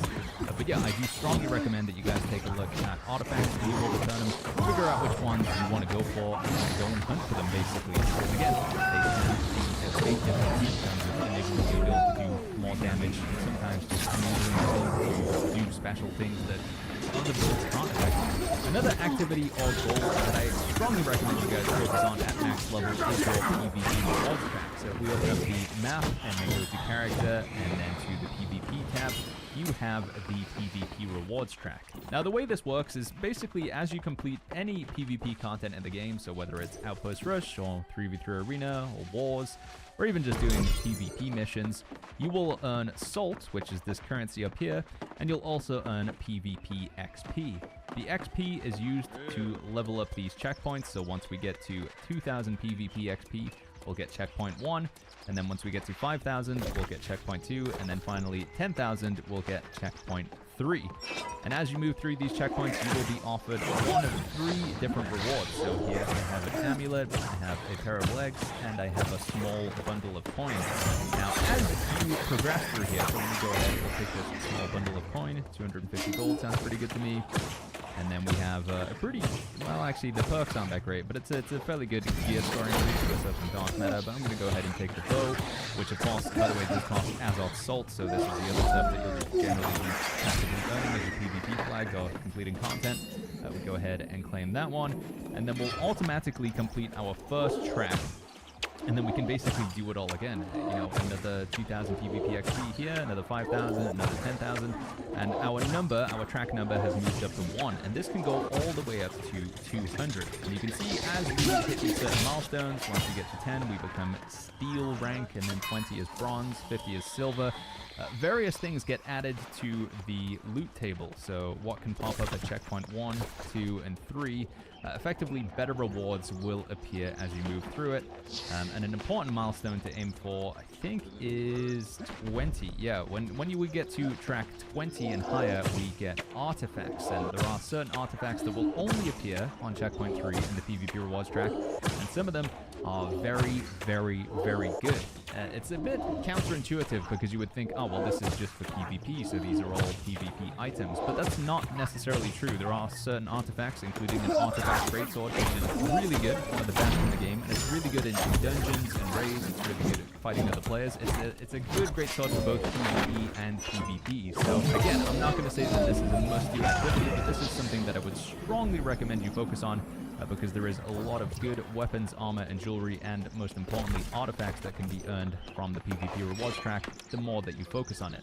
The next milestone to aim for as a max level player, and honestly this can be done before you hit max level, is maxing out your trade skills. So getting several or all of your trade skills to 250 will give you access to powerful weapons, armor, jewelry, and other consumables you can craft for yourself, but also give you the ability to effectively make gold as well. If you take a look at jewel crafting, for example, once I get to the max tier in jewel crafting, I get access to the jewelry matrix.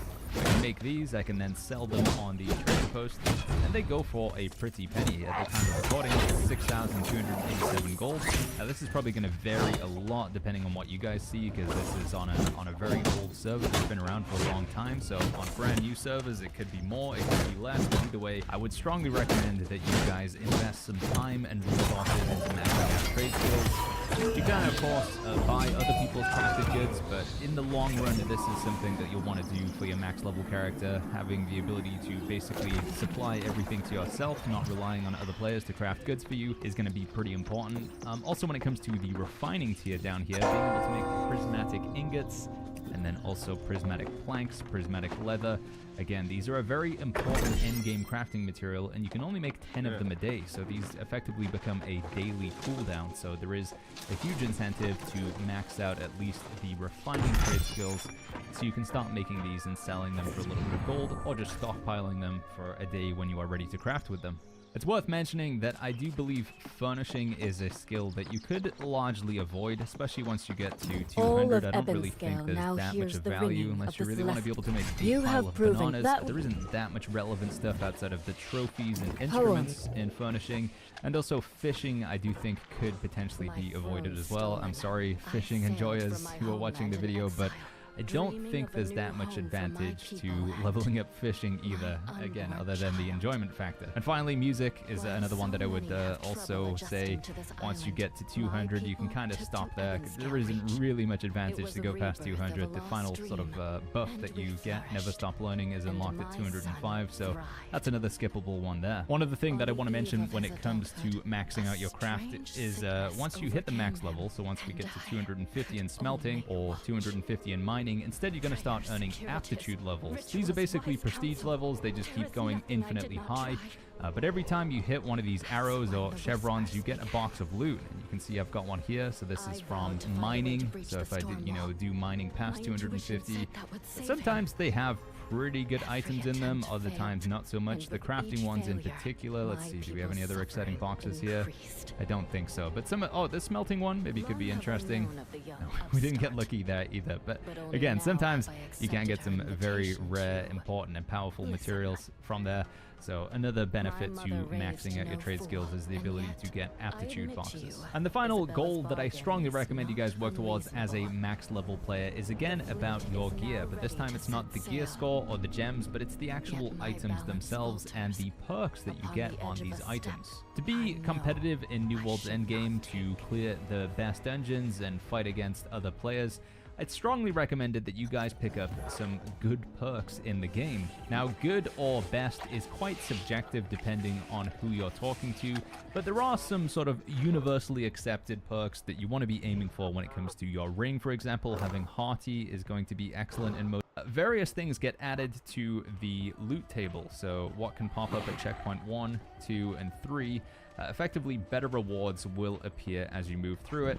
And an important milestone to aim for, I think, is 20. Yeah, when you get to track 20 and higher, we get artifacts. And there are certain artifacts that will only appear on checkpoint 3 in the PvP rewards track. And some of them are very, very, very good.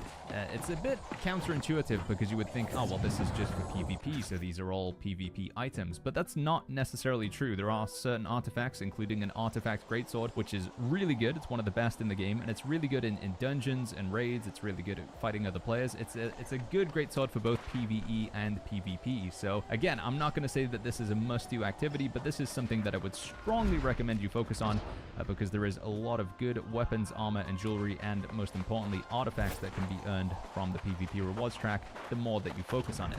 The next milestone to aim for as a max level player, and honestly this can be done before you hit max level, is maxing out your trade skills. So getting several or all of your trade skills to 250 will give you access to powerful weapons, armor, jewelry, and other consumables you can craft for yourself, but also give you the ability to effectively make gold as well. If we take a look at jewel crafting, for example, once I get to the max tier in jewel crafting, I get access to the jewelry matrix.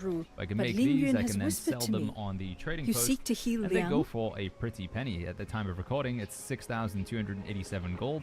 Now this is probably going to vary a lot depending on what you guys see, because this is on a very old server that's been around for a long time. So on brand new servers it could be more, it could be less, but either way I would strongly recommend that you guys invest some time and resources into maxing out trade skills.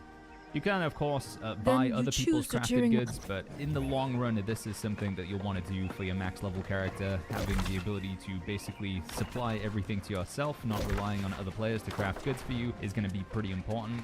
Also, when it comes to the refining tier down here, being able to make prismatic ingots, and also prismatic planks, prismatic leather.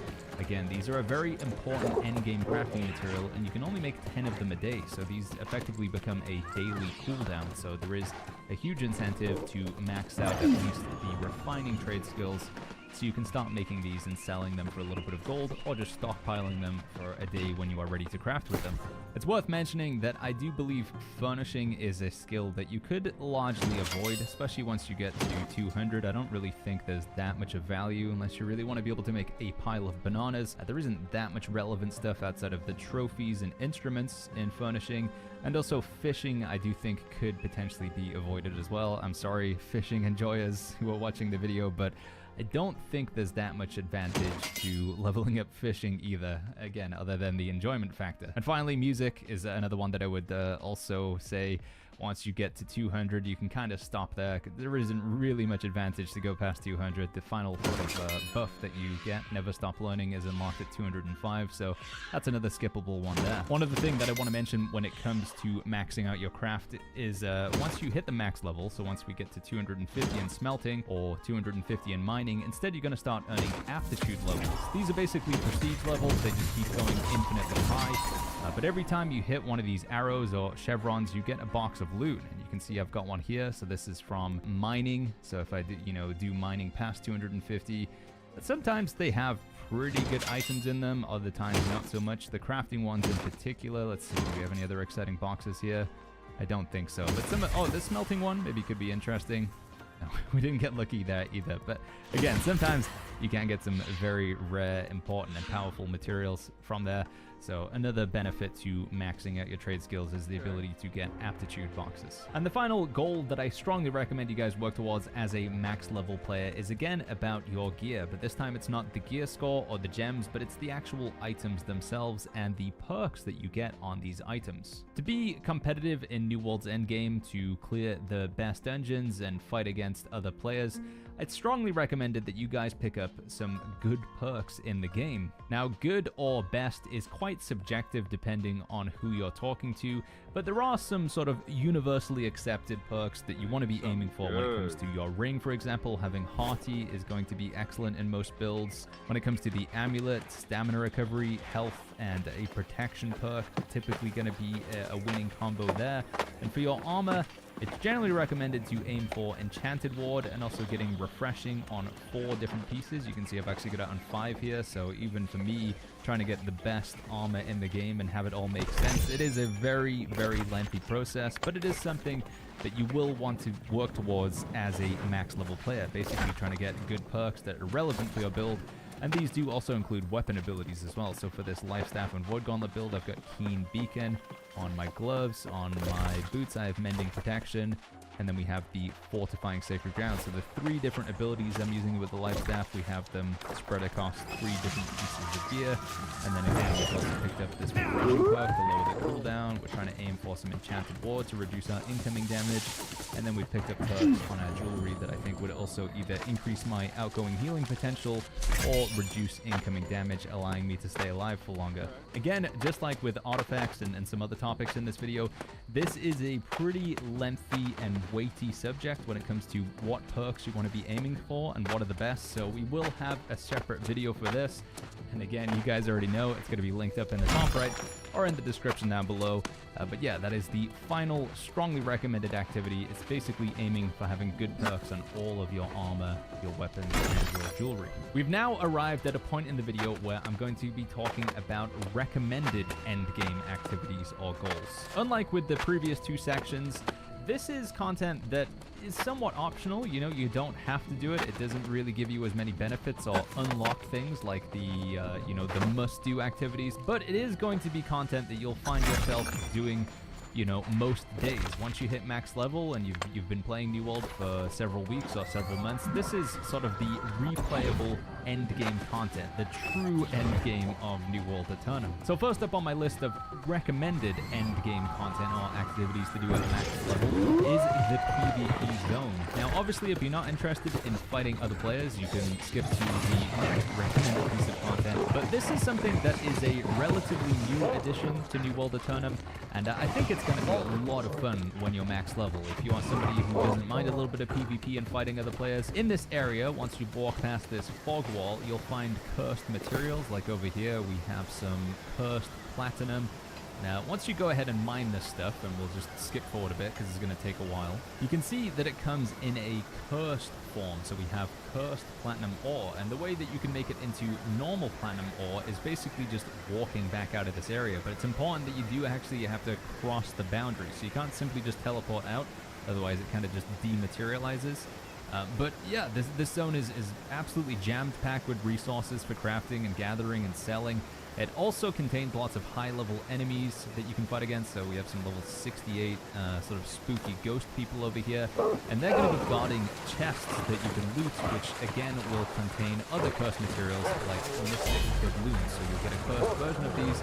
And again, if you can walk out of the zone with them, they'll turn into normal mystic doubloons, which you can then trade in at I think it's a wishing well or a lost well. So for Cutlass keys, you can get yourself very high gear score, weapons, armor, jewelry, and artifacts. So I think there's a lot of fun to be had in this zone. Again, it is a true free-for-all, so you can't be in a party. Everybody's on their own, and there's a lot of rewards to be gained while you're in this area. So highly recommend that once you've got some gear, once you've ticked off a few things on the must-do and the strongly recommended list, my first piece of recommended, so again, not like you really have to do it, but I would recommend it, is the PvP island down in the bottom of Cutlass Keys. I'd also recommend at some point in your max level journeys that you guys finish the season pass. Now these typically last for about 90 days, so you get 3 months to finish them, but on both the free and the paid track there are lots of nice rewards to be had. So anything from bundles of crafting materials to dyes, boxes that contain dark matter.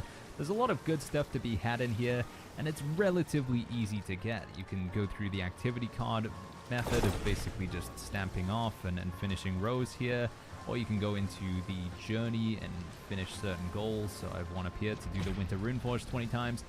But yeah, basically just finishing the season pass before the timer expires. It's relatively easy to do, but it is something that I am going to put on the recommended list. Again, it's not absolutely fundamental, but there is just some good rewards to be had here, so I would recommend just working your way through the season pass when you get the time. If you want some tips and tricks on how to level up your season pass, again, links to a video up in the top right or in the description down below. Next up on our list of endgame content is the Activities tab. This can be found in the menu up in the top. We have the Activity Finder, and there are 6 different activities for PvE, so fighting against the AI, and then 2 different activities for PvP, fighting against other players. Some of this content can be done prior to max level, but I think what we'll do is we'll briefly go over each section and talk about, you know, what you can expect when you queue into it and kind of how difficult it is, I guess. So the first activity we have is Expeditions. You guys may be familiar with this already, and again, you can do this as you level up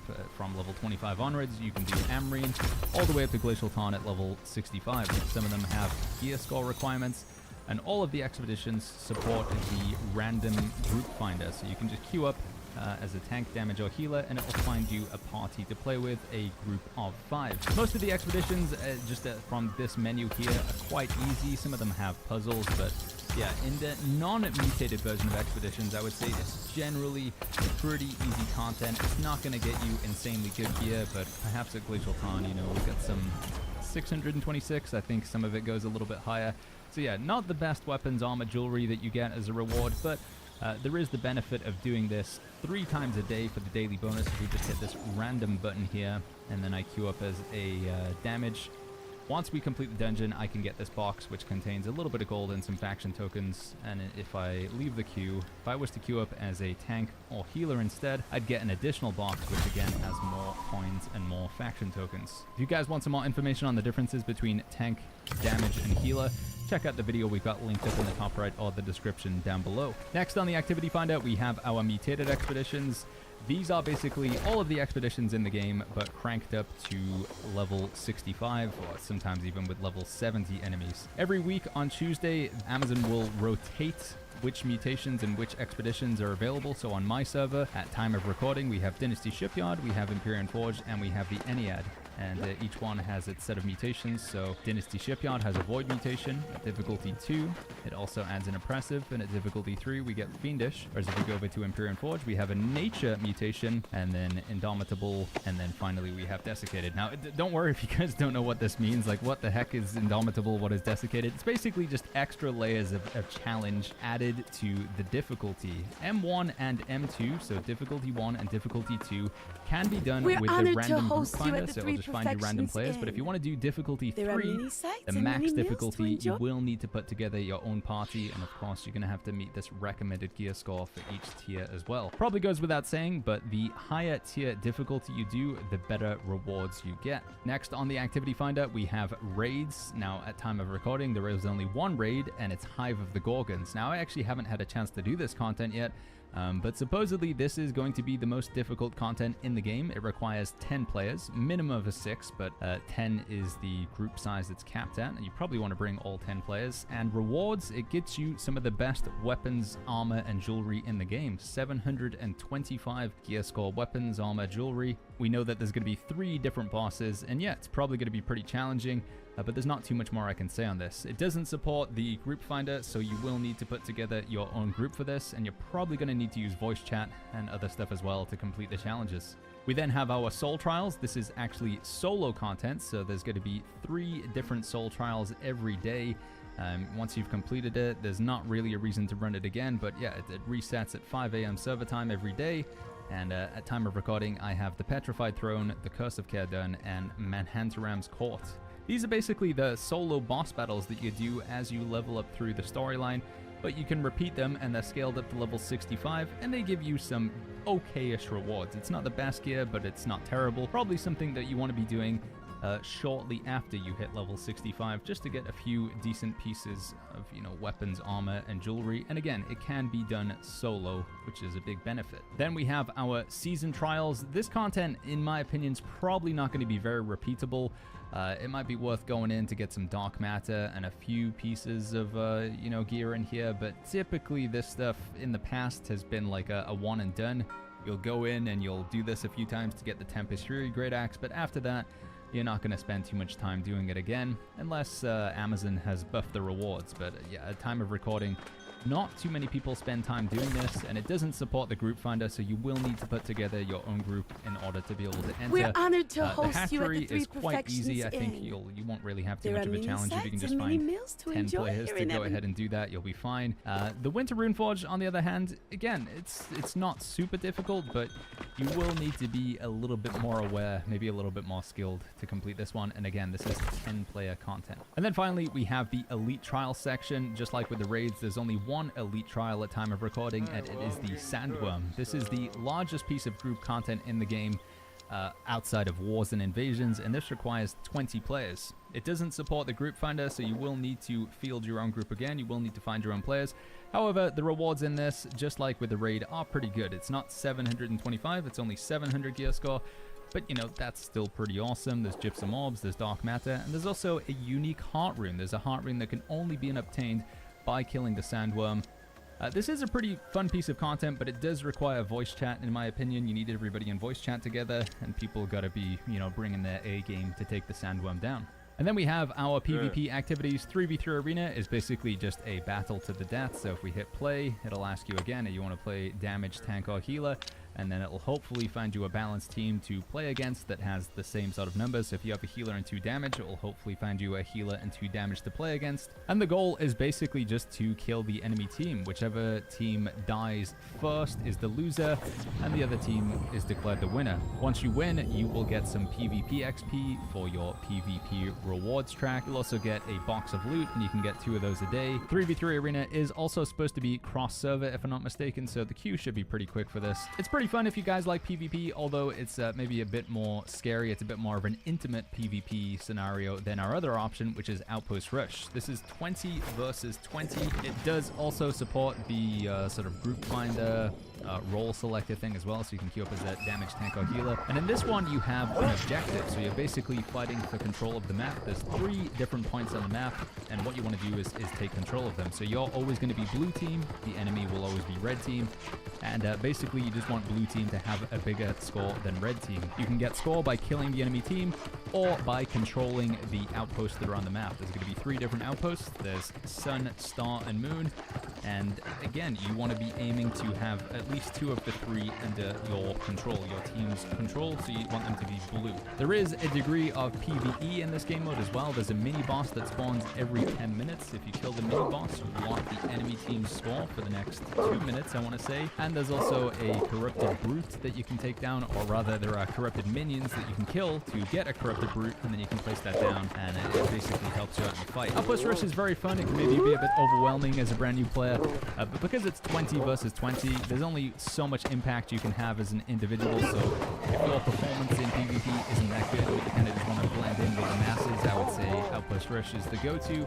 It also gives you Outpost Rush boxes. You can get loads and loads of these. There's no cap on them like there was with arena boxes, and you also get PvP XP, PvP salt, so you get the Azov salt, you get faction tokens, you get faction reputation, you get gold, you get dark matter. It's just, there is a lot of rewards, but this is a very replayable game mode, and at time of recording, it's honestly one of the most replayed pieces of content in the game. Lots of people who are still playing New World continue to queue for Outpost Rush to this day. One of the big reasons to queue for 3v3 Arena or Outpost Rush is for the weekly Formidable Warriors cache. You can only get one of these a week, resetting on Tuesday, and it contains gear score 700 to 725 armor or jewelry. The better you do in Outpost Rush or 3v3 Arena, the more likely it is you receive it at the end of the game mode. Next on my list of recommended activities for max level players in New World Tournament is your weapon mastery and maxing out all of your weapons. So rather than just the 2 for the build that you're using, I'm recommending that you guys go through and get weapon mastery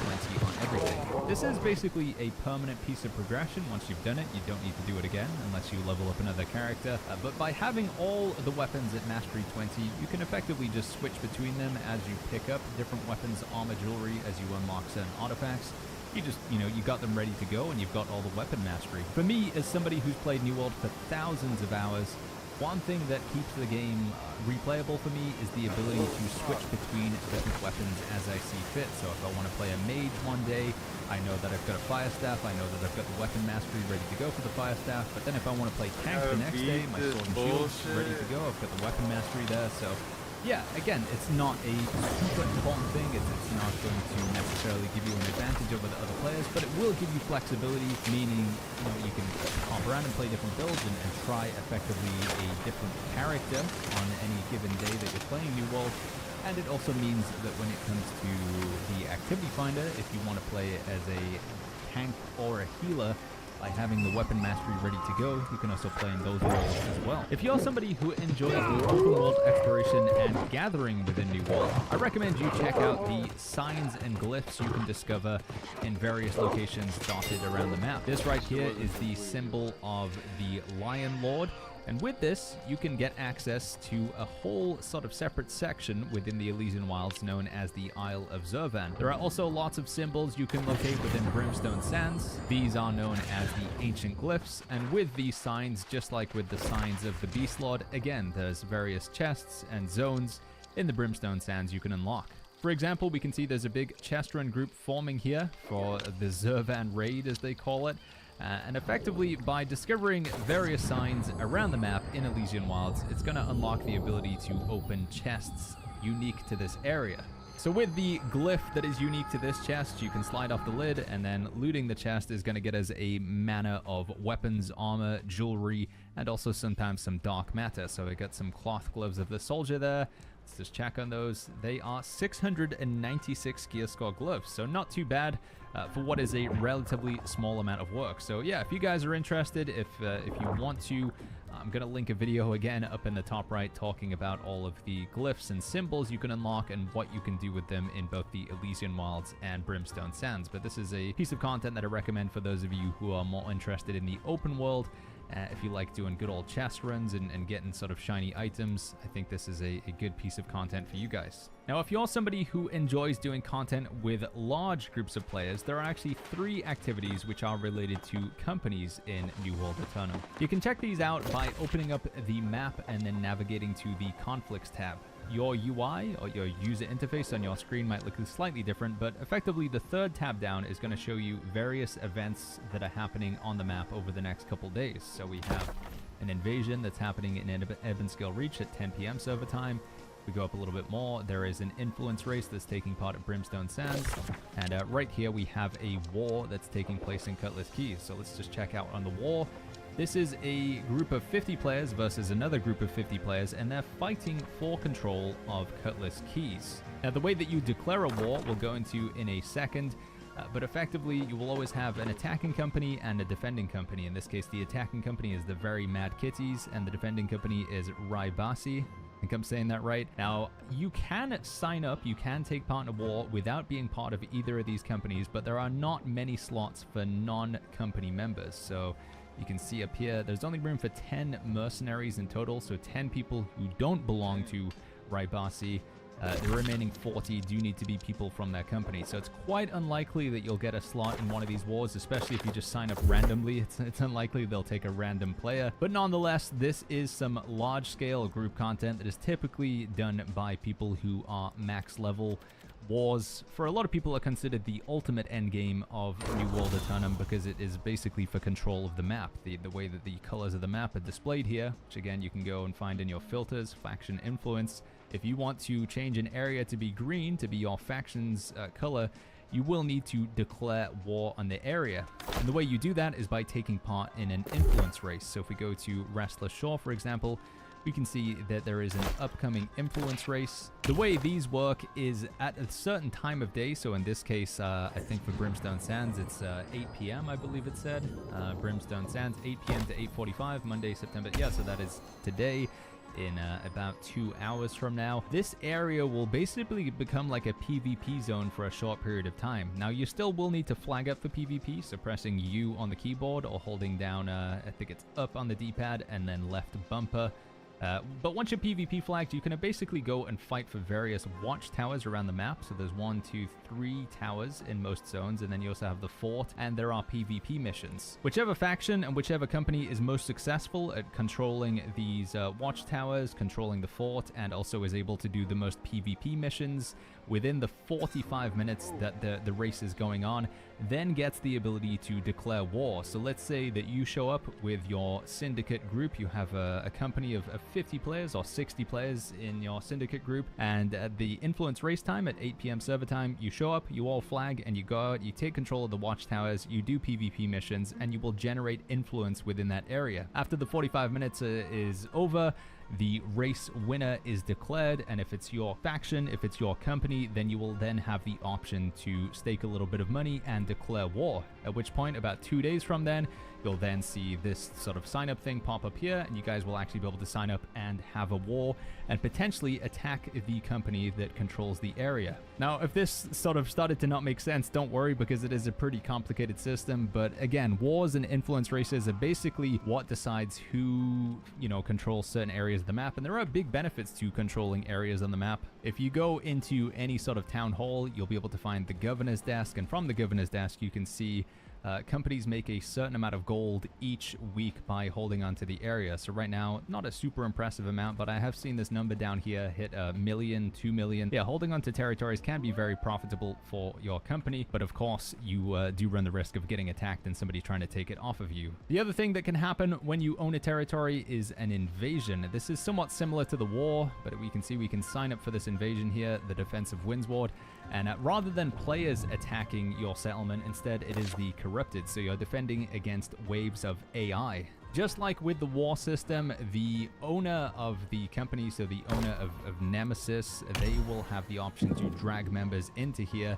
So it's not guaranteed that you'll get a slot, but again, if you're part of a company, you're more likely if you're part of the company that owns the territory. And effectively, once you get into the game mode, you have 25 or 30 minutes to defend against increasingly stronger waves of corrupted. This, like with a war, is a group of 50 players. and it's effectively just wave defense. You need to manage your resources to keep the gates from falling, you need to keep the invasion away from the core, and you also need to place down turrets, cannons, and pots of burning oil above gates to keep the corrupted away. If you guys have any further questions about wars, invasions, or influence races, you want to know how these work, feel free to let me know in the comments down below. Maybe we can make a separate video on this, or hop into the stream. We can also talk about it a bit more at length there as well. But yeah, this content is effectively dictated by time and place, so it has to be happening at a certain time and in a certain location, but it is done with groups of up to 50, and most of the time it is going to be your company that you're taking part in this content with. Now, moving away from activities and back to goals again, another thing that I would recommend you work towards as a max level player is getting a full set of rune glass gems.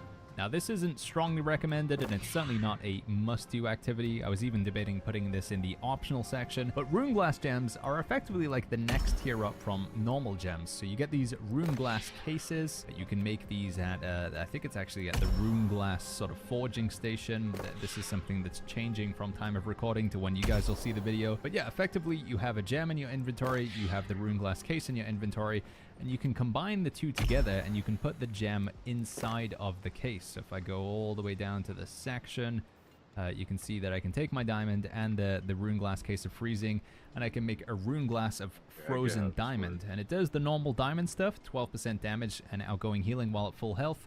But also my hits inflict frostburn, which deals 8% ice damage per second for 2 seconds. Getting a full set of rune glass gems can be very powerful for certain builds in the game. I think particularly if you're doing elemental damage, so anything with fire damage, frost damage, void damage, rune glass gems are great here. So you can see with this particular damage, I have a musket. It's got the powder burn effect, where we're basically, we're using that ability to do extra fire damage over time. And then we've got flame attunement, and then we've got the rune glass gem, which says hits inflict burn. And then I've got a ring, which has fire damage and burning. And then I've got all these rune glass gems, which increase my fire damage. I've also got fire harnessing. So if you really want to min-max, if you really want to push your damage to be the biggest and best it can be, then look into investing into a full set of rune glass gems. And just like with the gem section, because this is a pretty lengthy subject and this video has probably already gone long enough as it is, we will have a separate video talking about gems and rune glass gems and how they work and how to get them and which are the best. Well, there'll be a link to that up in the top right or in the descriptions down below. And the final recommended goal for max level players is to work on your bags and your tools, getting these to the highest gear score you can. I've actually stopped at 625 because to go above this at time of recording is very, very expensive without really much benefit. But by the time this video comes out, you'll maybe be able to get to 725 gear score on your tools and your bags, which is going to increase your carry capacity a lot with your bags and allow you to just mine, gather, harvest things so much faster. In particular, it's worth making sure that you do have legendary tools. That's because there is a special perk that comes in with legendary tools. It's called alignment. I think death alignment, soul alignment, and fire alignment in particular are very, very good because you get soul motes, fire motes, death motes, and those are just typically the most valuable because of what they can turn into. Other important perks to look for on your tools include the yield perk, alacrity perk, discipline can also help while you're leveling up, and also the luck perk as well. For your bags, again, you would like these to be legendary because you can get the lasting consumption perk. This says food, honing stones, and ward potions base duration is increased by 17%, and this does stack across 3 different bags. So you can make your food last like 10, 20 minutes longer depending on how long the difficult, the sort of standard food buff is. So for example, if I just go find some food in my character's inventory here, we have the hearty meal, and it says the effect duration is 40 minutes. If I go ahead and use this, you can see I actually get an hour here. So 1 hour might even be longer than that because the duration is being extended by the perks on my bags. Other bag perks I like to go for are extra pockets. Again, it just makes your bag do more bag stuff. You can hold more weight. Luck is a questionable perk, but you might want to go for luck as well to increase your chances of getting rare items. Town loyalty, I think, is another one that I like to personally go for. And then also some of the burden perks. Mercenary's burden, weaponsmith's burden, armorer's burden, basically reducing the weight of whatever weighs the most in your inventory. I always find that potions weigh a lot, so one day I'm looking to get an alchemist burden to reduce the weight of potions in my inventory. But yeah, the burden perks, the town loyalty perks, extra pockets, and the legendary perk for some consumption on your bag, the alignment perks on your tools, and then looking for yield, alacrity, luck, discipline. Potentially even speed might be worth going for as well. But this is the final activity to go for. The final goal on our list of recommended max level stuff is getting high gear scar bags and tools with the right bugs. For this section of the video, I'm going to be calling it optional endgame content. So this is content or goals that you can work towards that don't really have any impact on your character's strength. They don't make you more powerful than other people on the server, but there might be things that you're interested in nonetheless. If you're especially bored, if you've been playing for thousands and thousands of hours like myself and you don't find anything else to do, these are some goals that you might want to work towards. So first on the list of optional endgame goals is acquiring all of the artifacts. Now some artifacts are much easier to get than others. Certain artifacts that come from the PvP rewards track at time of recording are very, very difficult to acquire. But technically this would benefit your character if you want to flex around and try a few different builds here and there. Some artifacts do enable pretty unique playstyles, so by having access to all of them, you can kind of mix and match and create your own wild builds, or follow other content creators like myself as I put videos up on YouTube featuring certain artifacts. Again, if you're interested in where to acquire all of the artifacts, which ones are the best, which ones are the worst, I will put a link to that video in the description down below talking about all the artifacts in New World Eternum. Another max level goal or activity to work towards is the leaderboards. Now again, this is quite optional. There aren't really any incentives to do it other than to get some skins. So if you want to flex that you placed in the top 10 for Barnacles and Black Powder, the mutated dungeon for that week, or if you want to go for something like PvP and have the most wins in Outpost Rush for that particular season, you can see on our server, Zyle Z has 1,452 wins, which would place him in the top 25 and the top 100, getting him this skin and this item. So the leaderboards, in my opinion, are a little bit underwhelming. The skins still look fairly similar from each other, and nobody really pays attention to titles. But nonetheless, if you want to compete with other players, you have the best score, fastest clear time, mutated dungeons. This rotates every week. Or if you want to go for something more long-term, you can look at PvP. Let's see which sections. Yeah, influence earned. We have wins in Outpost Rush. I think sadly 3v3 Arena doesn't have any categories other than just appearing on the leaderboard. But this may be something you're interested in. If you want to find this, you can just go to the activity finder, and then you have leaderboards up right. You can take a look at the different categories. There is even one for fishing, but again, you don't actually have any rewards associated with it. But I'm currently 3,947 on this list. Another goal to work towards that might be interesting to you, people on your server, tuning the station. These are effectively like a legacy item that you can play in the dungeon, doing it with the all of them.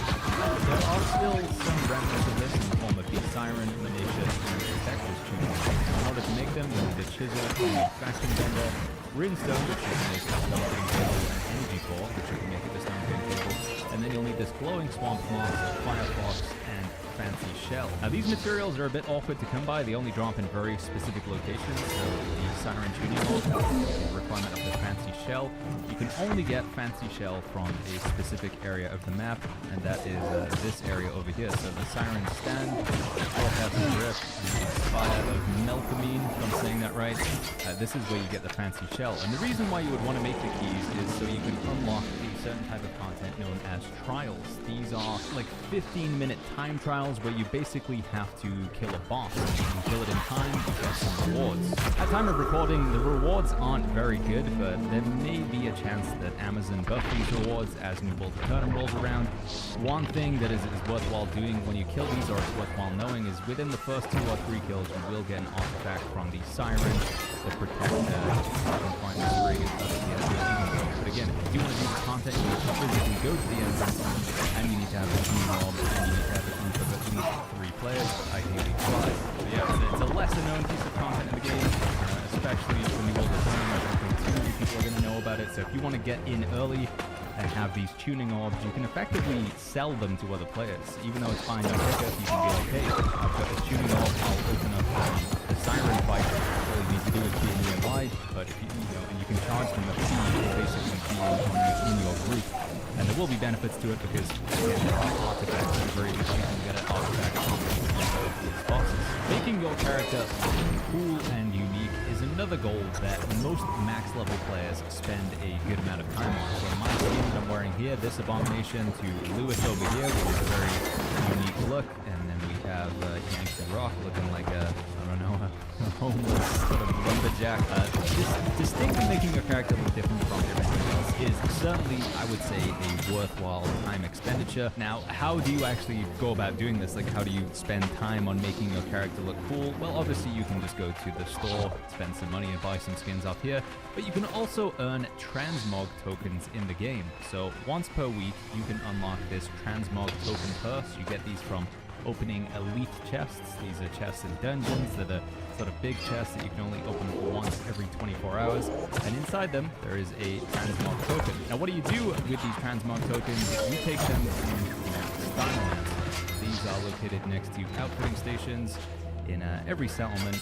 And when you talk to the Stylmancer, they'll give you a list of basically every item you've ever collected in the game. So every single sword that I have here is something that I've previously had go into my inventory or my storage shed. So if you've salvaged it, don't worry, you'll still have its appearance. But if you actually want to be able to use its appearance as a skin, that's where the transmog token comes in handy. So if we take a look at my bow, for example, two-handed ranged weapons, here we go. These are all the bows that I've ever previously picked up. And you can see some of them we already have unlocked because they don't have a symbol next to them, but many of them do. So this big bone, cool looking bone bow here, for example, is a Mesolithic bow that you haven't unlocked this skin yet. So at some point I've had a bow drop that has this skin on it, but if I actually want to be able to use it as a skin, I click transmog and then unlock the one token, and now we can just hit confirm, and then at any point, if I want to change my skin to make the bow look like that, I can do it from the menu with that individual, or I can just click on the bow, change skin, and now we have that sort of skin added to our appearances, so we can look even more eclectic than before. So again, the hunt for making your character look different, making your character look cool or goofy, this is something that I would say is worth spending a good amount of time on. The transmog tokens can be earned on opening chests every Tuesday at 5 a.m. That's the cooldown resets. Interestingly enough, these tokens are account-wide, but the way you earn them is only character-specific, so you could have a bunch of different characters, and then effectively talking about transmog tokens, you have 3 characters in EU, 3 characters on US East, 3 characters on US West. Technically, you could be getting like 9 tokens a week if you do that many test runs. Of course, alternatively, you can supply with skins. But yeah, that is another important part of New World, not specifically just for max levels, you probably want to be spending some time on as you play the game. Another long-term stretch goal you could work on is the acquisition of coin or gold in New World Eternum. The coin cap right now is 1 million. I mean, some people like to take pride in getting to that 1 million.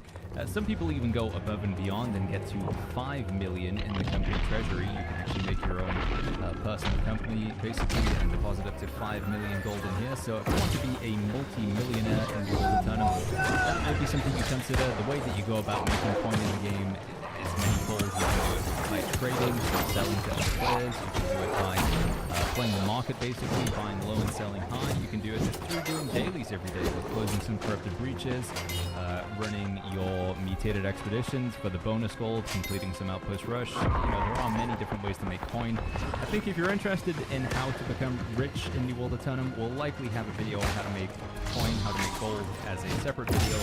And of course, we'll do that up in the top right description down below. Another thing that you can do to flex that doesn't really have too much in the way of character advantages is your achievements tab. So getting this to 100% or as close to 100% as possible. This is something that I'm currently working on for my character. There are certain sections within the achievements tab that are just super tedious and very long-winded, like completing 500 faction missions in Brightwood, and then another 500 at Brimstone Sands, and then another 500 in Cutlass Keys. Also, some areas like closing, I think it's 5,000 corrupted breaches or something like that. Yeah, dispel 5,000 corrupted breaches, 1/5 of the way there. But again, if you're looking for that really super late game, you know, almost kind of pointless content, the achievements tab is something you want to take a look at as well, and you might want to work towards your nearly completed tab up here. So I just need to do one more PvP faction mission in Cutlass Keys, and then I'll actually complete this achievement and move up by 0.1%. And finally, as an optional piece of endgame max level content, you can spend resources, time, and money on making your house cool. All houses in New World of Venom effectively have layers to them. So if we go ahead and take a look at this house here, you can see that all these other people also own this property on the server. But the person with the highest score, which is Joan Wayne, 90,000 points, their house is being displayed publicly. We move over to this next house here. This one's quite well decorated. View house, they have 61,000 points, and then over here, again, we get the same thing, list of people, and the top house has 16,000. There is also a way that you can kind of flex with these houses as well. Certain statues like these, I believe, are a very rare drop from Brimstone Sands. Another piece of furniture that is considered quite a flex is called the goldfish in the porcelain bowl. It's an incredibly low drop rate, like 1 in several million chance that it drops. So if you see somebody with the goldfish that are either obscenely wealthy, or they have a really crazy amount of time in the game, or they're just very, very, very, very lucky. Yeah, decorating your house, some people do take this to the extremes. There's even a YouTube channel, and we'll put a link to it in the description down below. You can see it on the screen here. They effectively use the furniture and like flip through each other to create extra rooms. It's quite entertaining and impressive what they can do. But yeah, this certainly takes a lot of time gathering all the furniture, crafting it. If this is something that interests you, just like with making your character look cool, it doesn't really have any, in-game mechanical advantage. It doesn't make you a stronger player, but it is something that you can kind of flex or show off. Now, as I said at the beginning of the video, we're going to be wrapping this one up with a daily list of activities you can be doing once you hit level 65. Now, this list isn't in any particular order. You can skip some of them or all of them if you want. But these are things that I think a lot of them have a daily cooldown. Some of them even have a weekly cooldown. So in order to maximize and get the most bang for your buck, you do want to be doing this pretty much every day or every week. First on the list, although not necessarily first in terms of priority, is doing 3 faction missions. The first 3 faction missions you do every day get a 5 times multiplier. So the faction tokens and the gold, that is multiplied by 5. And faction tokens are going to be very valuable because that leads into daily task number 2, and that is buying your chromatic seal and ideally gypsum orbs as well. As we covered earlier on in the video, the chromatic seal and the gypsum orbs are a very useful end-game crafting material, and you'll need both of them if you want to upgrade artifacts, if you want to upgrade named items in the gypsum kiln. So buying your chromatic seals, buying your gypsum orbs every day, and to facilitate doing that, obviously completing 3 faction missions for the daily bonus. That's first on the list. Next up is a weekly activity, and that is going to well purchasing going to the well of fortune and purchasing the glittering gold key. Now you will need 5 mystic doubloons to get this, but you can get 5 pretty easily. Any of these some quests around here, including the main story quests and the side quests, they do give you doubloons. Obviously you can just go into the zone as well to get those. But the reason why you want to buy the key is this is effectively another 500 doubloons, easy peasy. So we go ahead and buy that, and then with that key in your inventory, you want to go down to the edge of the pod wall. You're going to find various chests along here that you can unlock with that key, and that will give you 500 doubloons to then spend however you wish. Interestingly enough, you don't need to be PvP flagged to open that chest, and you don't need to be PvP flagged to purchase the key. So if you just want to get 500 mystic doubloons every week without doing any PvP really, then that is again a weekly priority, I would say. Something else you can be doing weekly whilst you're in the Cutlass Keys and in the PvP zone is looting one of the big chests. It seems to me, I'm not entirely sure, but it would seem that the first big chest you loot every week contains a gold-coated coconut. Citation name is all. Let me just check what it's called again. Yeah, it is a gold cursed coconut. So you can get one of these once a week by looting a big chest in the PvP zone. Now, unlike with the key, this does mean you will need to flag up and go into the zone. But once you have secured a coconut, you can't drop this upon death. Unlike with your doubloons and other materials that you gather, you do drop half of them. The coconut is not dropped upon death, so you don't have to worry about the players killing you and stealing this from you. Now, once you've been and collected your doubloons from the lock chest, I highly recommend spending some of them on purchasing the Gold Purse Epic Crate. You can get 3 of these a week. we go ahead and purchase them here. It is a little bit of a gamble in terms of what you get out of here, but if you are lucky, you can receive a 725 gear swap piece of armor, a weapon, or jewelry. So this is the previous boxes that I opened. I managed to get this amazing bow here. We open up these three. Unfortunately, sometimes it is just materials, and materials. But as you can see from the previous clip that I recorded, we got a lot more lucky the last time. So I do think, considering they're only 35, but it's definitely worth purchasing. Gold Curse, I'll check the name of it again. It is the Gold Curse Epic Crate. Buying 3 of these a week for 35 doubloons each. That is one thing that I would recommend you spend some of your 500 that you get with the key box, effectively. Closing 2 corrupted breaches is also another daily endgame activity I would recommend. The reason behind this is because of the box of loot we just got. We got a major breach cast level 35. Now, you can do basically any level of the major breaches, so whether it's the corrupted portal or the corrupted monolith, both of them work at any level, level 55, 35, 45, 65. However, I do find that the monoliths are a bit faster and easier to do than the portals, especially if you're going to do them on your own. But anyway, going back to the box, this is the real reason we're after it, and in the box you are going to get some gear, which may be good, may be bad, depending on your character level and what you want, but you also get the Lost Sack coin. The first 2 that we open each day. So we go for another major breach cache. This is one that we got previously for doing a level 65 major corrupted breach. This again, some kind of underwhelming gear, but we do get the Lost Sack of coin. And if we open up these bad boys, we get 250 coin, and then another 250 coin. Interestingly enough, it's not really the act of closing the corrupted breach that we're interested in, it's more getting that box of loot. So if you do want to stockpile, if you just want to do a whole bunch of corrupted breaches with some spare time, you can stockpile a bunch of boxes. So I've got 11 here, and then technically you just open 2 a day, and as a result you don't actually have to do any more corrupted breaches. So yeah, it's 2 a day, but not really, it's just basically getting a good stockpile of boxes and opening 2 of those boxes a day is what I am recommending. Another daily is definitely worth sinking some time to do the acquisition of the boxes. So you have a bunch of things to make all from different types of gypsum.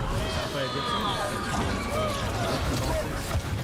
diamond gypsum, and everything from events right now. Down trees, mining, and skins, basically gathering ruby gypsum, which you get from doing outpost rush. It's fairly easy to pick and choose a few of these gypsum, several of them from grabbing a few of these, and turning them into gypsum. It's going to be a daily that I would recommend you work on. Again, the gypsum are used for creating artifacts, creating main items and stuff like that, but they're also used in another crafting recipe, which you can actually run in the gypsum form, and that is the cache of gold and metal. You can only get 1 of these a week, the weekly cooldown resets. You can see it over here. But with 20 gypsum ores, you can make 1,500 and $250 metal. Now, some people might point out in the comments that this is not worth making, but that is generally from the perspective of somebody who has max level crafting. If you have max level crafting, or especially with like jewel crafting or something like that, you can turn 5 gypsum orbs into a jewelry matrix. So you could make 4 jewelry matrices. Each one you could sell for like 6,000 gold. So obviously that would get you quite a bit more gold than what we have in the cache of gold and matter. But the thing here is it also gives dark matter, and it doesn't require any trade skill buffs. And you know, it's a way to spend some of your gypsum orbs. So I would say that this is something to be working towards, especially as a new player on a new server. Putting some time into getting some gypsum orbs, and then making your cache of gold and matter every week. Kind of go on the list of Baggins' daily activities. As previously covered in this video, there are several activities within the activity finder that have a daily or weekly incentive to go in there. Daily bonuses, which you can get in mutated expeditions for using the random queue, using soul trials, which obviously include each one as well. But something that is a little bit hidden within this path that is a weekly goal gain rewards is both found in Outpost Rush and 3v3 Arena, and that is the acquisition of the Formidable Warriors cache. So this is a weekly box you can earn upon completing a game of 3v3 Arena or Outpost Rush. Now, it is not a guarantee that you will get this, so it might take you several games of either 3v3 Arena or Outpost Rush, but the box itself, as the tooltip reads here, can contain PS4 700, potentially up to 725 armor, or trinkets, which I guess would include jewelry.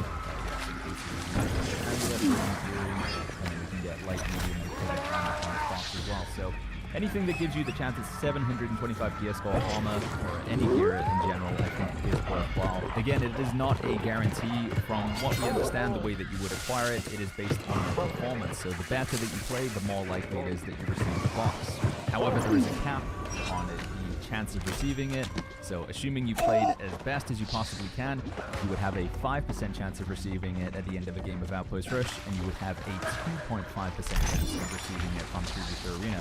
So Outpost Rush gives you a better chance of the block, but 3v3 Arena, you can maybe play 3 games faster, you might find that your performance per instead of 3v3, and that might be the better one for you.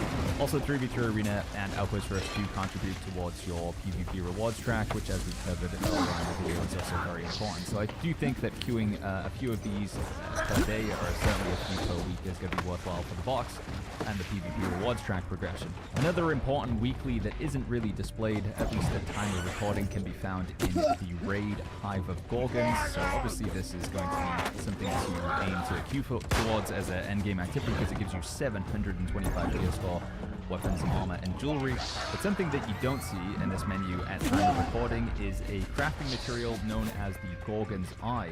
The Gorgon's Eye is rewarded upon completion of the Hive of Gorgons, and it's once a week, so you can complete the raid once weekly for the Gorgon's Eye, guaranteed. And I believe there is a 35% drop chance from each of the 3 bosses in there: Typhon, Medusa, and Echidna. The Gorgon's Eye, as I previously covered, is used for upgrading and crafting. It's very, very important as an endgame material. And from the raid, you can also get a Gorgonite Inductor, which again is another very important endgame material. So for multitude reasons, I would highly recommend trying to get into the Hive of Gorgons and at least killing a boss or 2 if possible. Again, I don't know how challenging this content is going to be. I haven't had a chance to do it yet, but it does seem like the rewards are definitely going to be worthwhile. So clearing it once a week for the Gorgon's Eye and the Gorgonite Inductor, that's something to think about. And finally, on our list of daily activities, although certainly not least important, is the making of your best refined goods. So that is prismatic cloth, prismatic ingots, prismatic planks. You guys get the idea. Basically, each one of these sections in the refining area has a relevant material that you can make. So in the loom, you can make prismatic cloth, for example. You can make 10 of these a day, and if we're lucky, we will get bonus items. You can do this by wearing the weaving gear, and then you can also go above and beyond and make sure you have control of the Weaver Spend 4. Right now, this is not owned by our faction, but if your faction owns this, and this is the best time to do it, so if I was to wait another 50 minutes and then get this controlled by the Covenant, I would make 10% extra guaranteed, which would mean I get a guaranteed 11 prismatic cloth, but in this case, we're just gonna get 10. Yeah, so we would get a guaranteed 1 extra if we did have that 4th, and then also potentially my weaving gear might also kick this into notch as well. Now, this is again a very sort of late game, end game thing to do, but having a nice stockpile of these refined materials, having your prismatic weave, having your prismatic ingots, all of these can be used for crafting best slot items, gear score items, or just simply traded to other players for gold. So, considering you can only make a finite amount per day, and there's only going to be a certain number of players on your server, there'll only be a certain amount of this in circulation. And this is especially true for when the brand new servers come out with New World Eternum, so this might be something you want to consider. If you want to play the market, if you want to prefer to craft good weapons, armor, and jewelry, making your prismatic cloth, prismatic ingots, prismatic leather is something that you'll want to work towards and make sure it is a daily activity that you kick off every single day. Alright friends, so this is pretty much the end of the video. There's a couple of things that I didn't mention, and that is events. Right at time of recording, there are no events currently going on in the game, but when there are events, most likely the one that we'll see closer to the release of New World Eternum will be the Halloween event around the 31st of October. That's something you definitely want to make sure you're doing as a daily activity. However, the specifics of the Halloween event, because it might change this year, we'll have a separate video for that, so you can just hop into the stream. That is true, sort of any section of this video is something you find you're scratching your head about or something you're not quite sure. Make sure to hop into the stream. Put a link to it in the description down below. We're going to be live on Twitch pretty much every day for the release of New World Eternum, and we'll likely have Twitch drops as well, so you'll be able to get more games make your character look cool as you watch the stream. On the topic of our list of daily activities, along with the events that we just talked about, I do or have in the past done a write-up. So I have a written version of dailies that I recommend you do in the world, along with a bunch of other guides and information on the game as well. Most likely we will be before the tournament time of recording. They're probably nearly a year old at this point, but we do cover, a lot of important things in terms of completing events to get gold, getting diamond gypsum. So yeah, if you're interested, check out the Discord. It's discord.gg/theshine. Again, links in the description down below. But friends, I think this video has gone long enough now. We've been recording for a very long time, so I'm gonna wrap this one up. As always, if you guys enjoyed this content, make sure you go ahead and click the like button. If you want to see more of those Dunham guides, go ahead and click that button, subscribe, and I'll catch you guys all in the next video.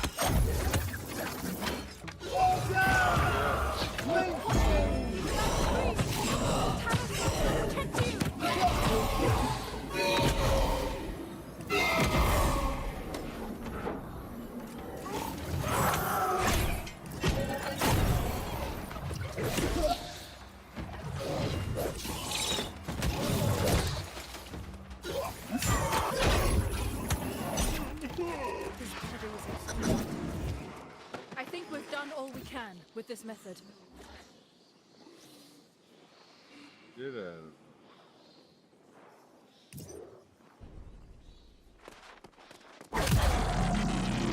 Be a soul.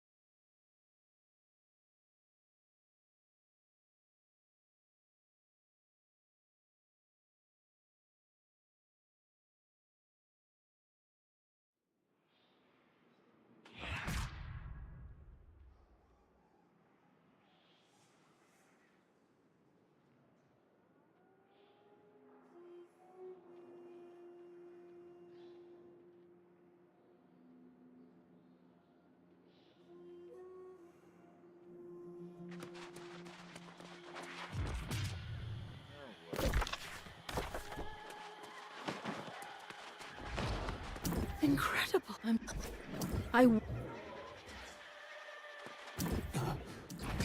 Who I was.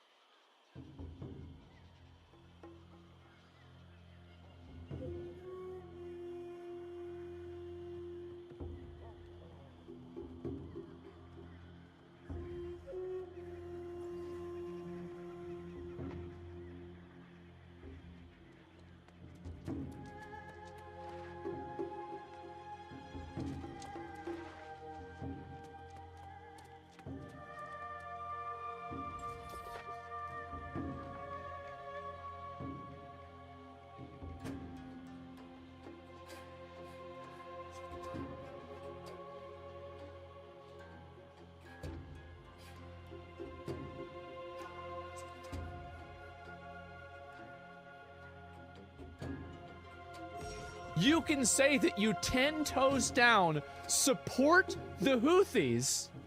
That doesn't get you banned. But if you criticize a manifesto, that does. I'm sorry, make it make sense. Okay, so do you see what I'm saying here? So Hassan got banned for, this is what he said. He says, I covered the motives of the Israeli embassy staff shooter. Twitch TOS dictates a suspension for even critical examination of the manifesto. I believe this is a bad policy for news and press freedom. I'll take the suspension, but I hope Twitch changes this policy in the future. So this is his entire email right here, and this is what it explicitly said. So I'll just go ahead and just to make it easier for you guys to see it, we can go ahead and just pull it up, and I'll make it bigger so you guys can see it. So improper handling of terrorist propaganda. So sharing content related to terrorist or violent extremist groups.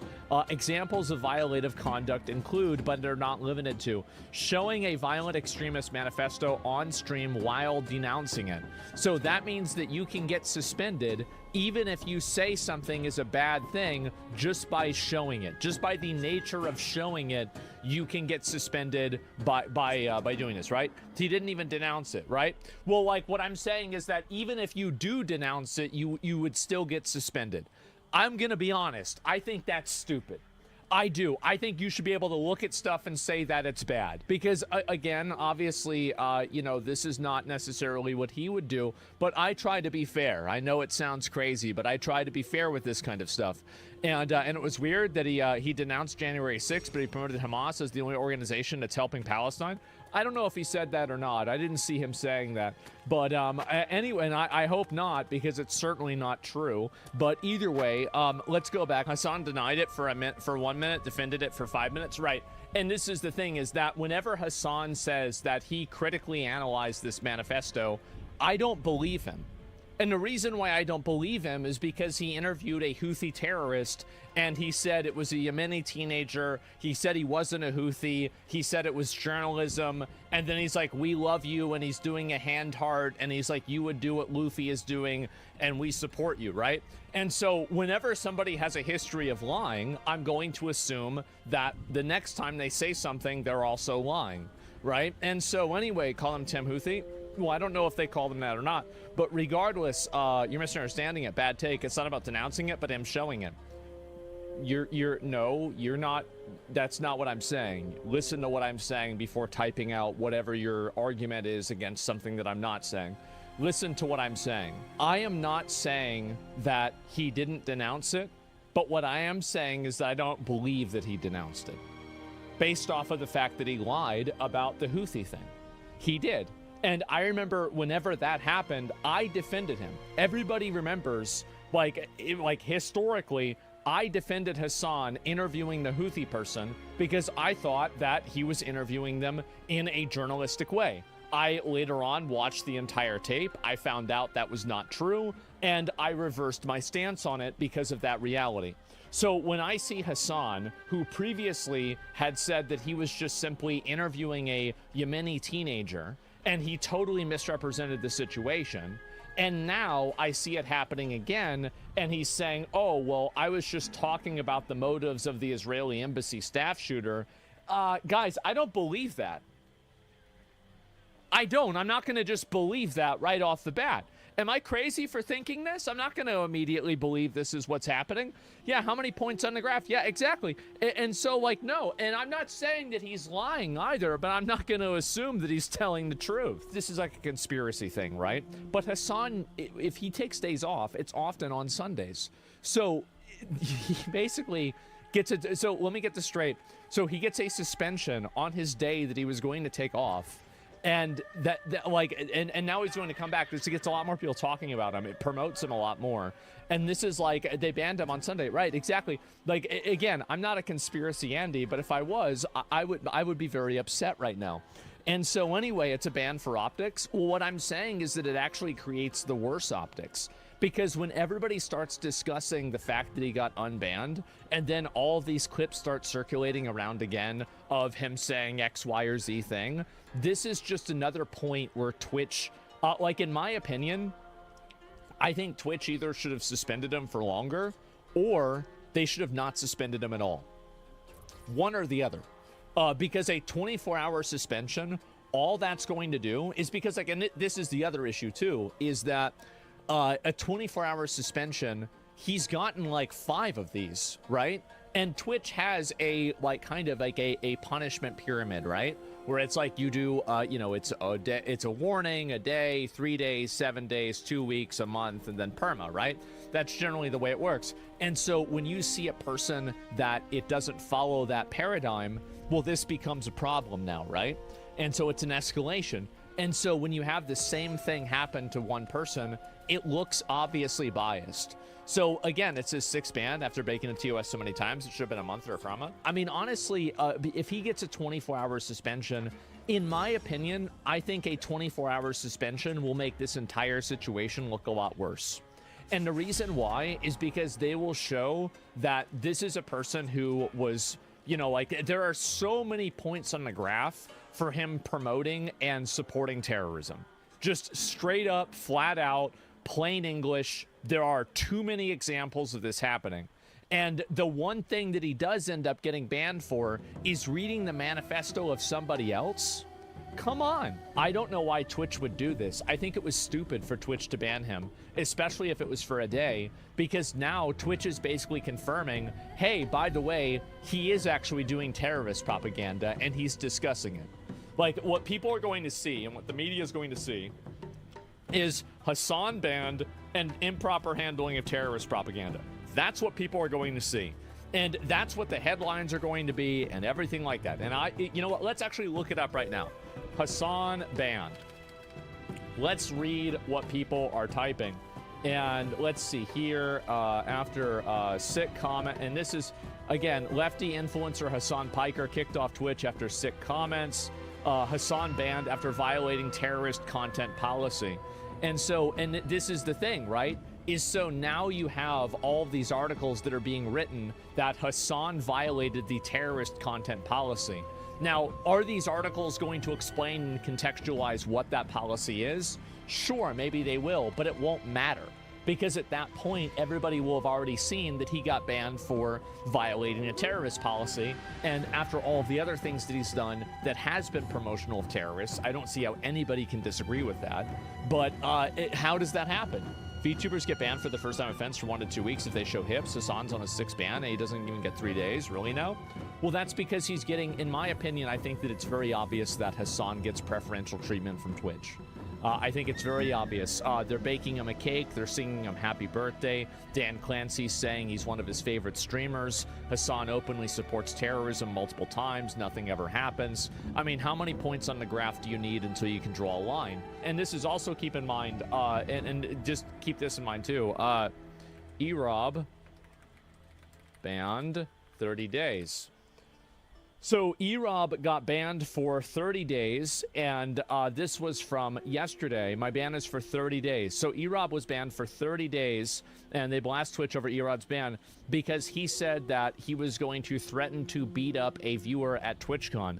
Now, by the way, he didn't even do that. He just said, if I meet you, I'm going to beat you up or something like that, or I would beat your ass if I met you in real life. That's literally it. That's all he said, and he got a 30-day suspension. That is insane. So the level of like logic with this is just totally non-existent. And I think Twitch needs to, I think that they need to have a come to Jesus moment with somebody at Amazon or somebody doing this, because the decisions that their moderation team is making is it's so flagrantly biased that it's going to drive away even more advertisers. And there's zero consistency. Yeah, all I want is consistency. If this thing is against the rules, then it should have been against the rules every single time. So yeah, that's really it. Didn't Tectone get a 2-week ban for calling a person fat? Yes, Tectone got, and this is another thing, right, is that Tectone got suspended for 2 weeks for calling Frogan fat. Like, in what universe is calling a person fat worse than promoting terrorism, right? I mean, this is just, again, it's like, there's no reasoning to this at all. There's no logic to this at all. And also, by the way, I don't even support calling her fat. Like, I don't know. I mean, as far as I know, I think Frogan's lost weight recently. Good for her. Like, I don't have anything negative to say about her body. That's I try not to do that, even if people do that to me. But the fact is that like there is an inversion of logic that makes no sense to, I think, a reasonable person. And this is what I said, right? Fat shaming works. So I don't know. I don't want to. Again, I don't want to get into that. And anyway, so this is what I said about it.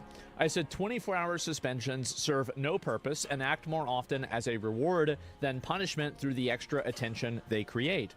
Why ban for critiquing a terrorist manifesto, but not for endorsement? Is endorsing terrorism against the terms of service, but promoting terrorism isn't? Make it make sense. That's it. And zero purpose now. Exactly. Yeah, there's no logic in this. There's no reasoning in this at all. Your Twitch should be shut down because of it. Well, I don't know about me, right? I'm just saying in general. And banning him for 30 days without vetting what the user said to him is insane. No, actually, I don't think so. I think making a threat that you're going to hit somebody and beat somebody up should require immediate action with no, like, there should not be... Like, I unironically believe in a zero tolerance policy for that, unless you're referring to it in self-defense. I do, and the reason why, and also, even if you disagree with me on this morally or ethically, it's really for a legal reason, right? Like, we can all agree, like, you can't have that, like, where people are saying this stuff, and, like, especially if it's, like, a person that's, like, you know, like, technically an independent contractor, but you're still employing, like, you can't have that. And so they had to do that to E-Rob, in a way, but, in-game. But what I'm saying is, like, that's really it, right? And that's what I think. Promoting terrorism is a fake complaint. Well, that's what's funny about it, right? Is that promoting terrorism is a fake complaint, but endorsing it isn't. So, El, you're actually right, and that's what's so crazy. Is that, but do you see the logic in why that's ridiculous? Like, because I know you were the one who was disagreeing with me. I just want you to see where I'm coming from with this. Is that, don't you see how ridiculous it is that you can have a rule on the books that says you can't even show a manifesto, but you can promote an organization that's labeled a terror organization? Like, do you see the lapse in logic here? They're like, and no, and I'm not, no, by the way, there's nothing wrong with this person. This person's fine. Both should get you a ban. Oh, both should get you a ban, or neither should get you a ban. But if one of them gets you a ban, it should certainly be supporting the terrorist group, okay? I don't know how anybody doesn't see it that way, man. I don't. And so he showed literal explicit terrorist propaganda before it. He did. And he never said, wait, typing, that's fine. And anyway, it's bullshit because they probably agree with the manifesto. I don't know whether they agree with it or not. I'm not going to say that. I think that's extreme. But my point is that coverage on a terror recruiting video is still supporting. I disagree with that. I completely disagree with that. That's like me saying watching a video of September 11th is covering it, is supporting it. No, I find that to be ridiculous. And so can't show the manifesto, but you can promote the group the manifesto belongs to. Yeah, exactly. It's so silly. And so no shit. Yeah, exactly. Like, there's no logic to this. And all I want. Why didn't you read the whole post? Wait, did I not? I thought I did. Yeah, is there something I missed? I don't think I missed anything. But anyway, I'll read obviously what he said about it on Twitter, etc., and see kind of what's going on. Where is he? Why did they didn't even tag him? Oh, right, because he has Yeet ban. That's right. That makes sense. All right, so basically he got suspended, and this is the original post right here. It got 40,000 likes. Do you think the Free Palestine movement is inherently wrong? No, I actually think the people in Gaza are being brutalized. I would have no money supporting or raising money for them even. I think that they're also, like, I actually feel worse for them than the Israelis in a way, and here's why. The Israeli government doesn't kill you for protesting against them. Hamas does. So these people in Gaza are being oppressed by Israel, and they're being oppressed by their own paramilitary terrorist organization, pseudo-government. They're living in hell. That's my opinion. That's my genuine opinion about it. I really support them. I absolutely support them. And I wish that more and more people would be able to distinguish the difference between Hamas and Palestinians. Anyway, let's move on. My point is, yeah, Israel doesn't oppress them. Israel does not actively kill people who protest against Israel in Israel. They don't actively kill Israeli citizens as openly, at least, as Hamas does. Right? Yes, they do. No, they do not. You can find plenty of people that are protesting against Israel and Israel. The people that are protesting against Hamas in Palestine end up being killed. That's just the truth. If you actually think that there's any parity here, you are totally brain broken. Anyway, let's move on, because you're asking me what my opinion is. That is my genuine, honest, real opinion about it. And I think also, actually, you know what? Like, I'll leave it at that. That's what I think. That's really it. Okay, let's see here. And I'll read a few more of these. Opinion, but you aren't right? Sure. I mean, everybody's going to have different opinions. I don't want to argue about people with this. This is just the way that I see it. And Saudi Arabia, famous hater of terror attacks on U.S. soil. Saudi Arabia puts out a statement condemning the terror attack in D.C. Yes, Hassan, that's correct. Maybe it is a better idea that instead of looking at the original sin of Saudi Arabia previously endorsing terrorist attacks and doing this, that we try to move past that and we establish a diplomatic relationship with them so these things stop happening. Okay, like that's just me, right? Rather than fucking just, I mean, ever since 9/11, we've been fucking at some proxy war in the Middle East somewhere. Well, this has gotten us fucking nowhere. It's gotten fucking nowhere. And also, by the way, Osama bin Laden got kicked the fuck out of Saudi Arabia. So I'm not going to completely blame them either. Yeah, they didn't even like him. And so anyway, let's see here. Previously, it's the same guy sitting in power here, brother. Well, this guy wasn't sitting in power in the same way he was back then. That's crazy. He wasn't even old enough to do that. He's trying to shit on Saudi Arabia for condemning the attack, but he still hasn't condemned it. Yes, exactly. And this is the problem, is that so now Hassan is trying to condemn Saudi Arabia for condemning, or shit on Saudi Arabia for condemning the attack. I mean, I'm not sure, like, I mean, I'm sure Hassan probably said killing them was wrong, right? I'm sure he did say that. But, I mean, isn't that a good thing? I mean, can't we just all make sure that we're on the same page here?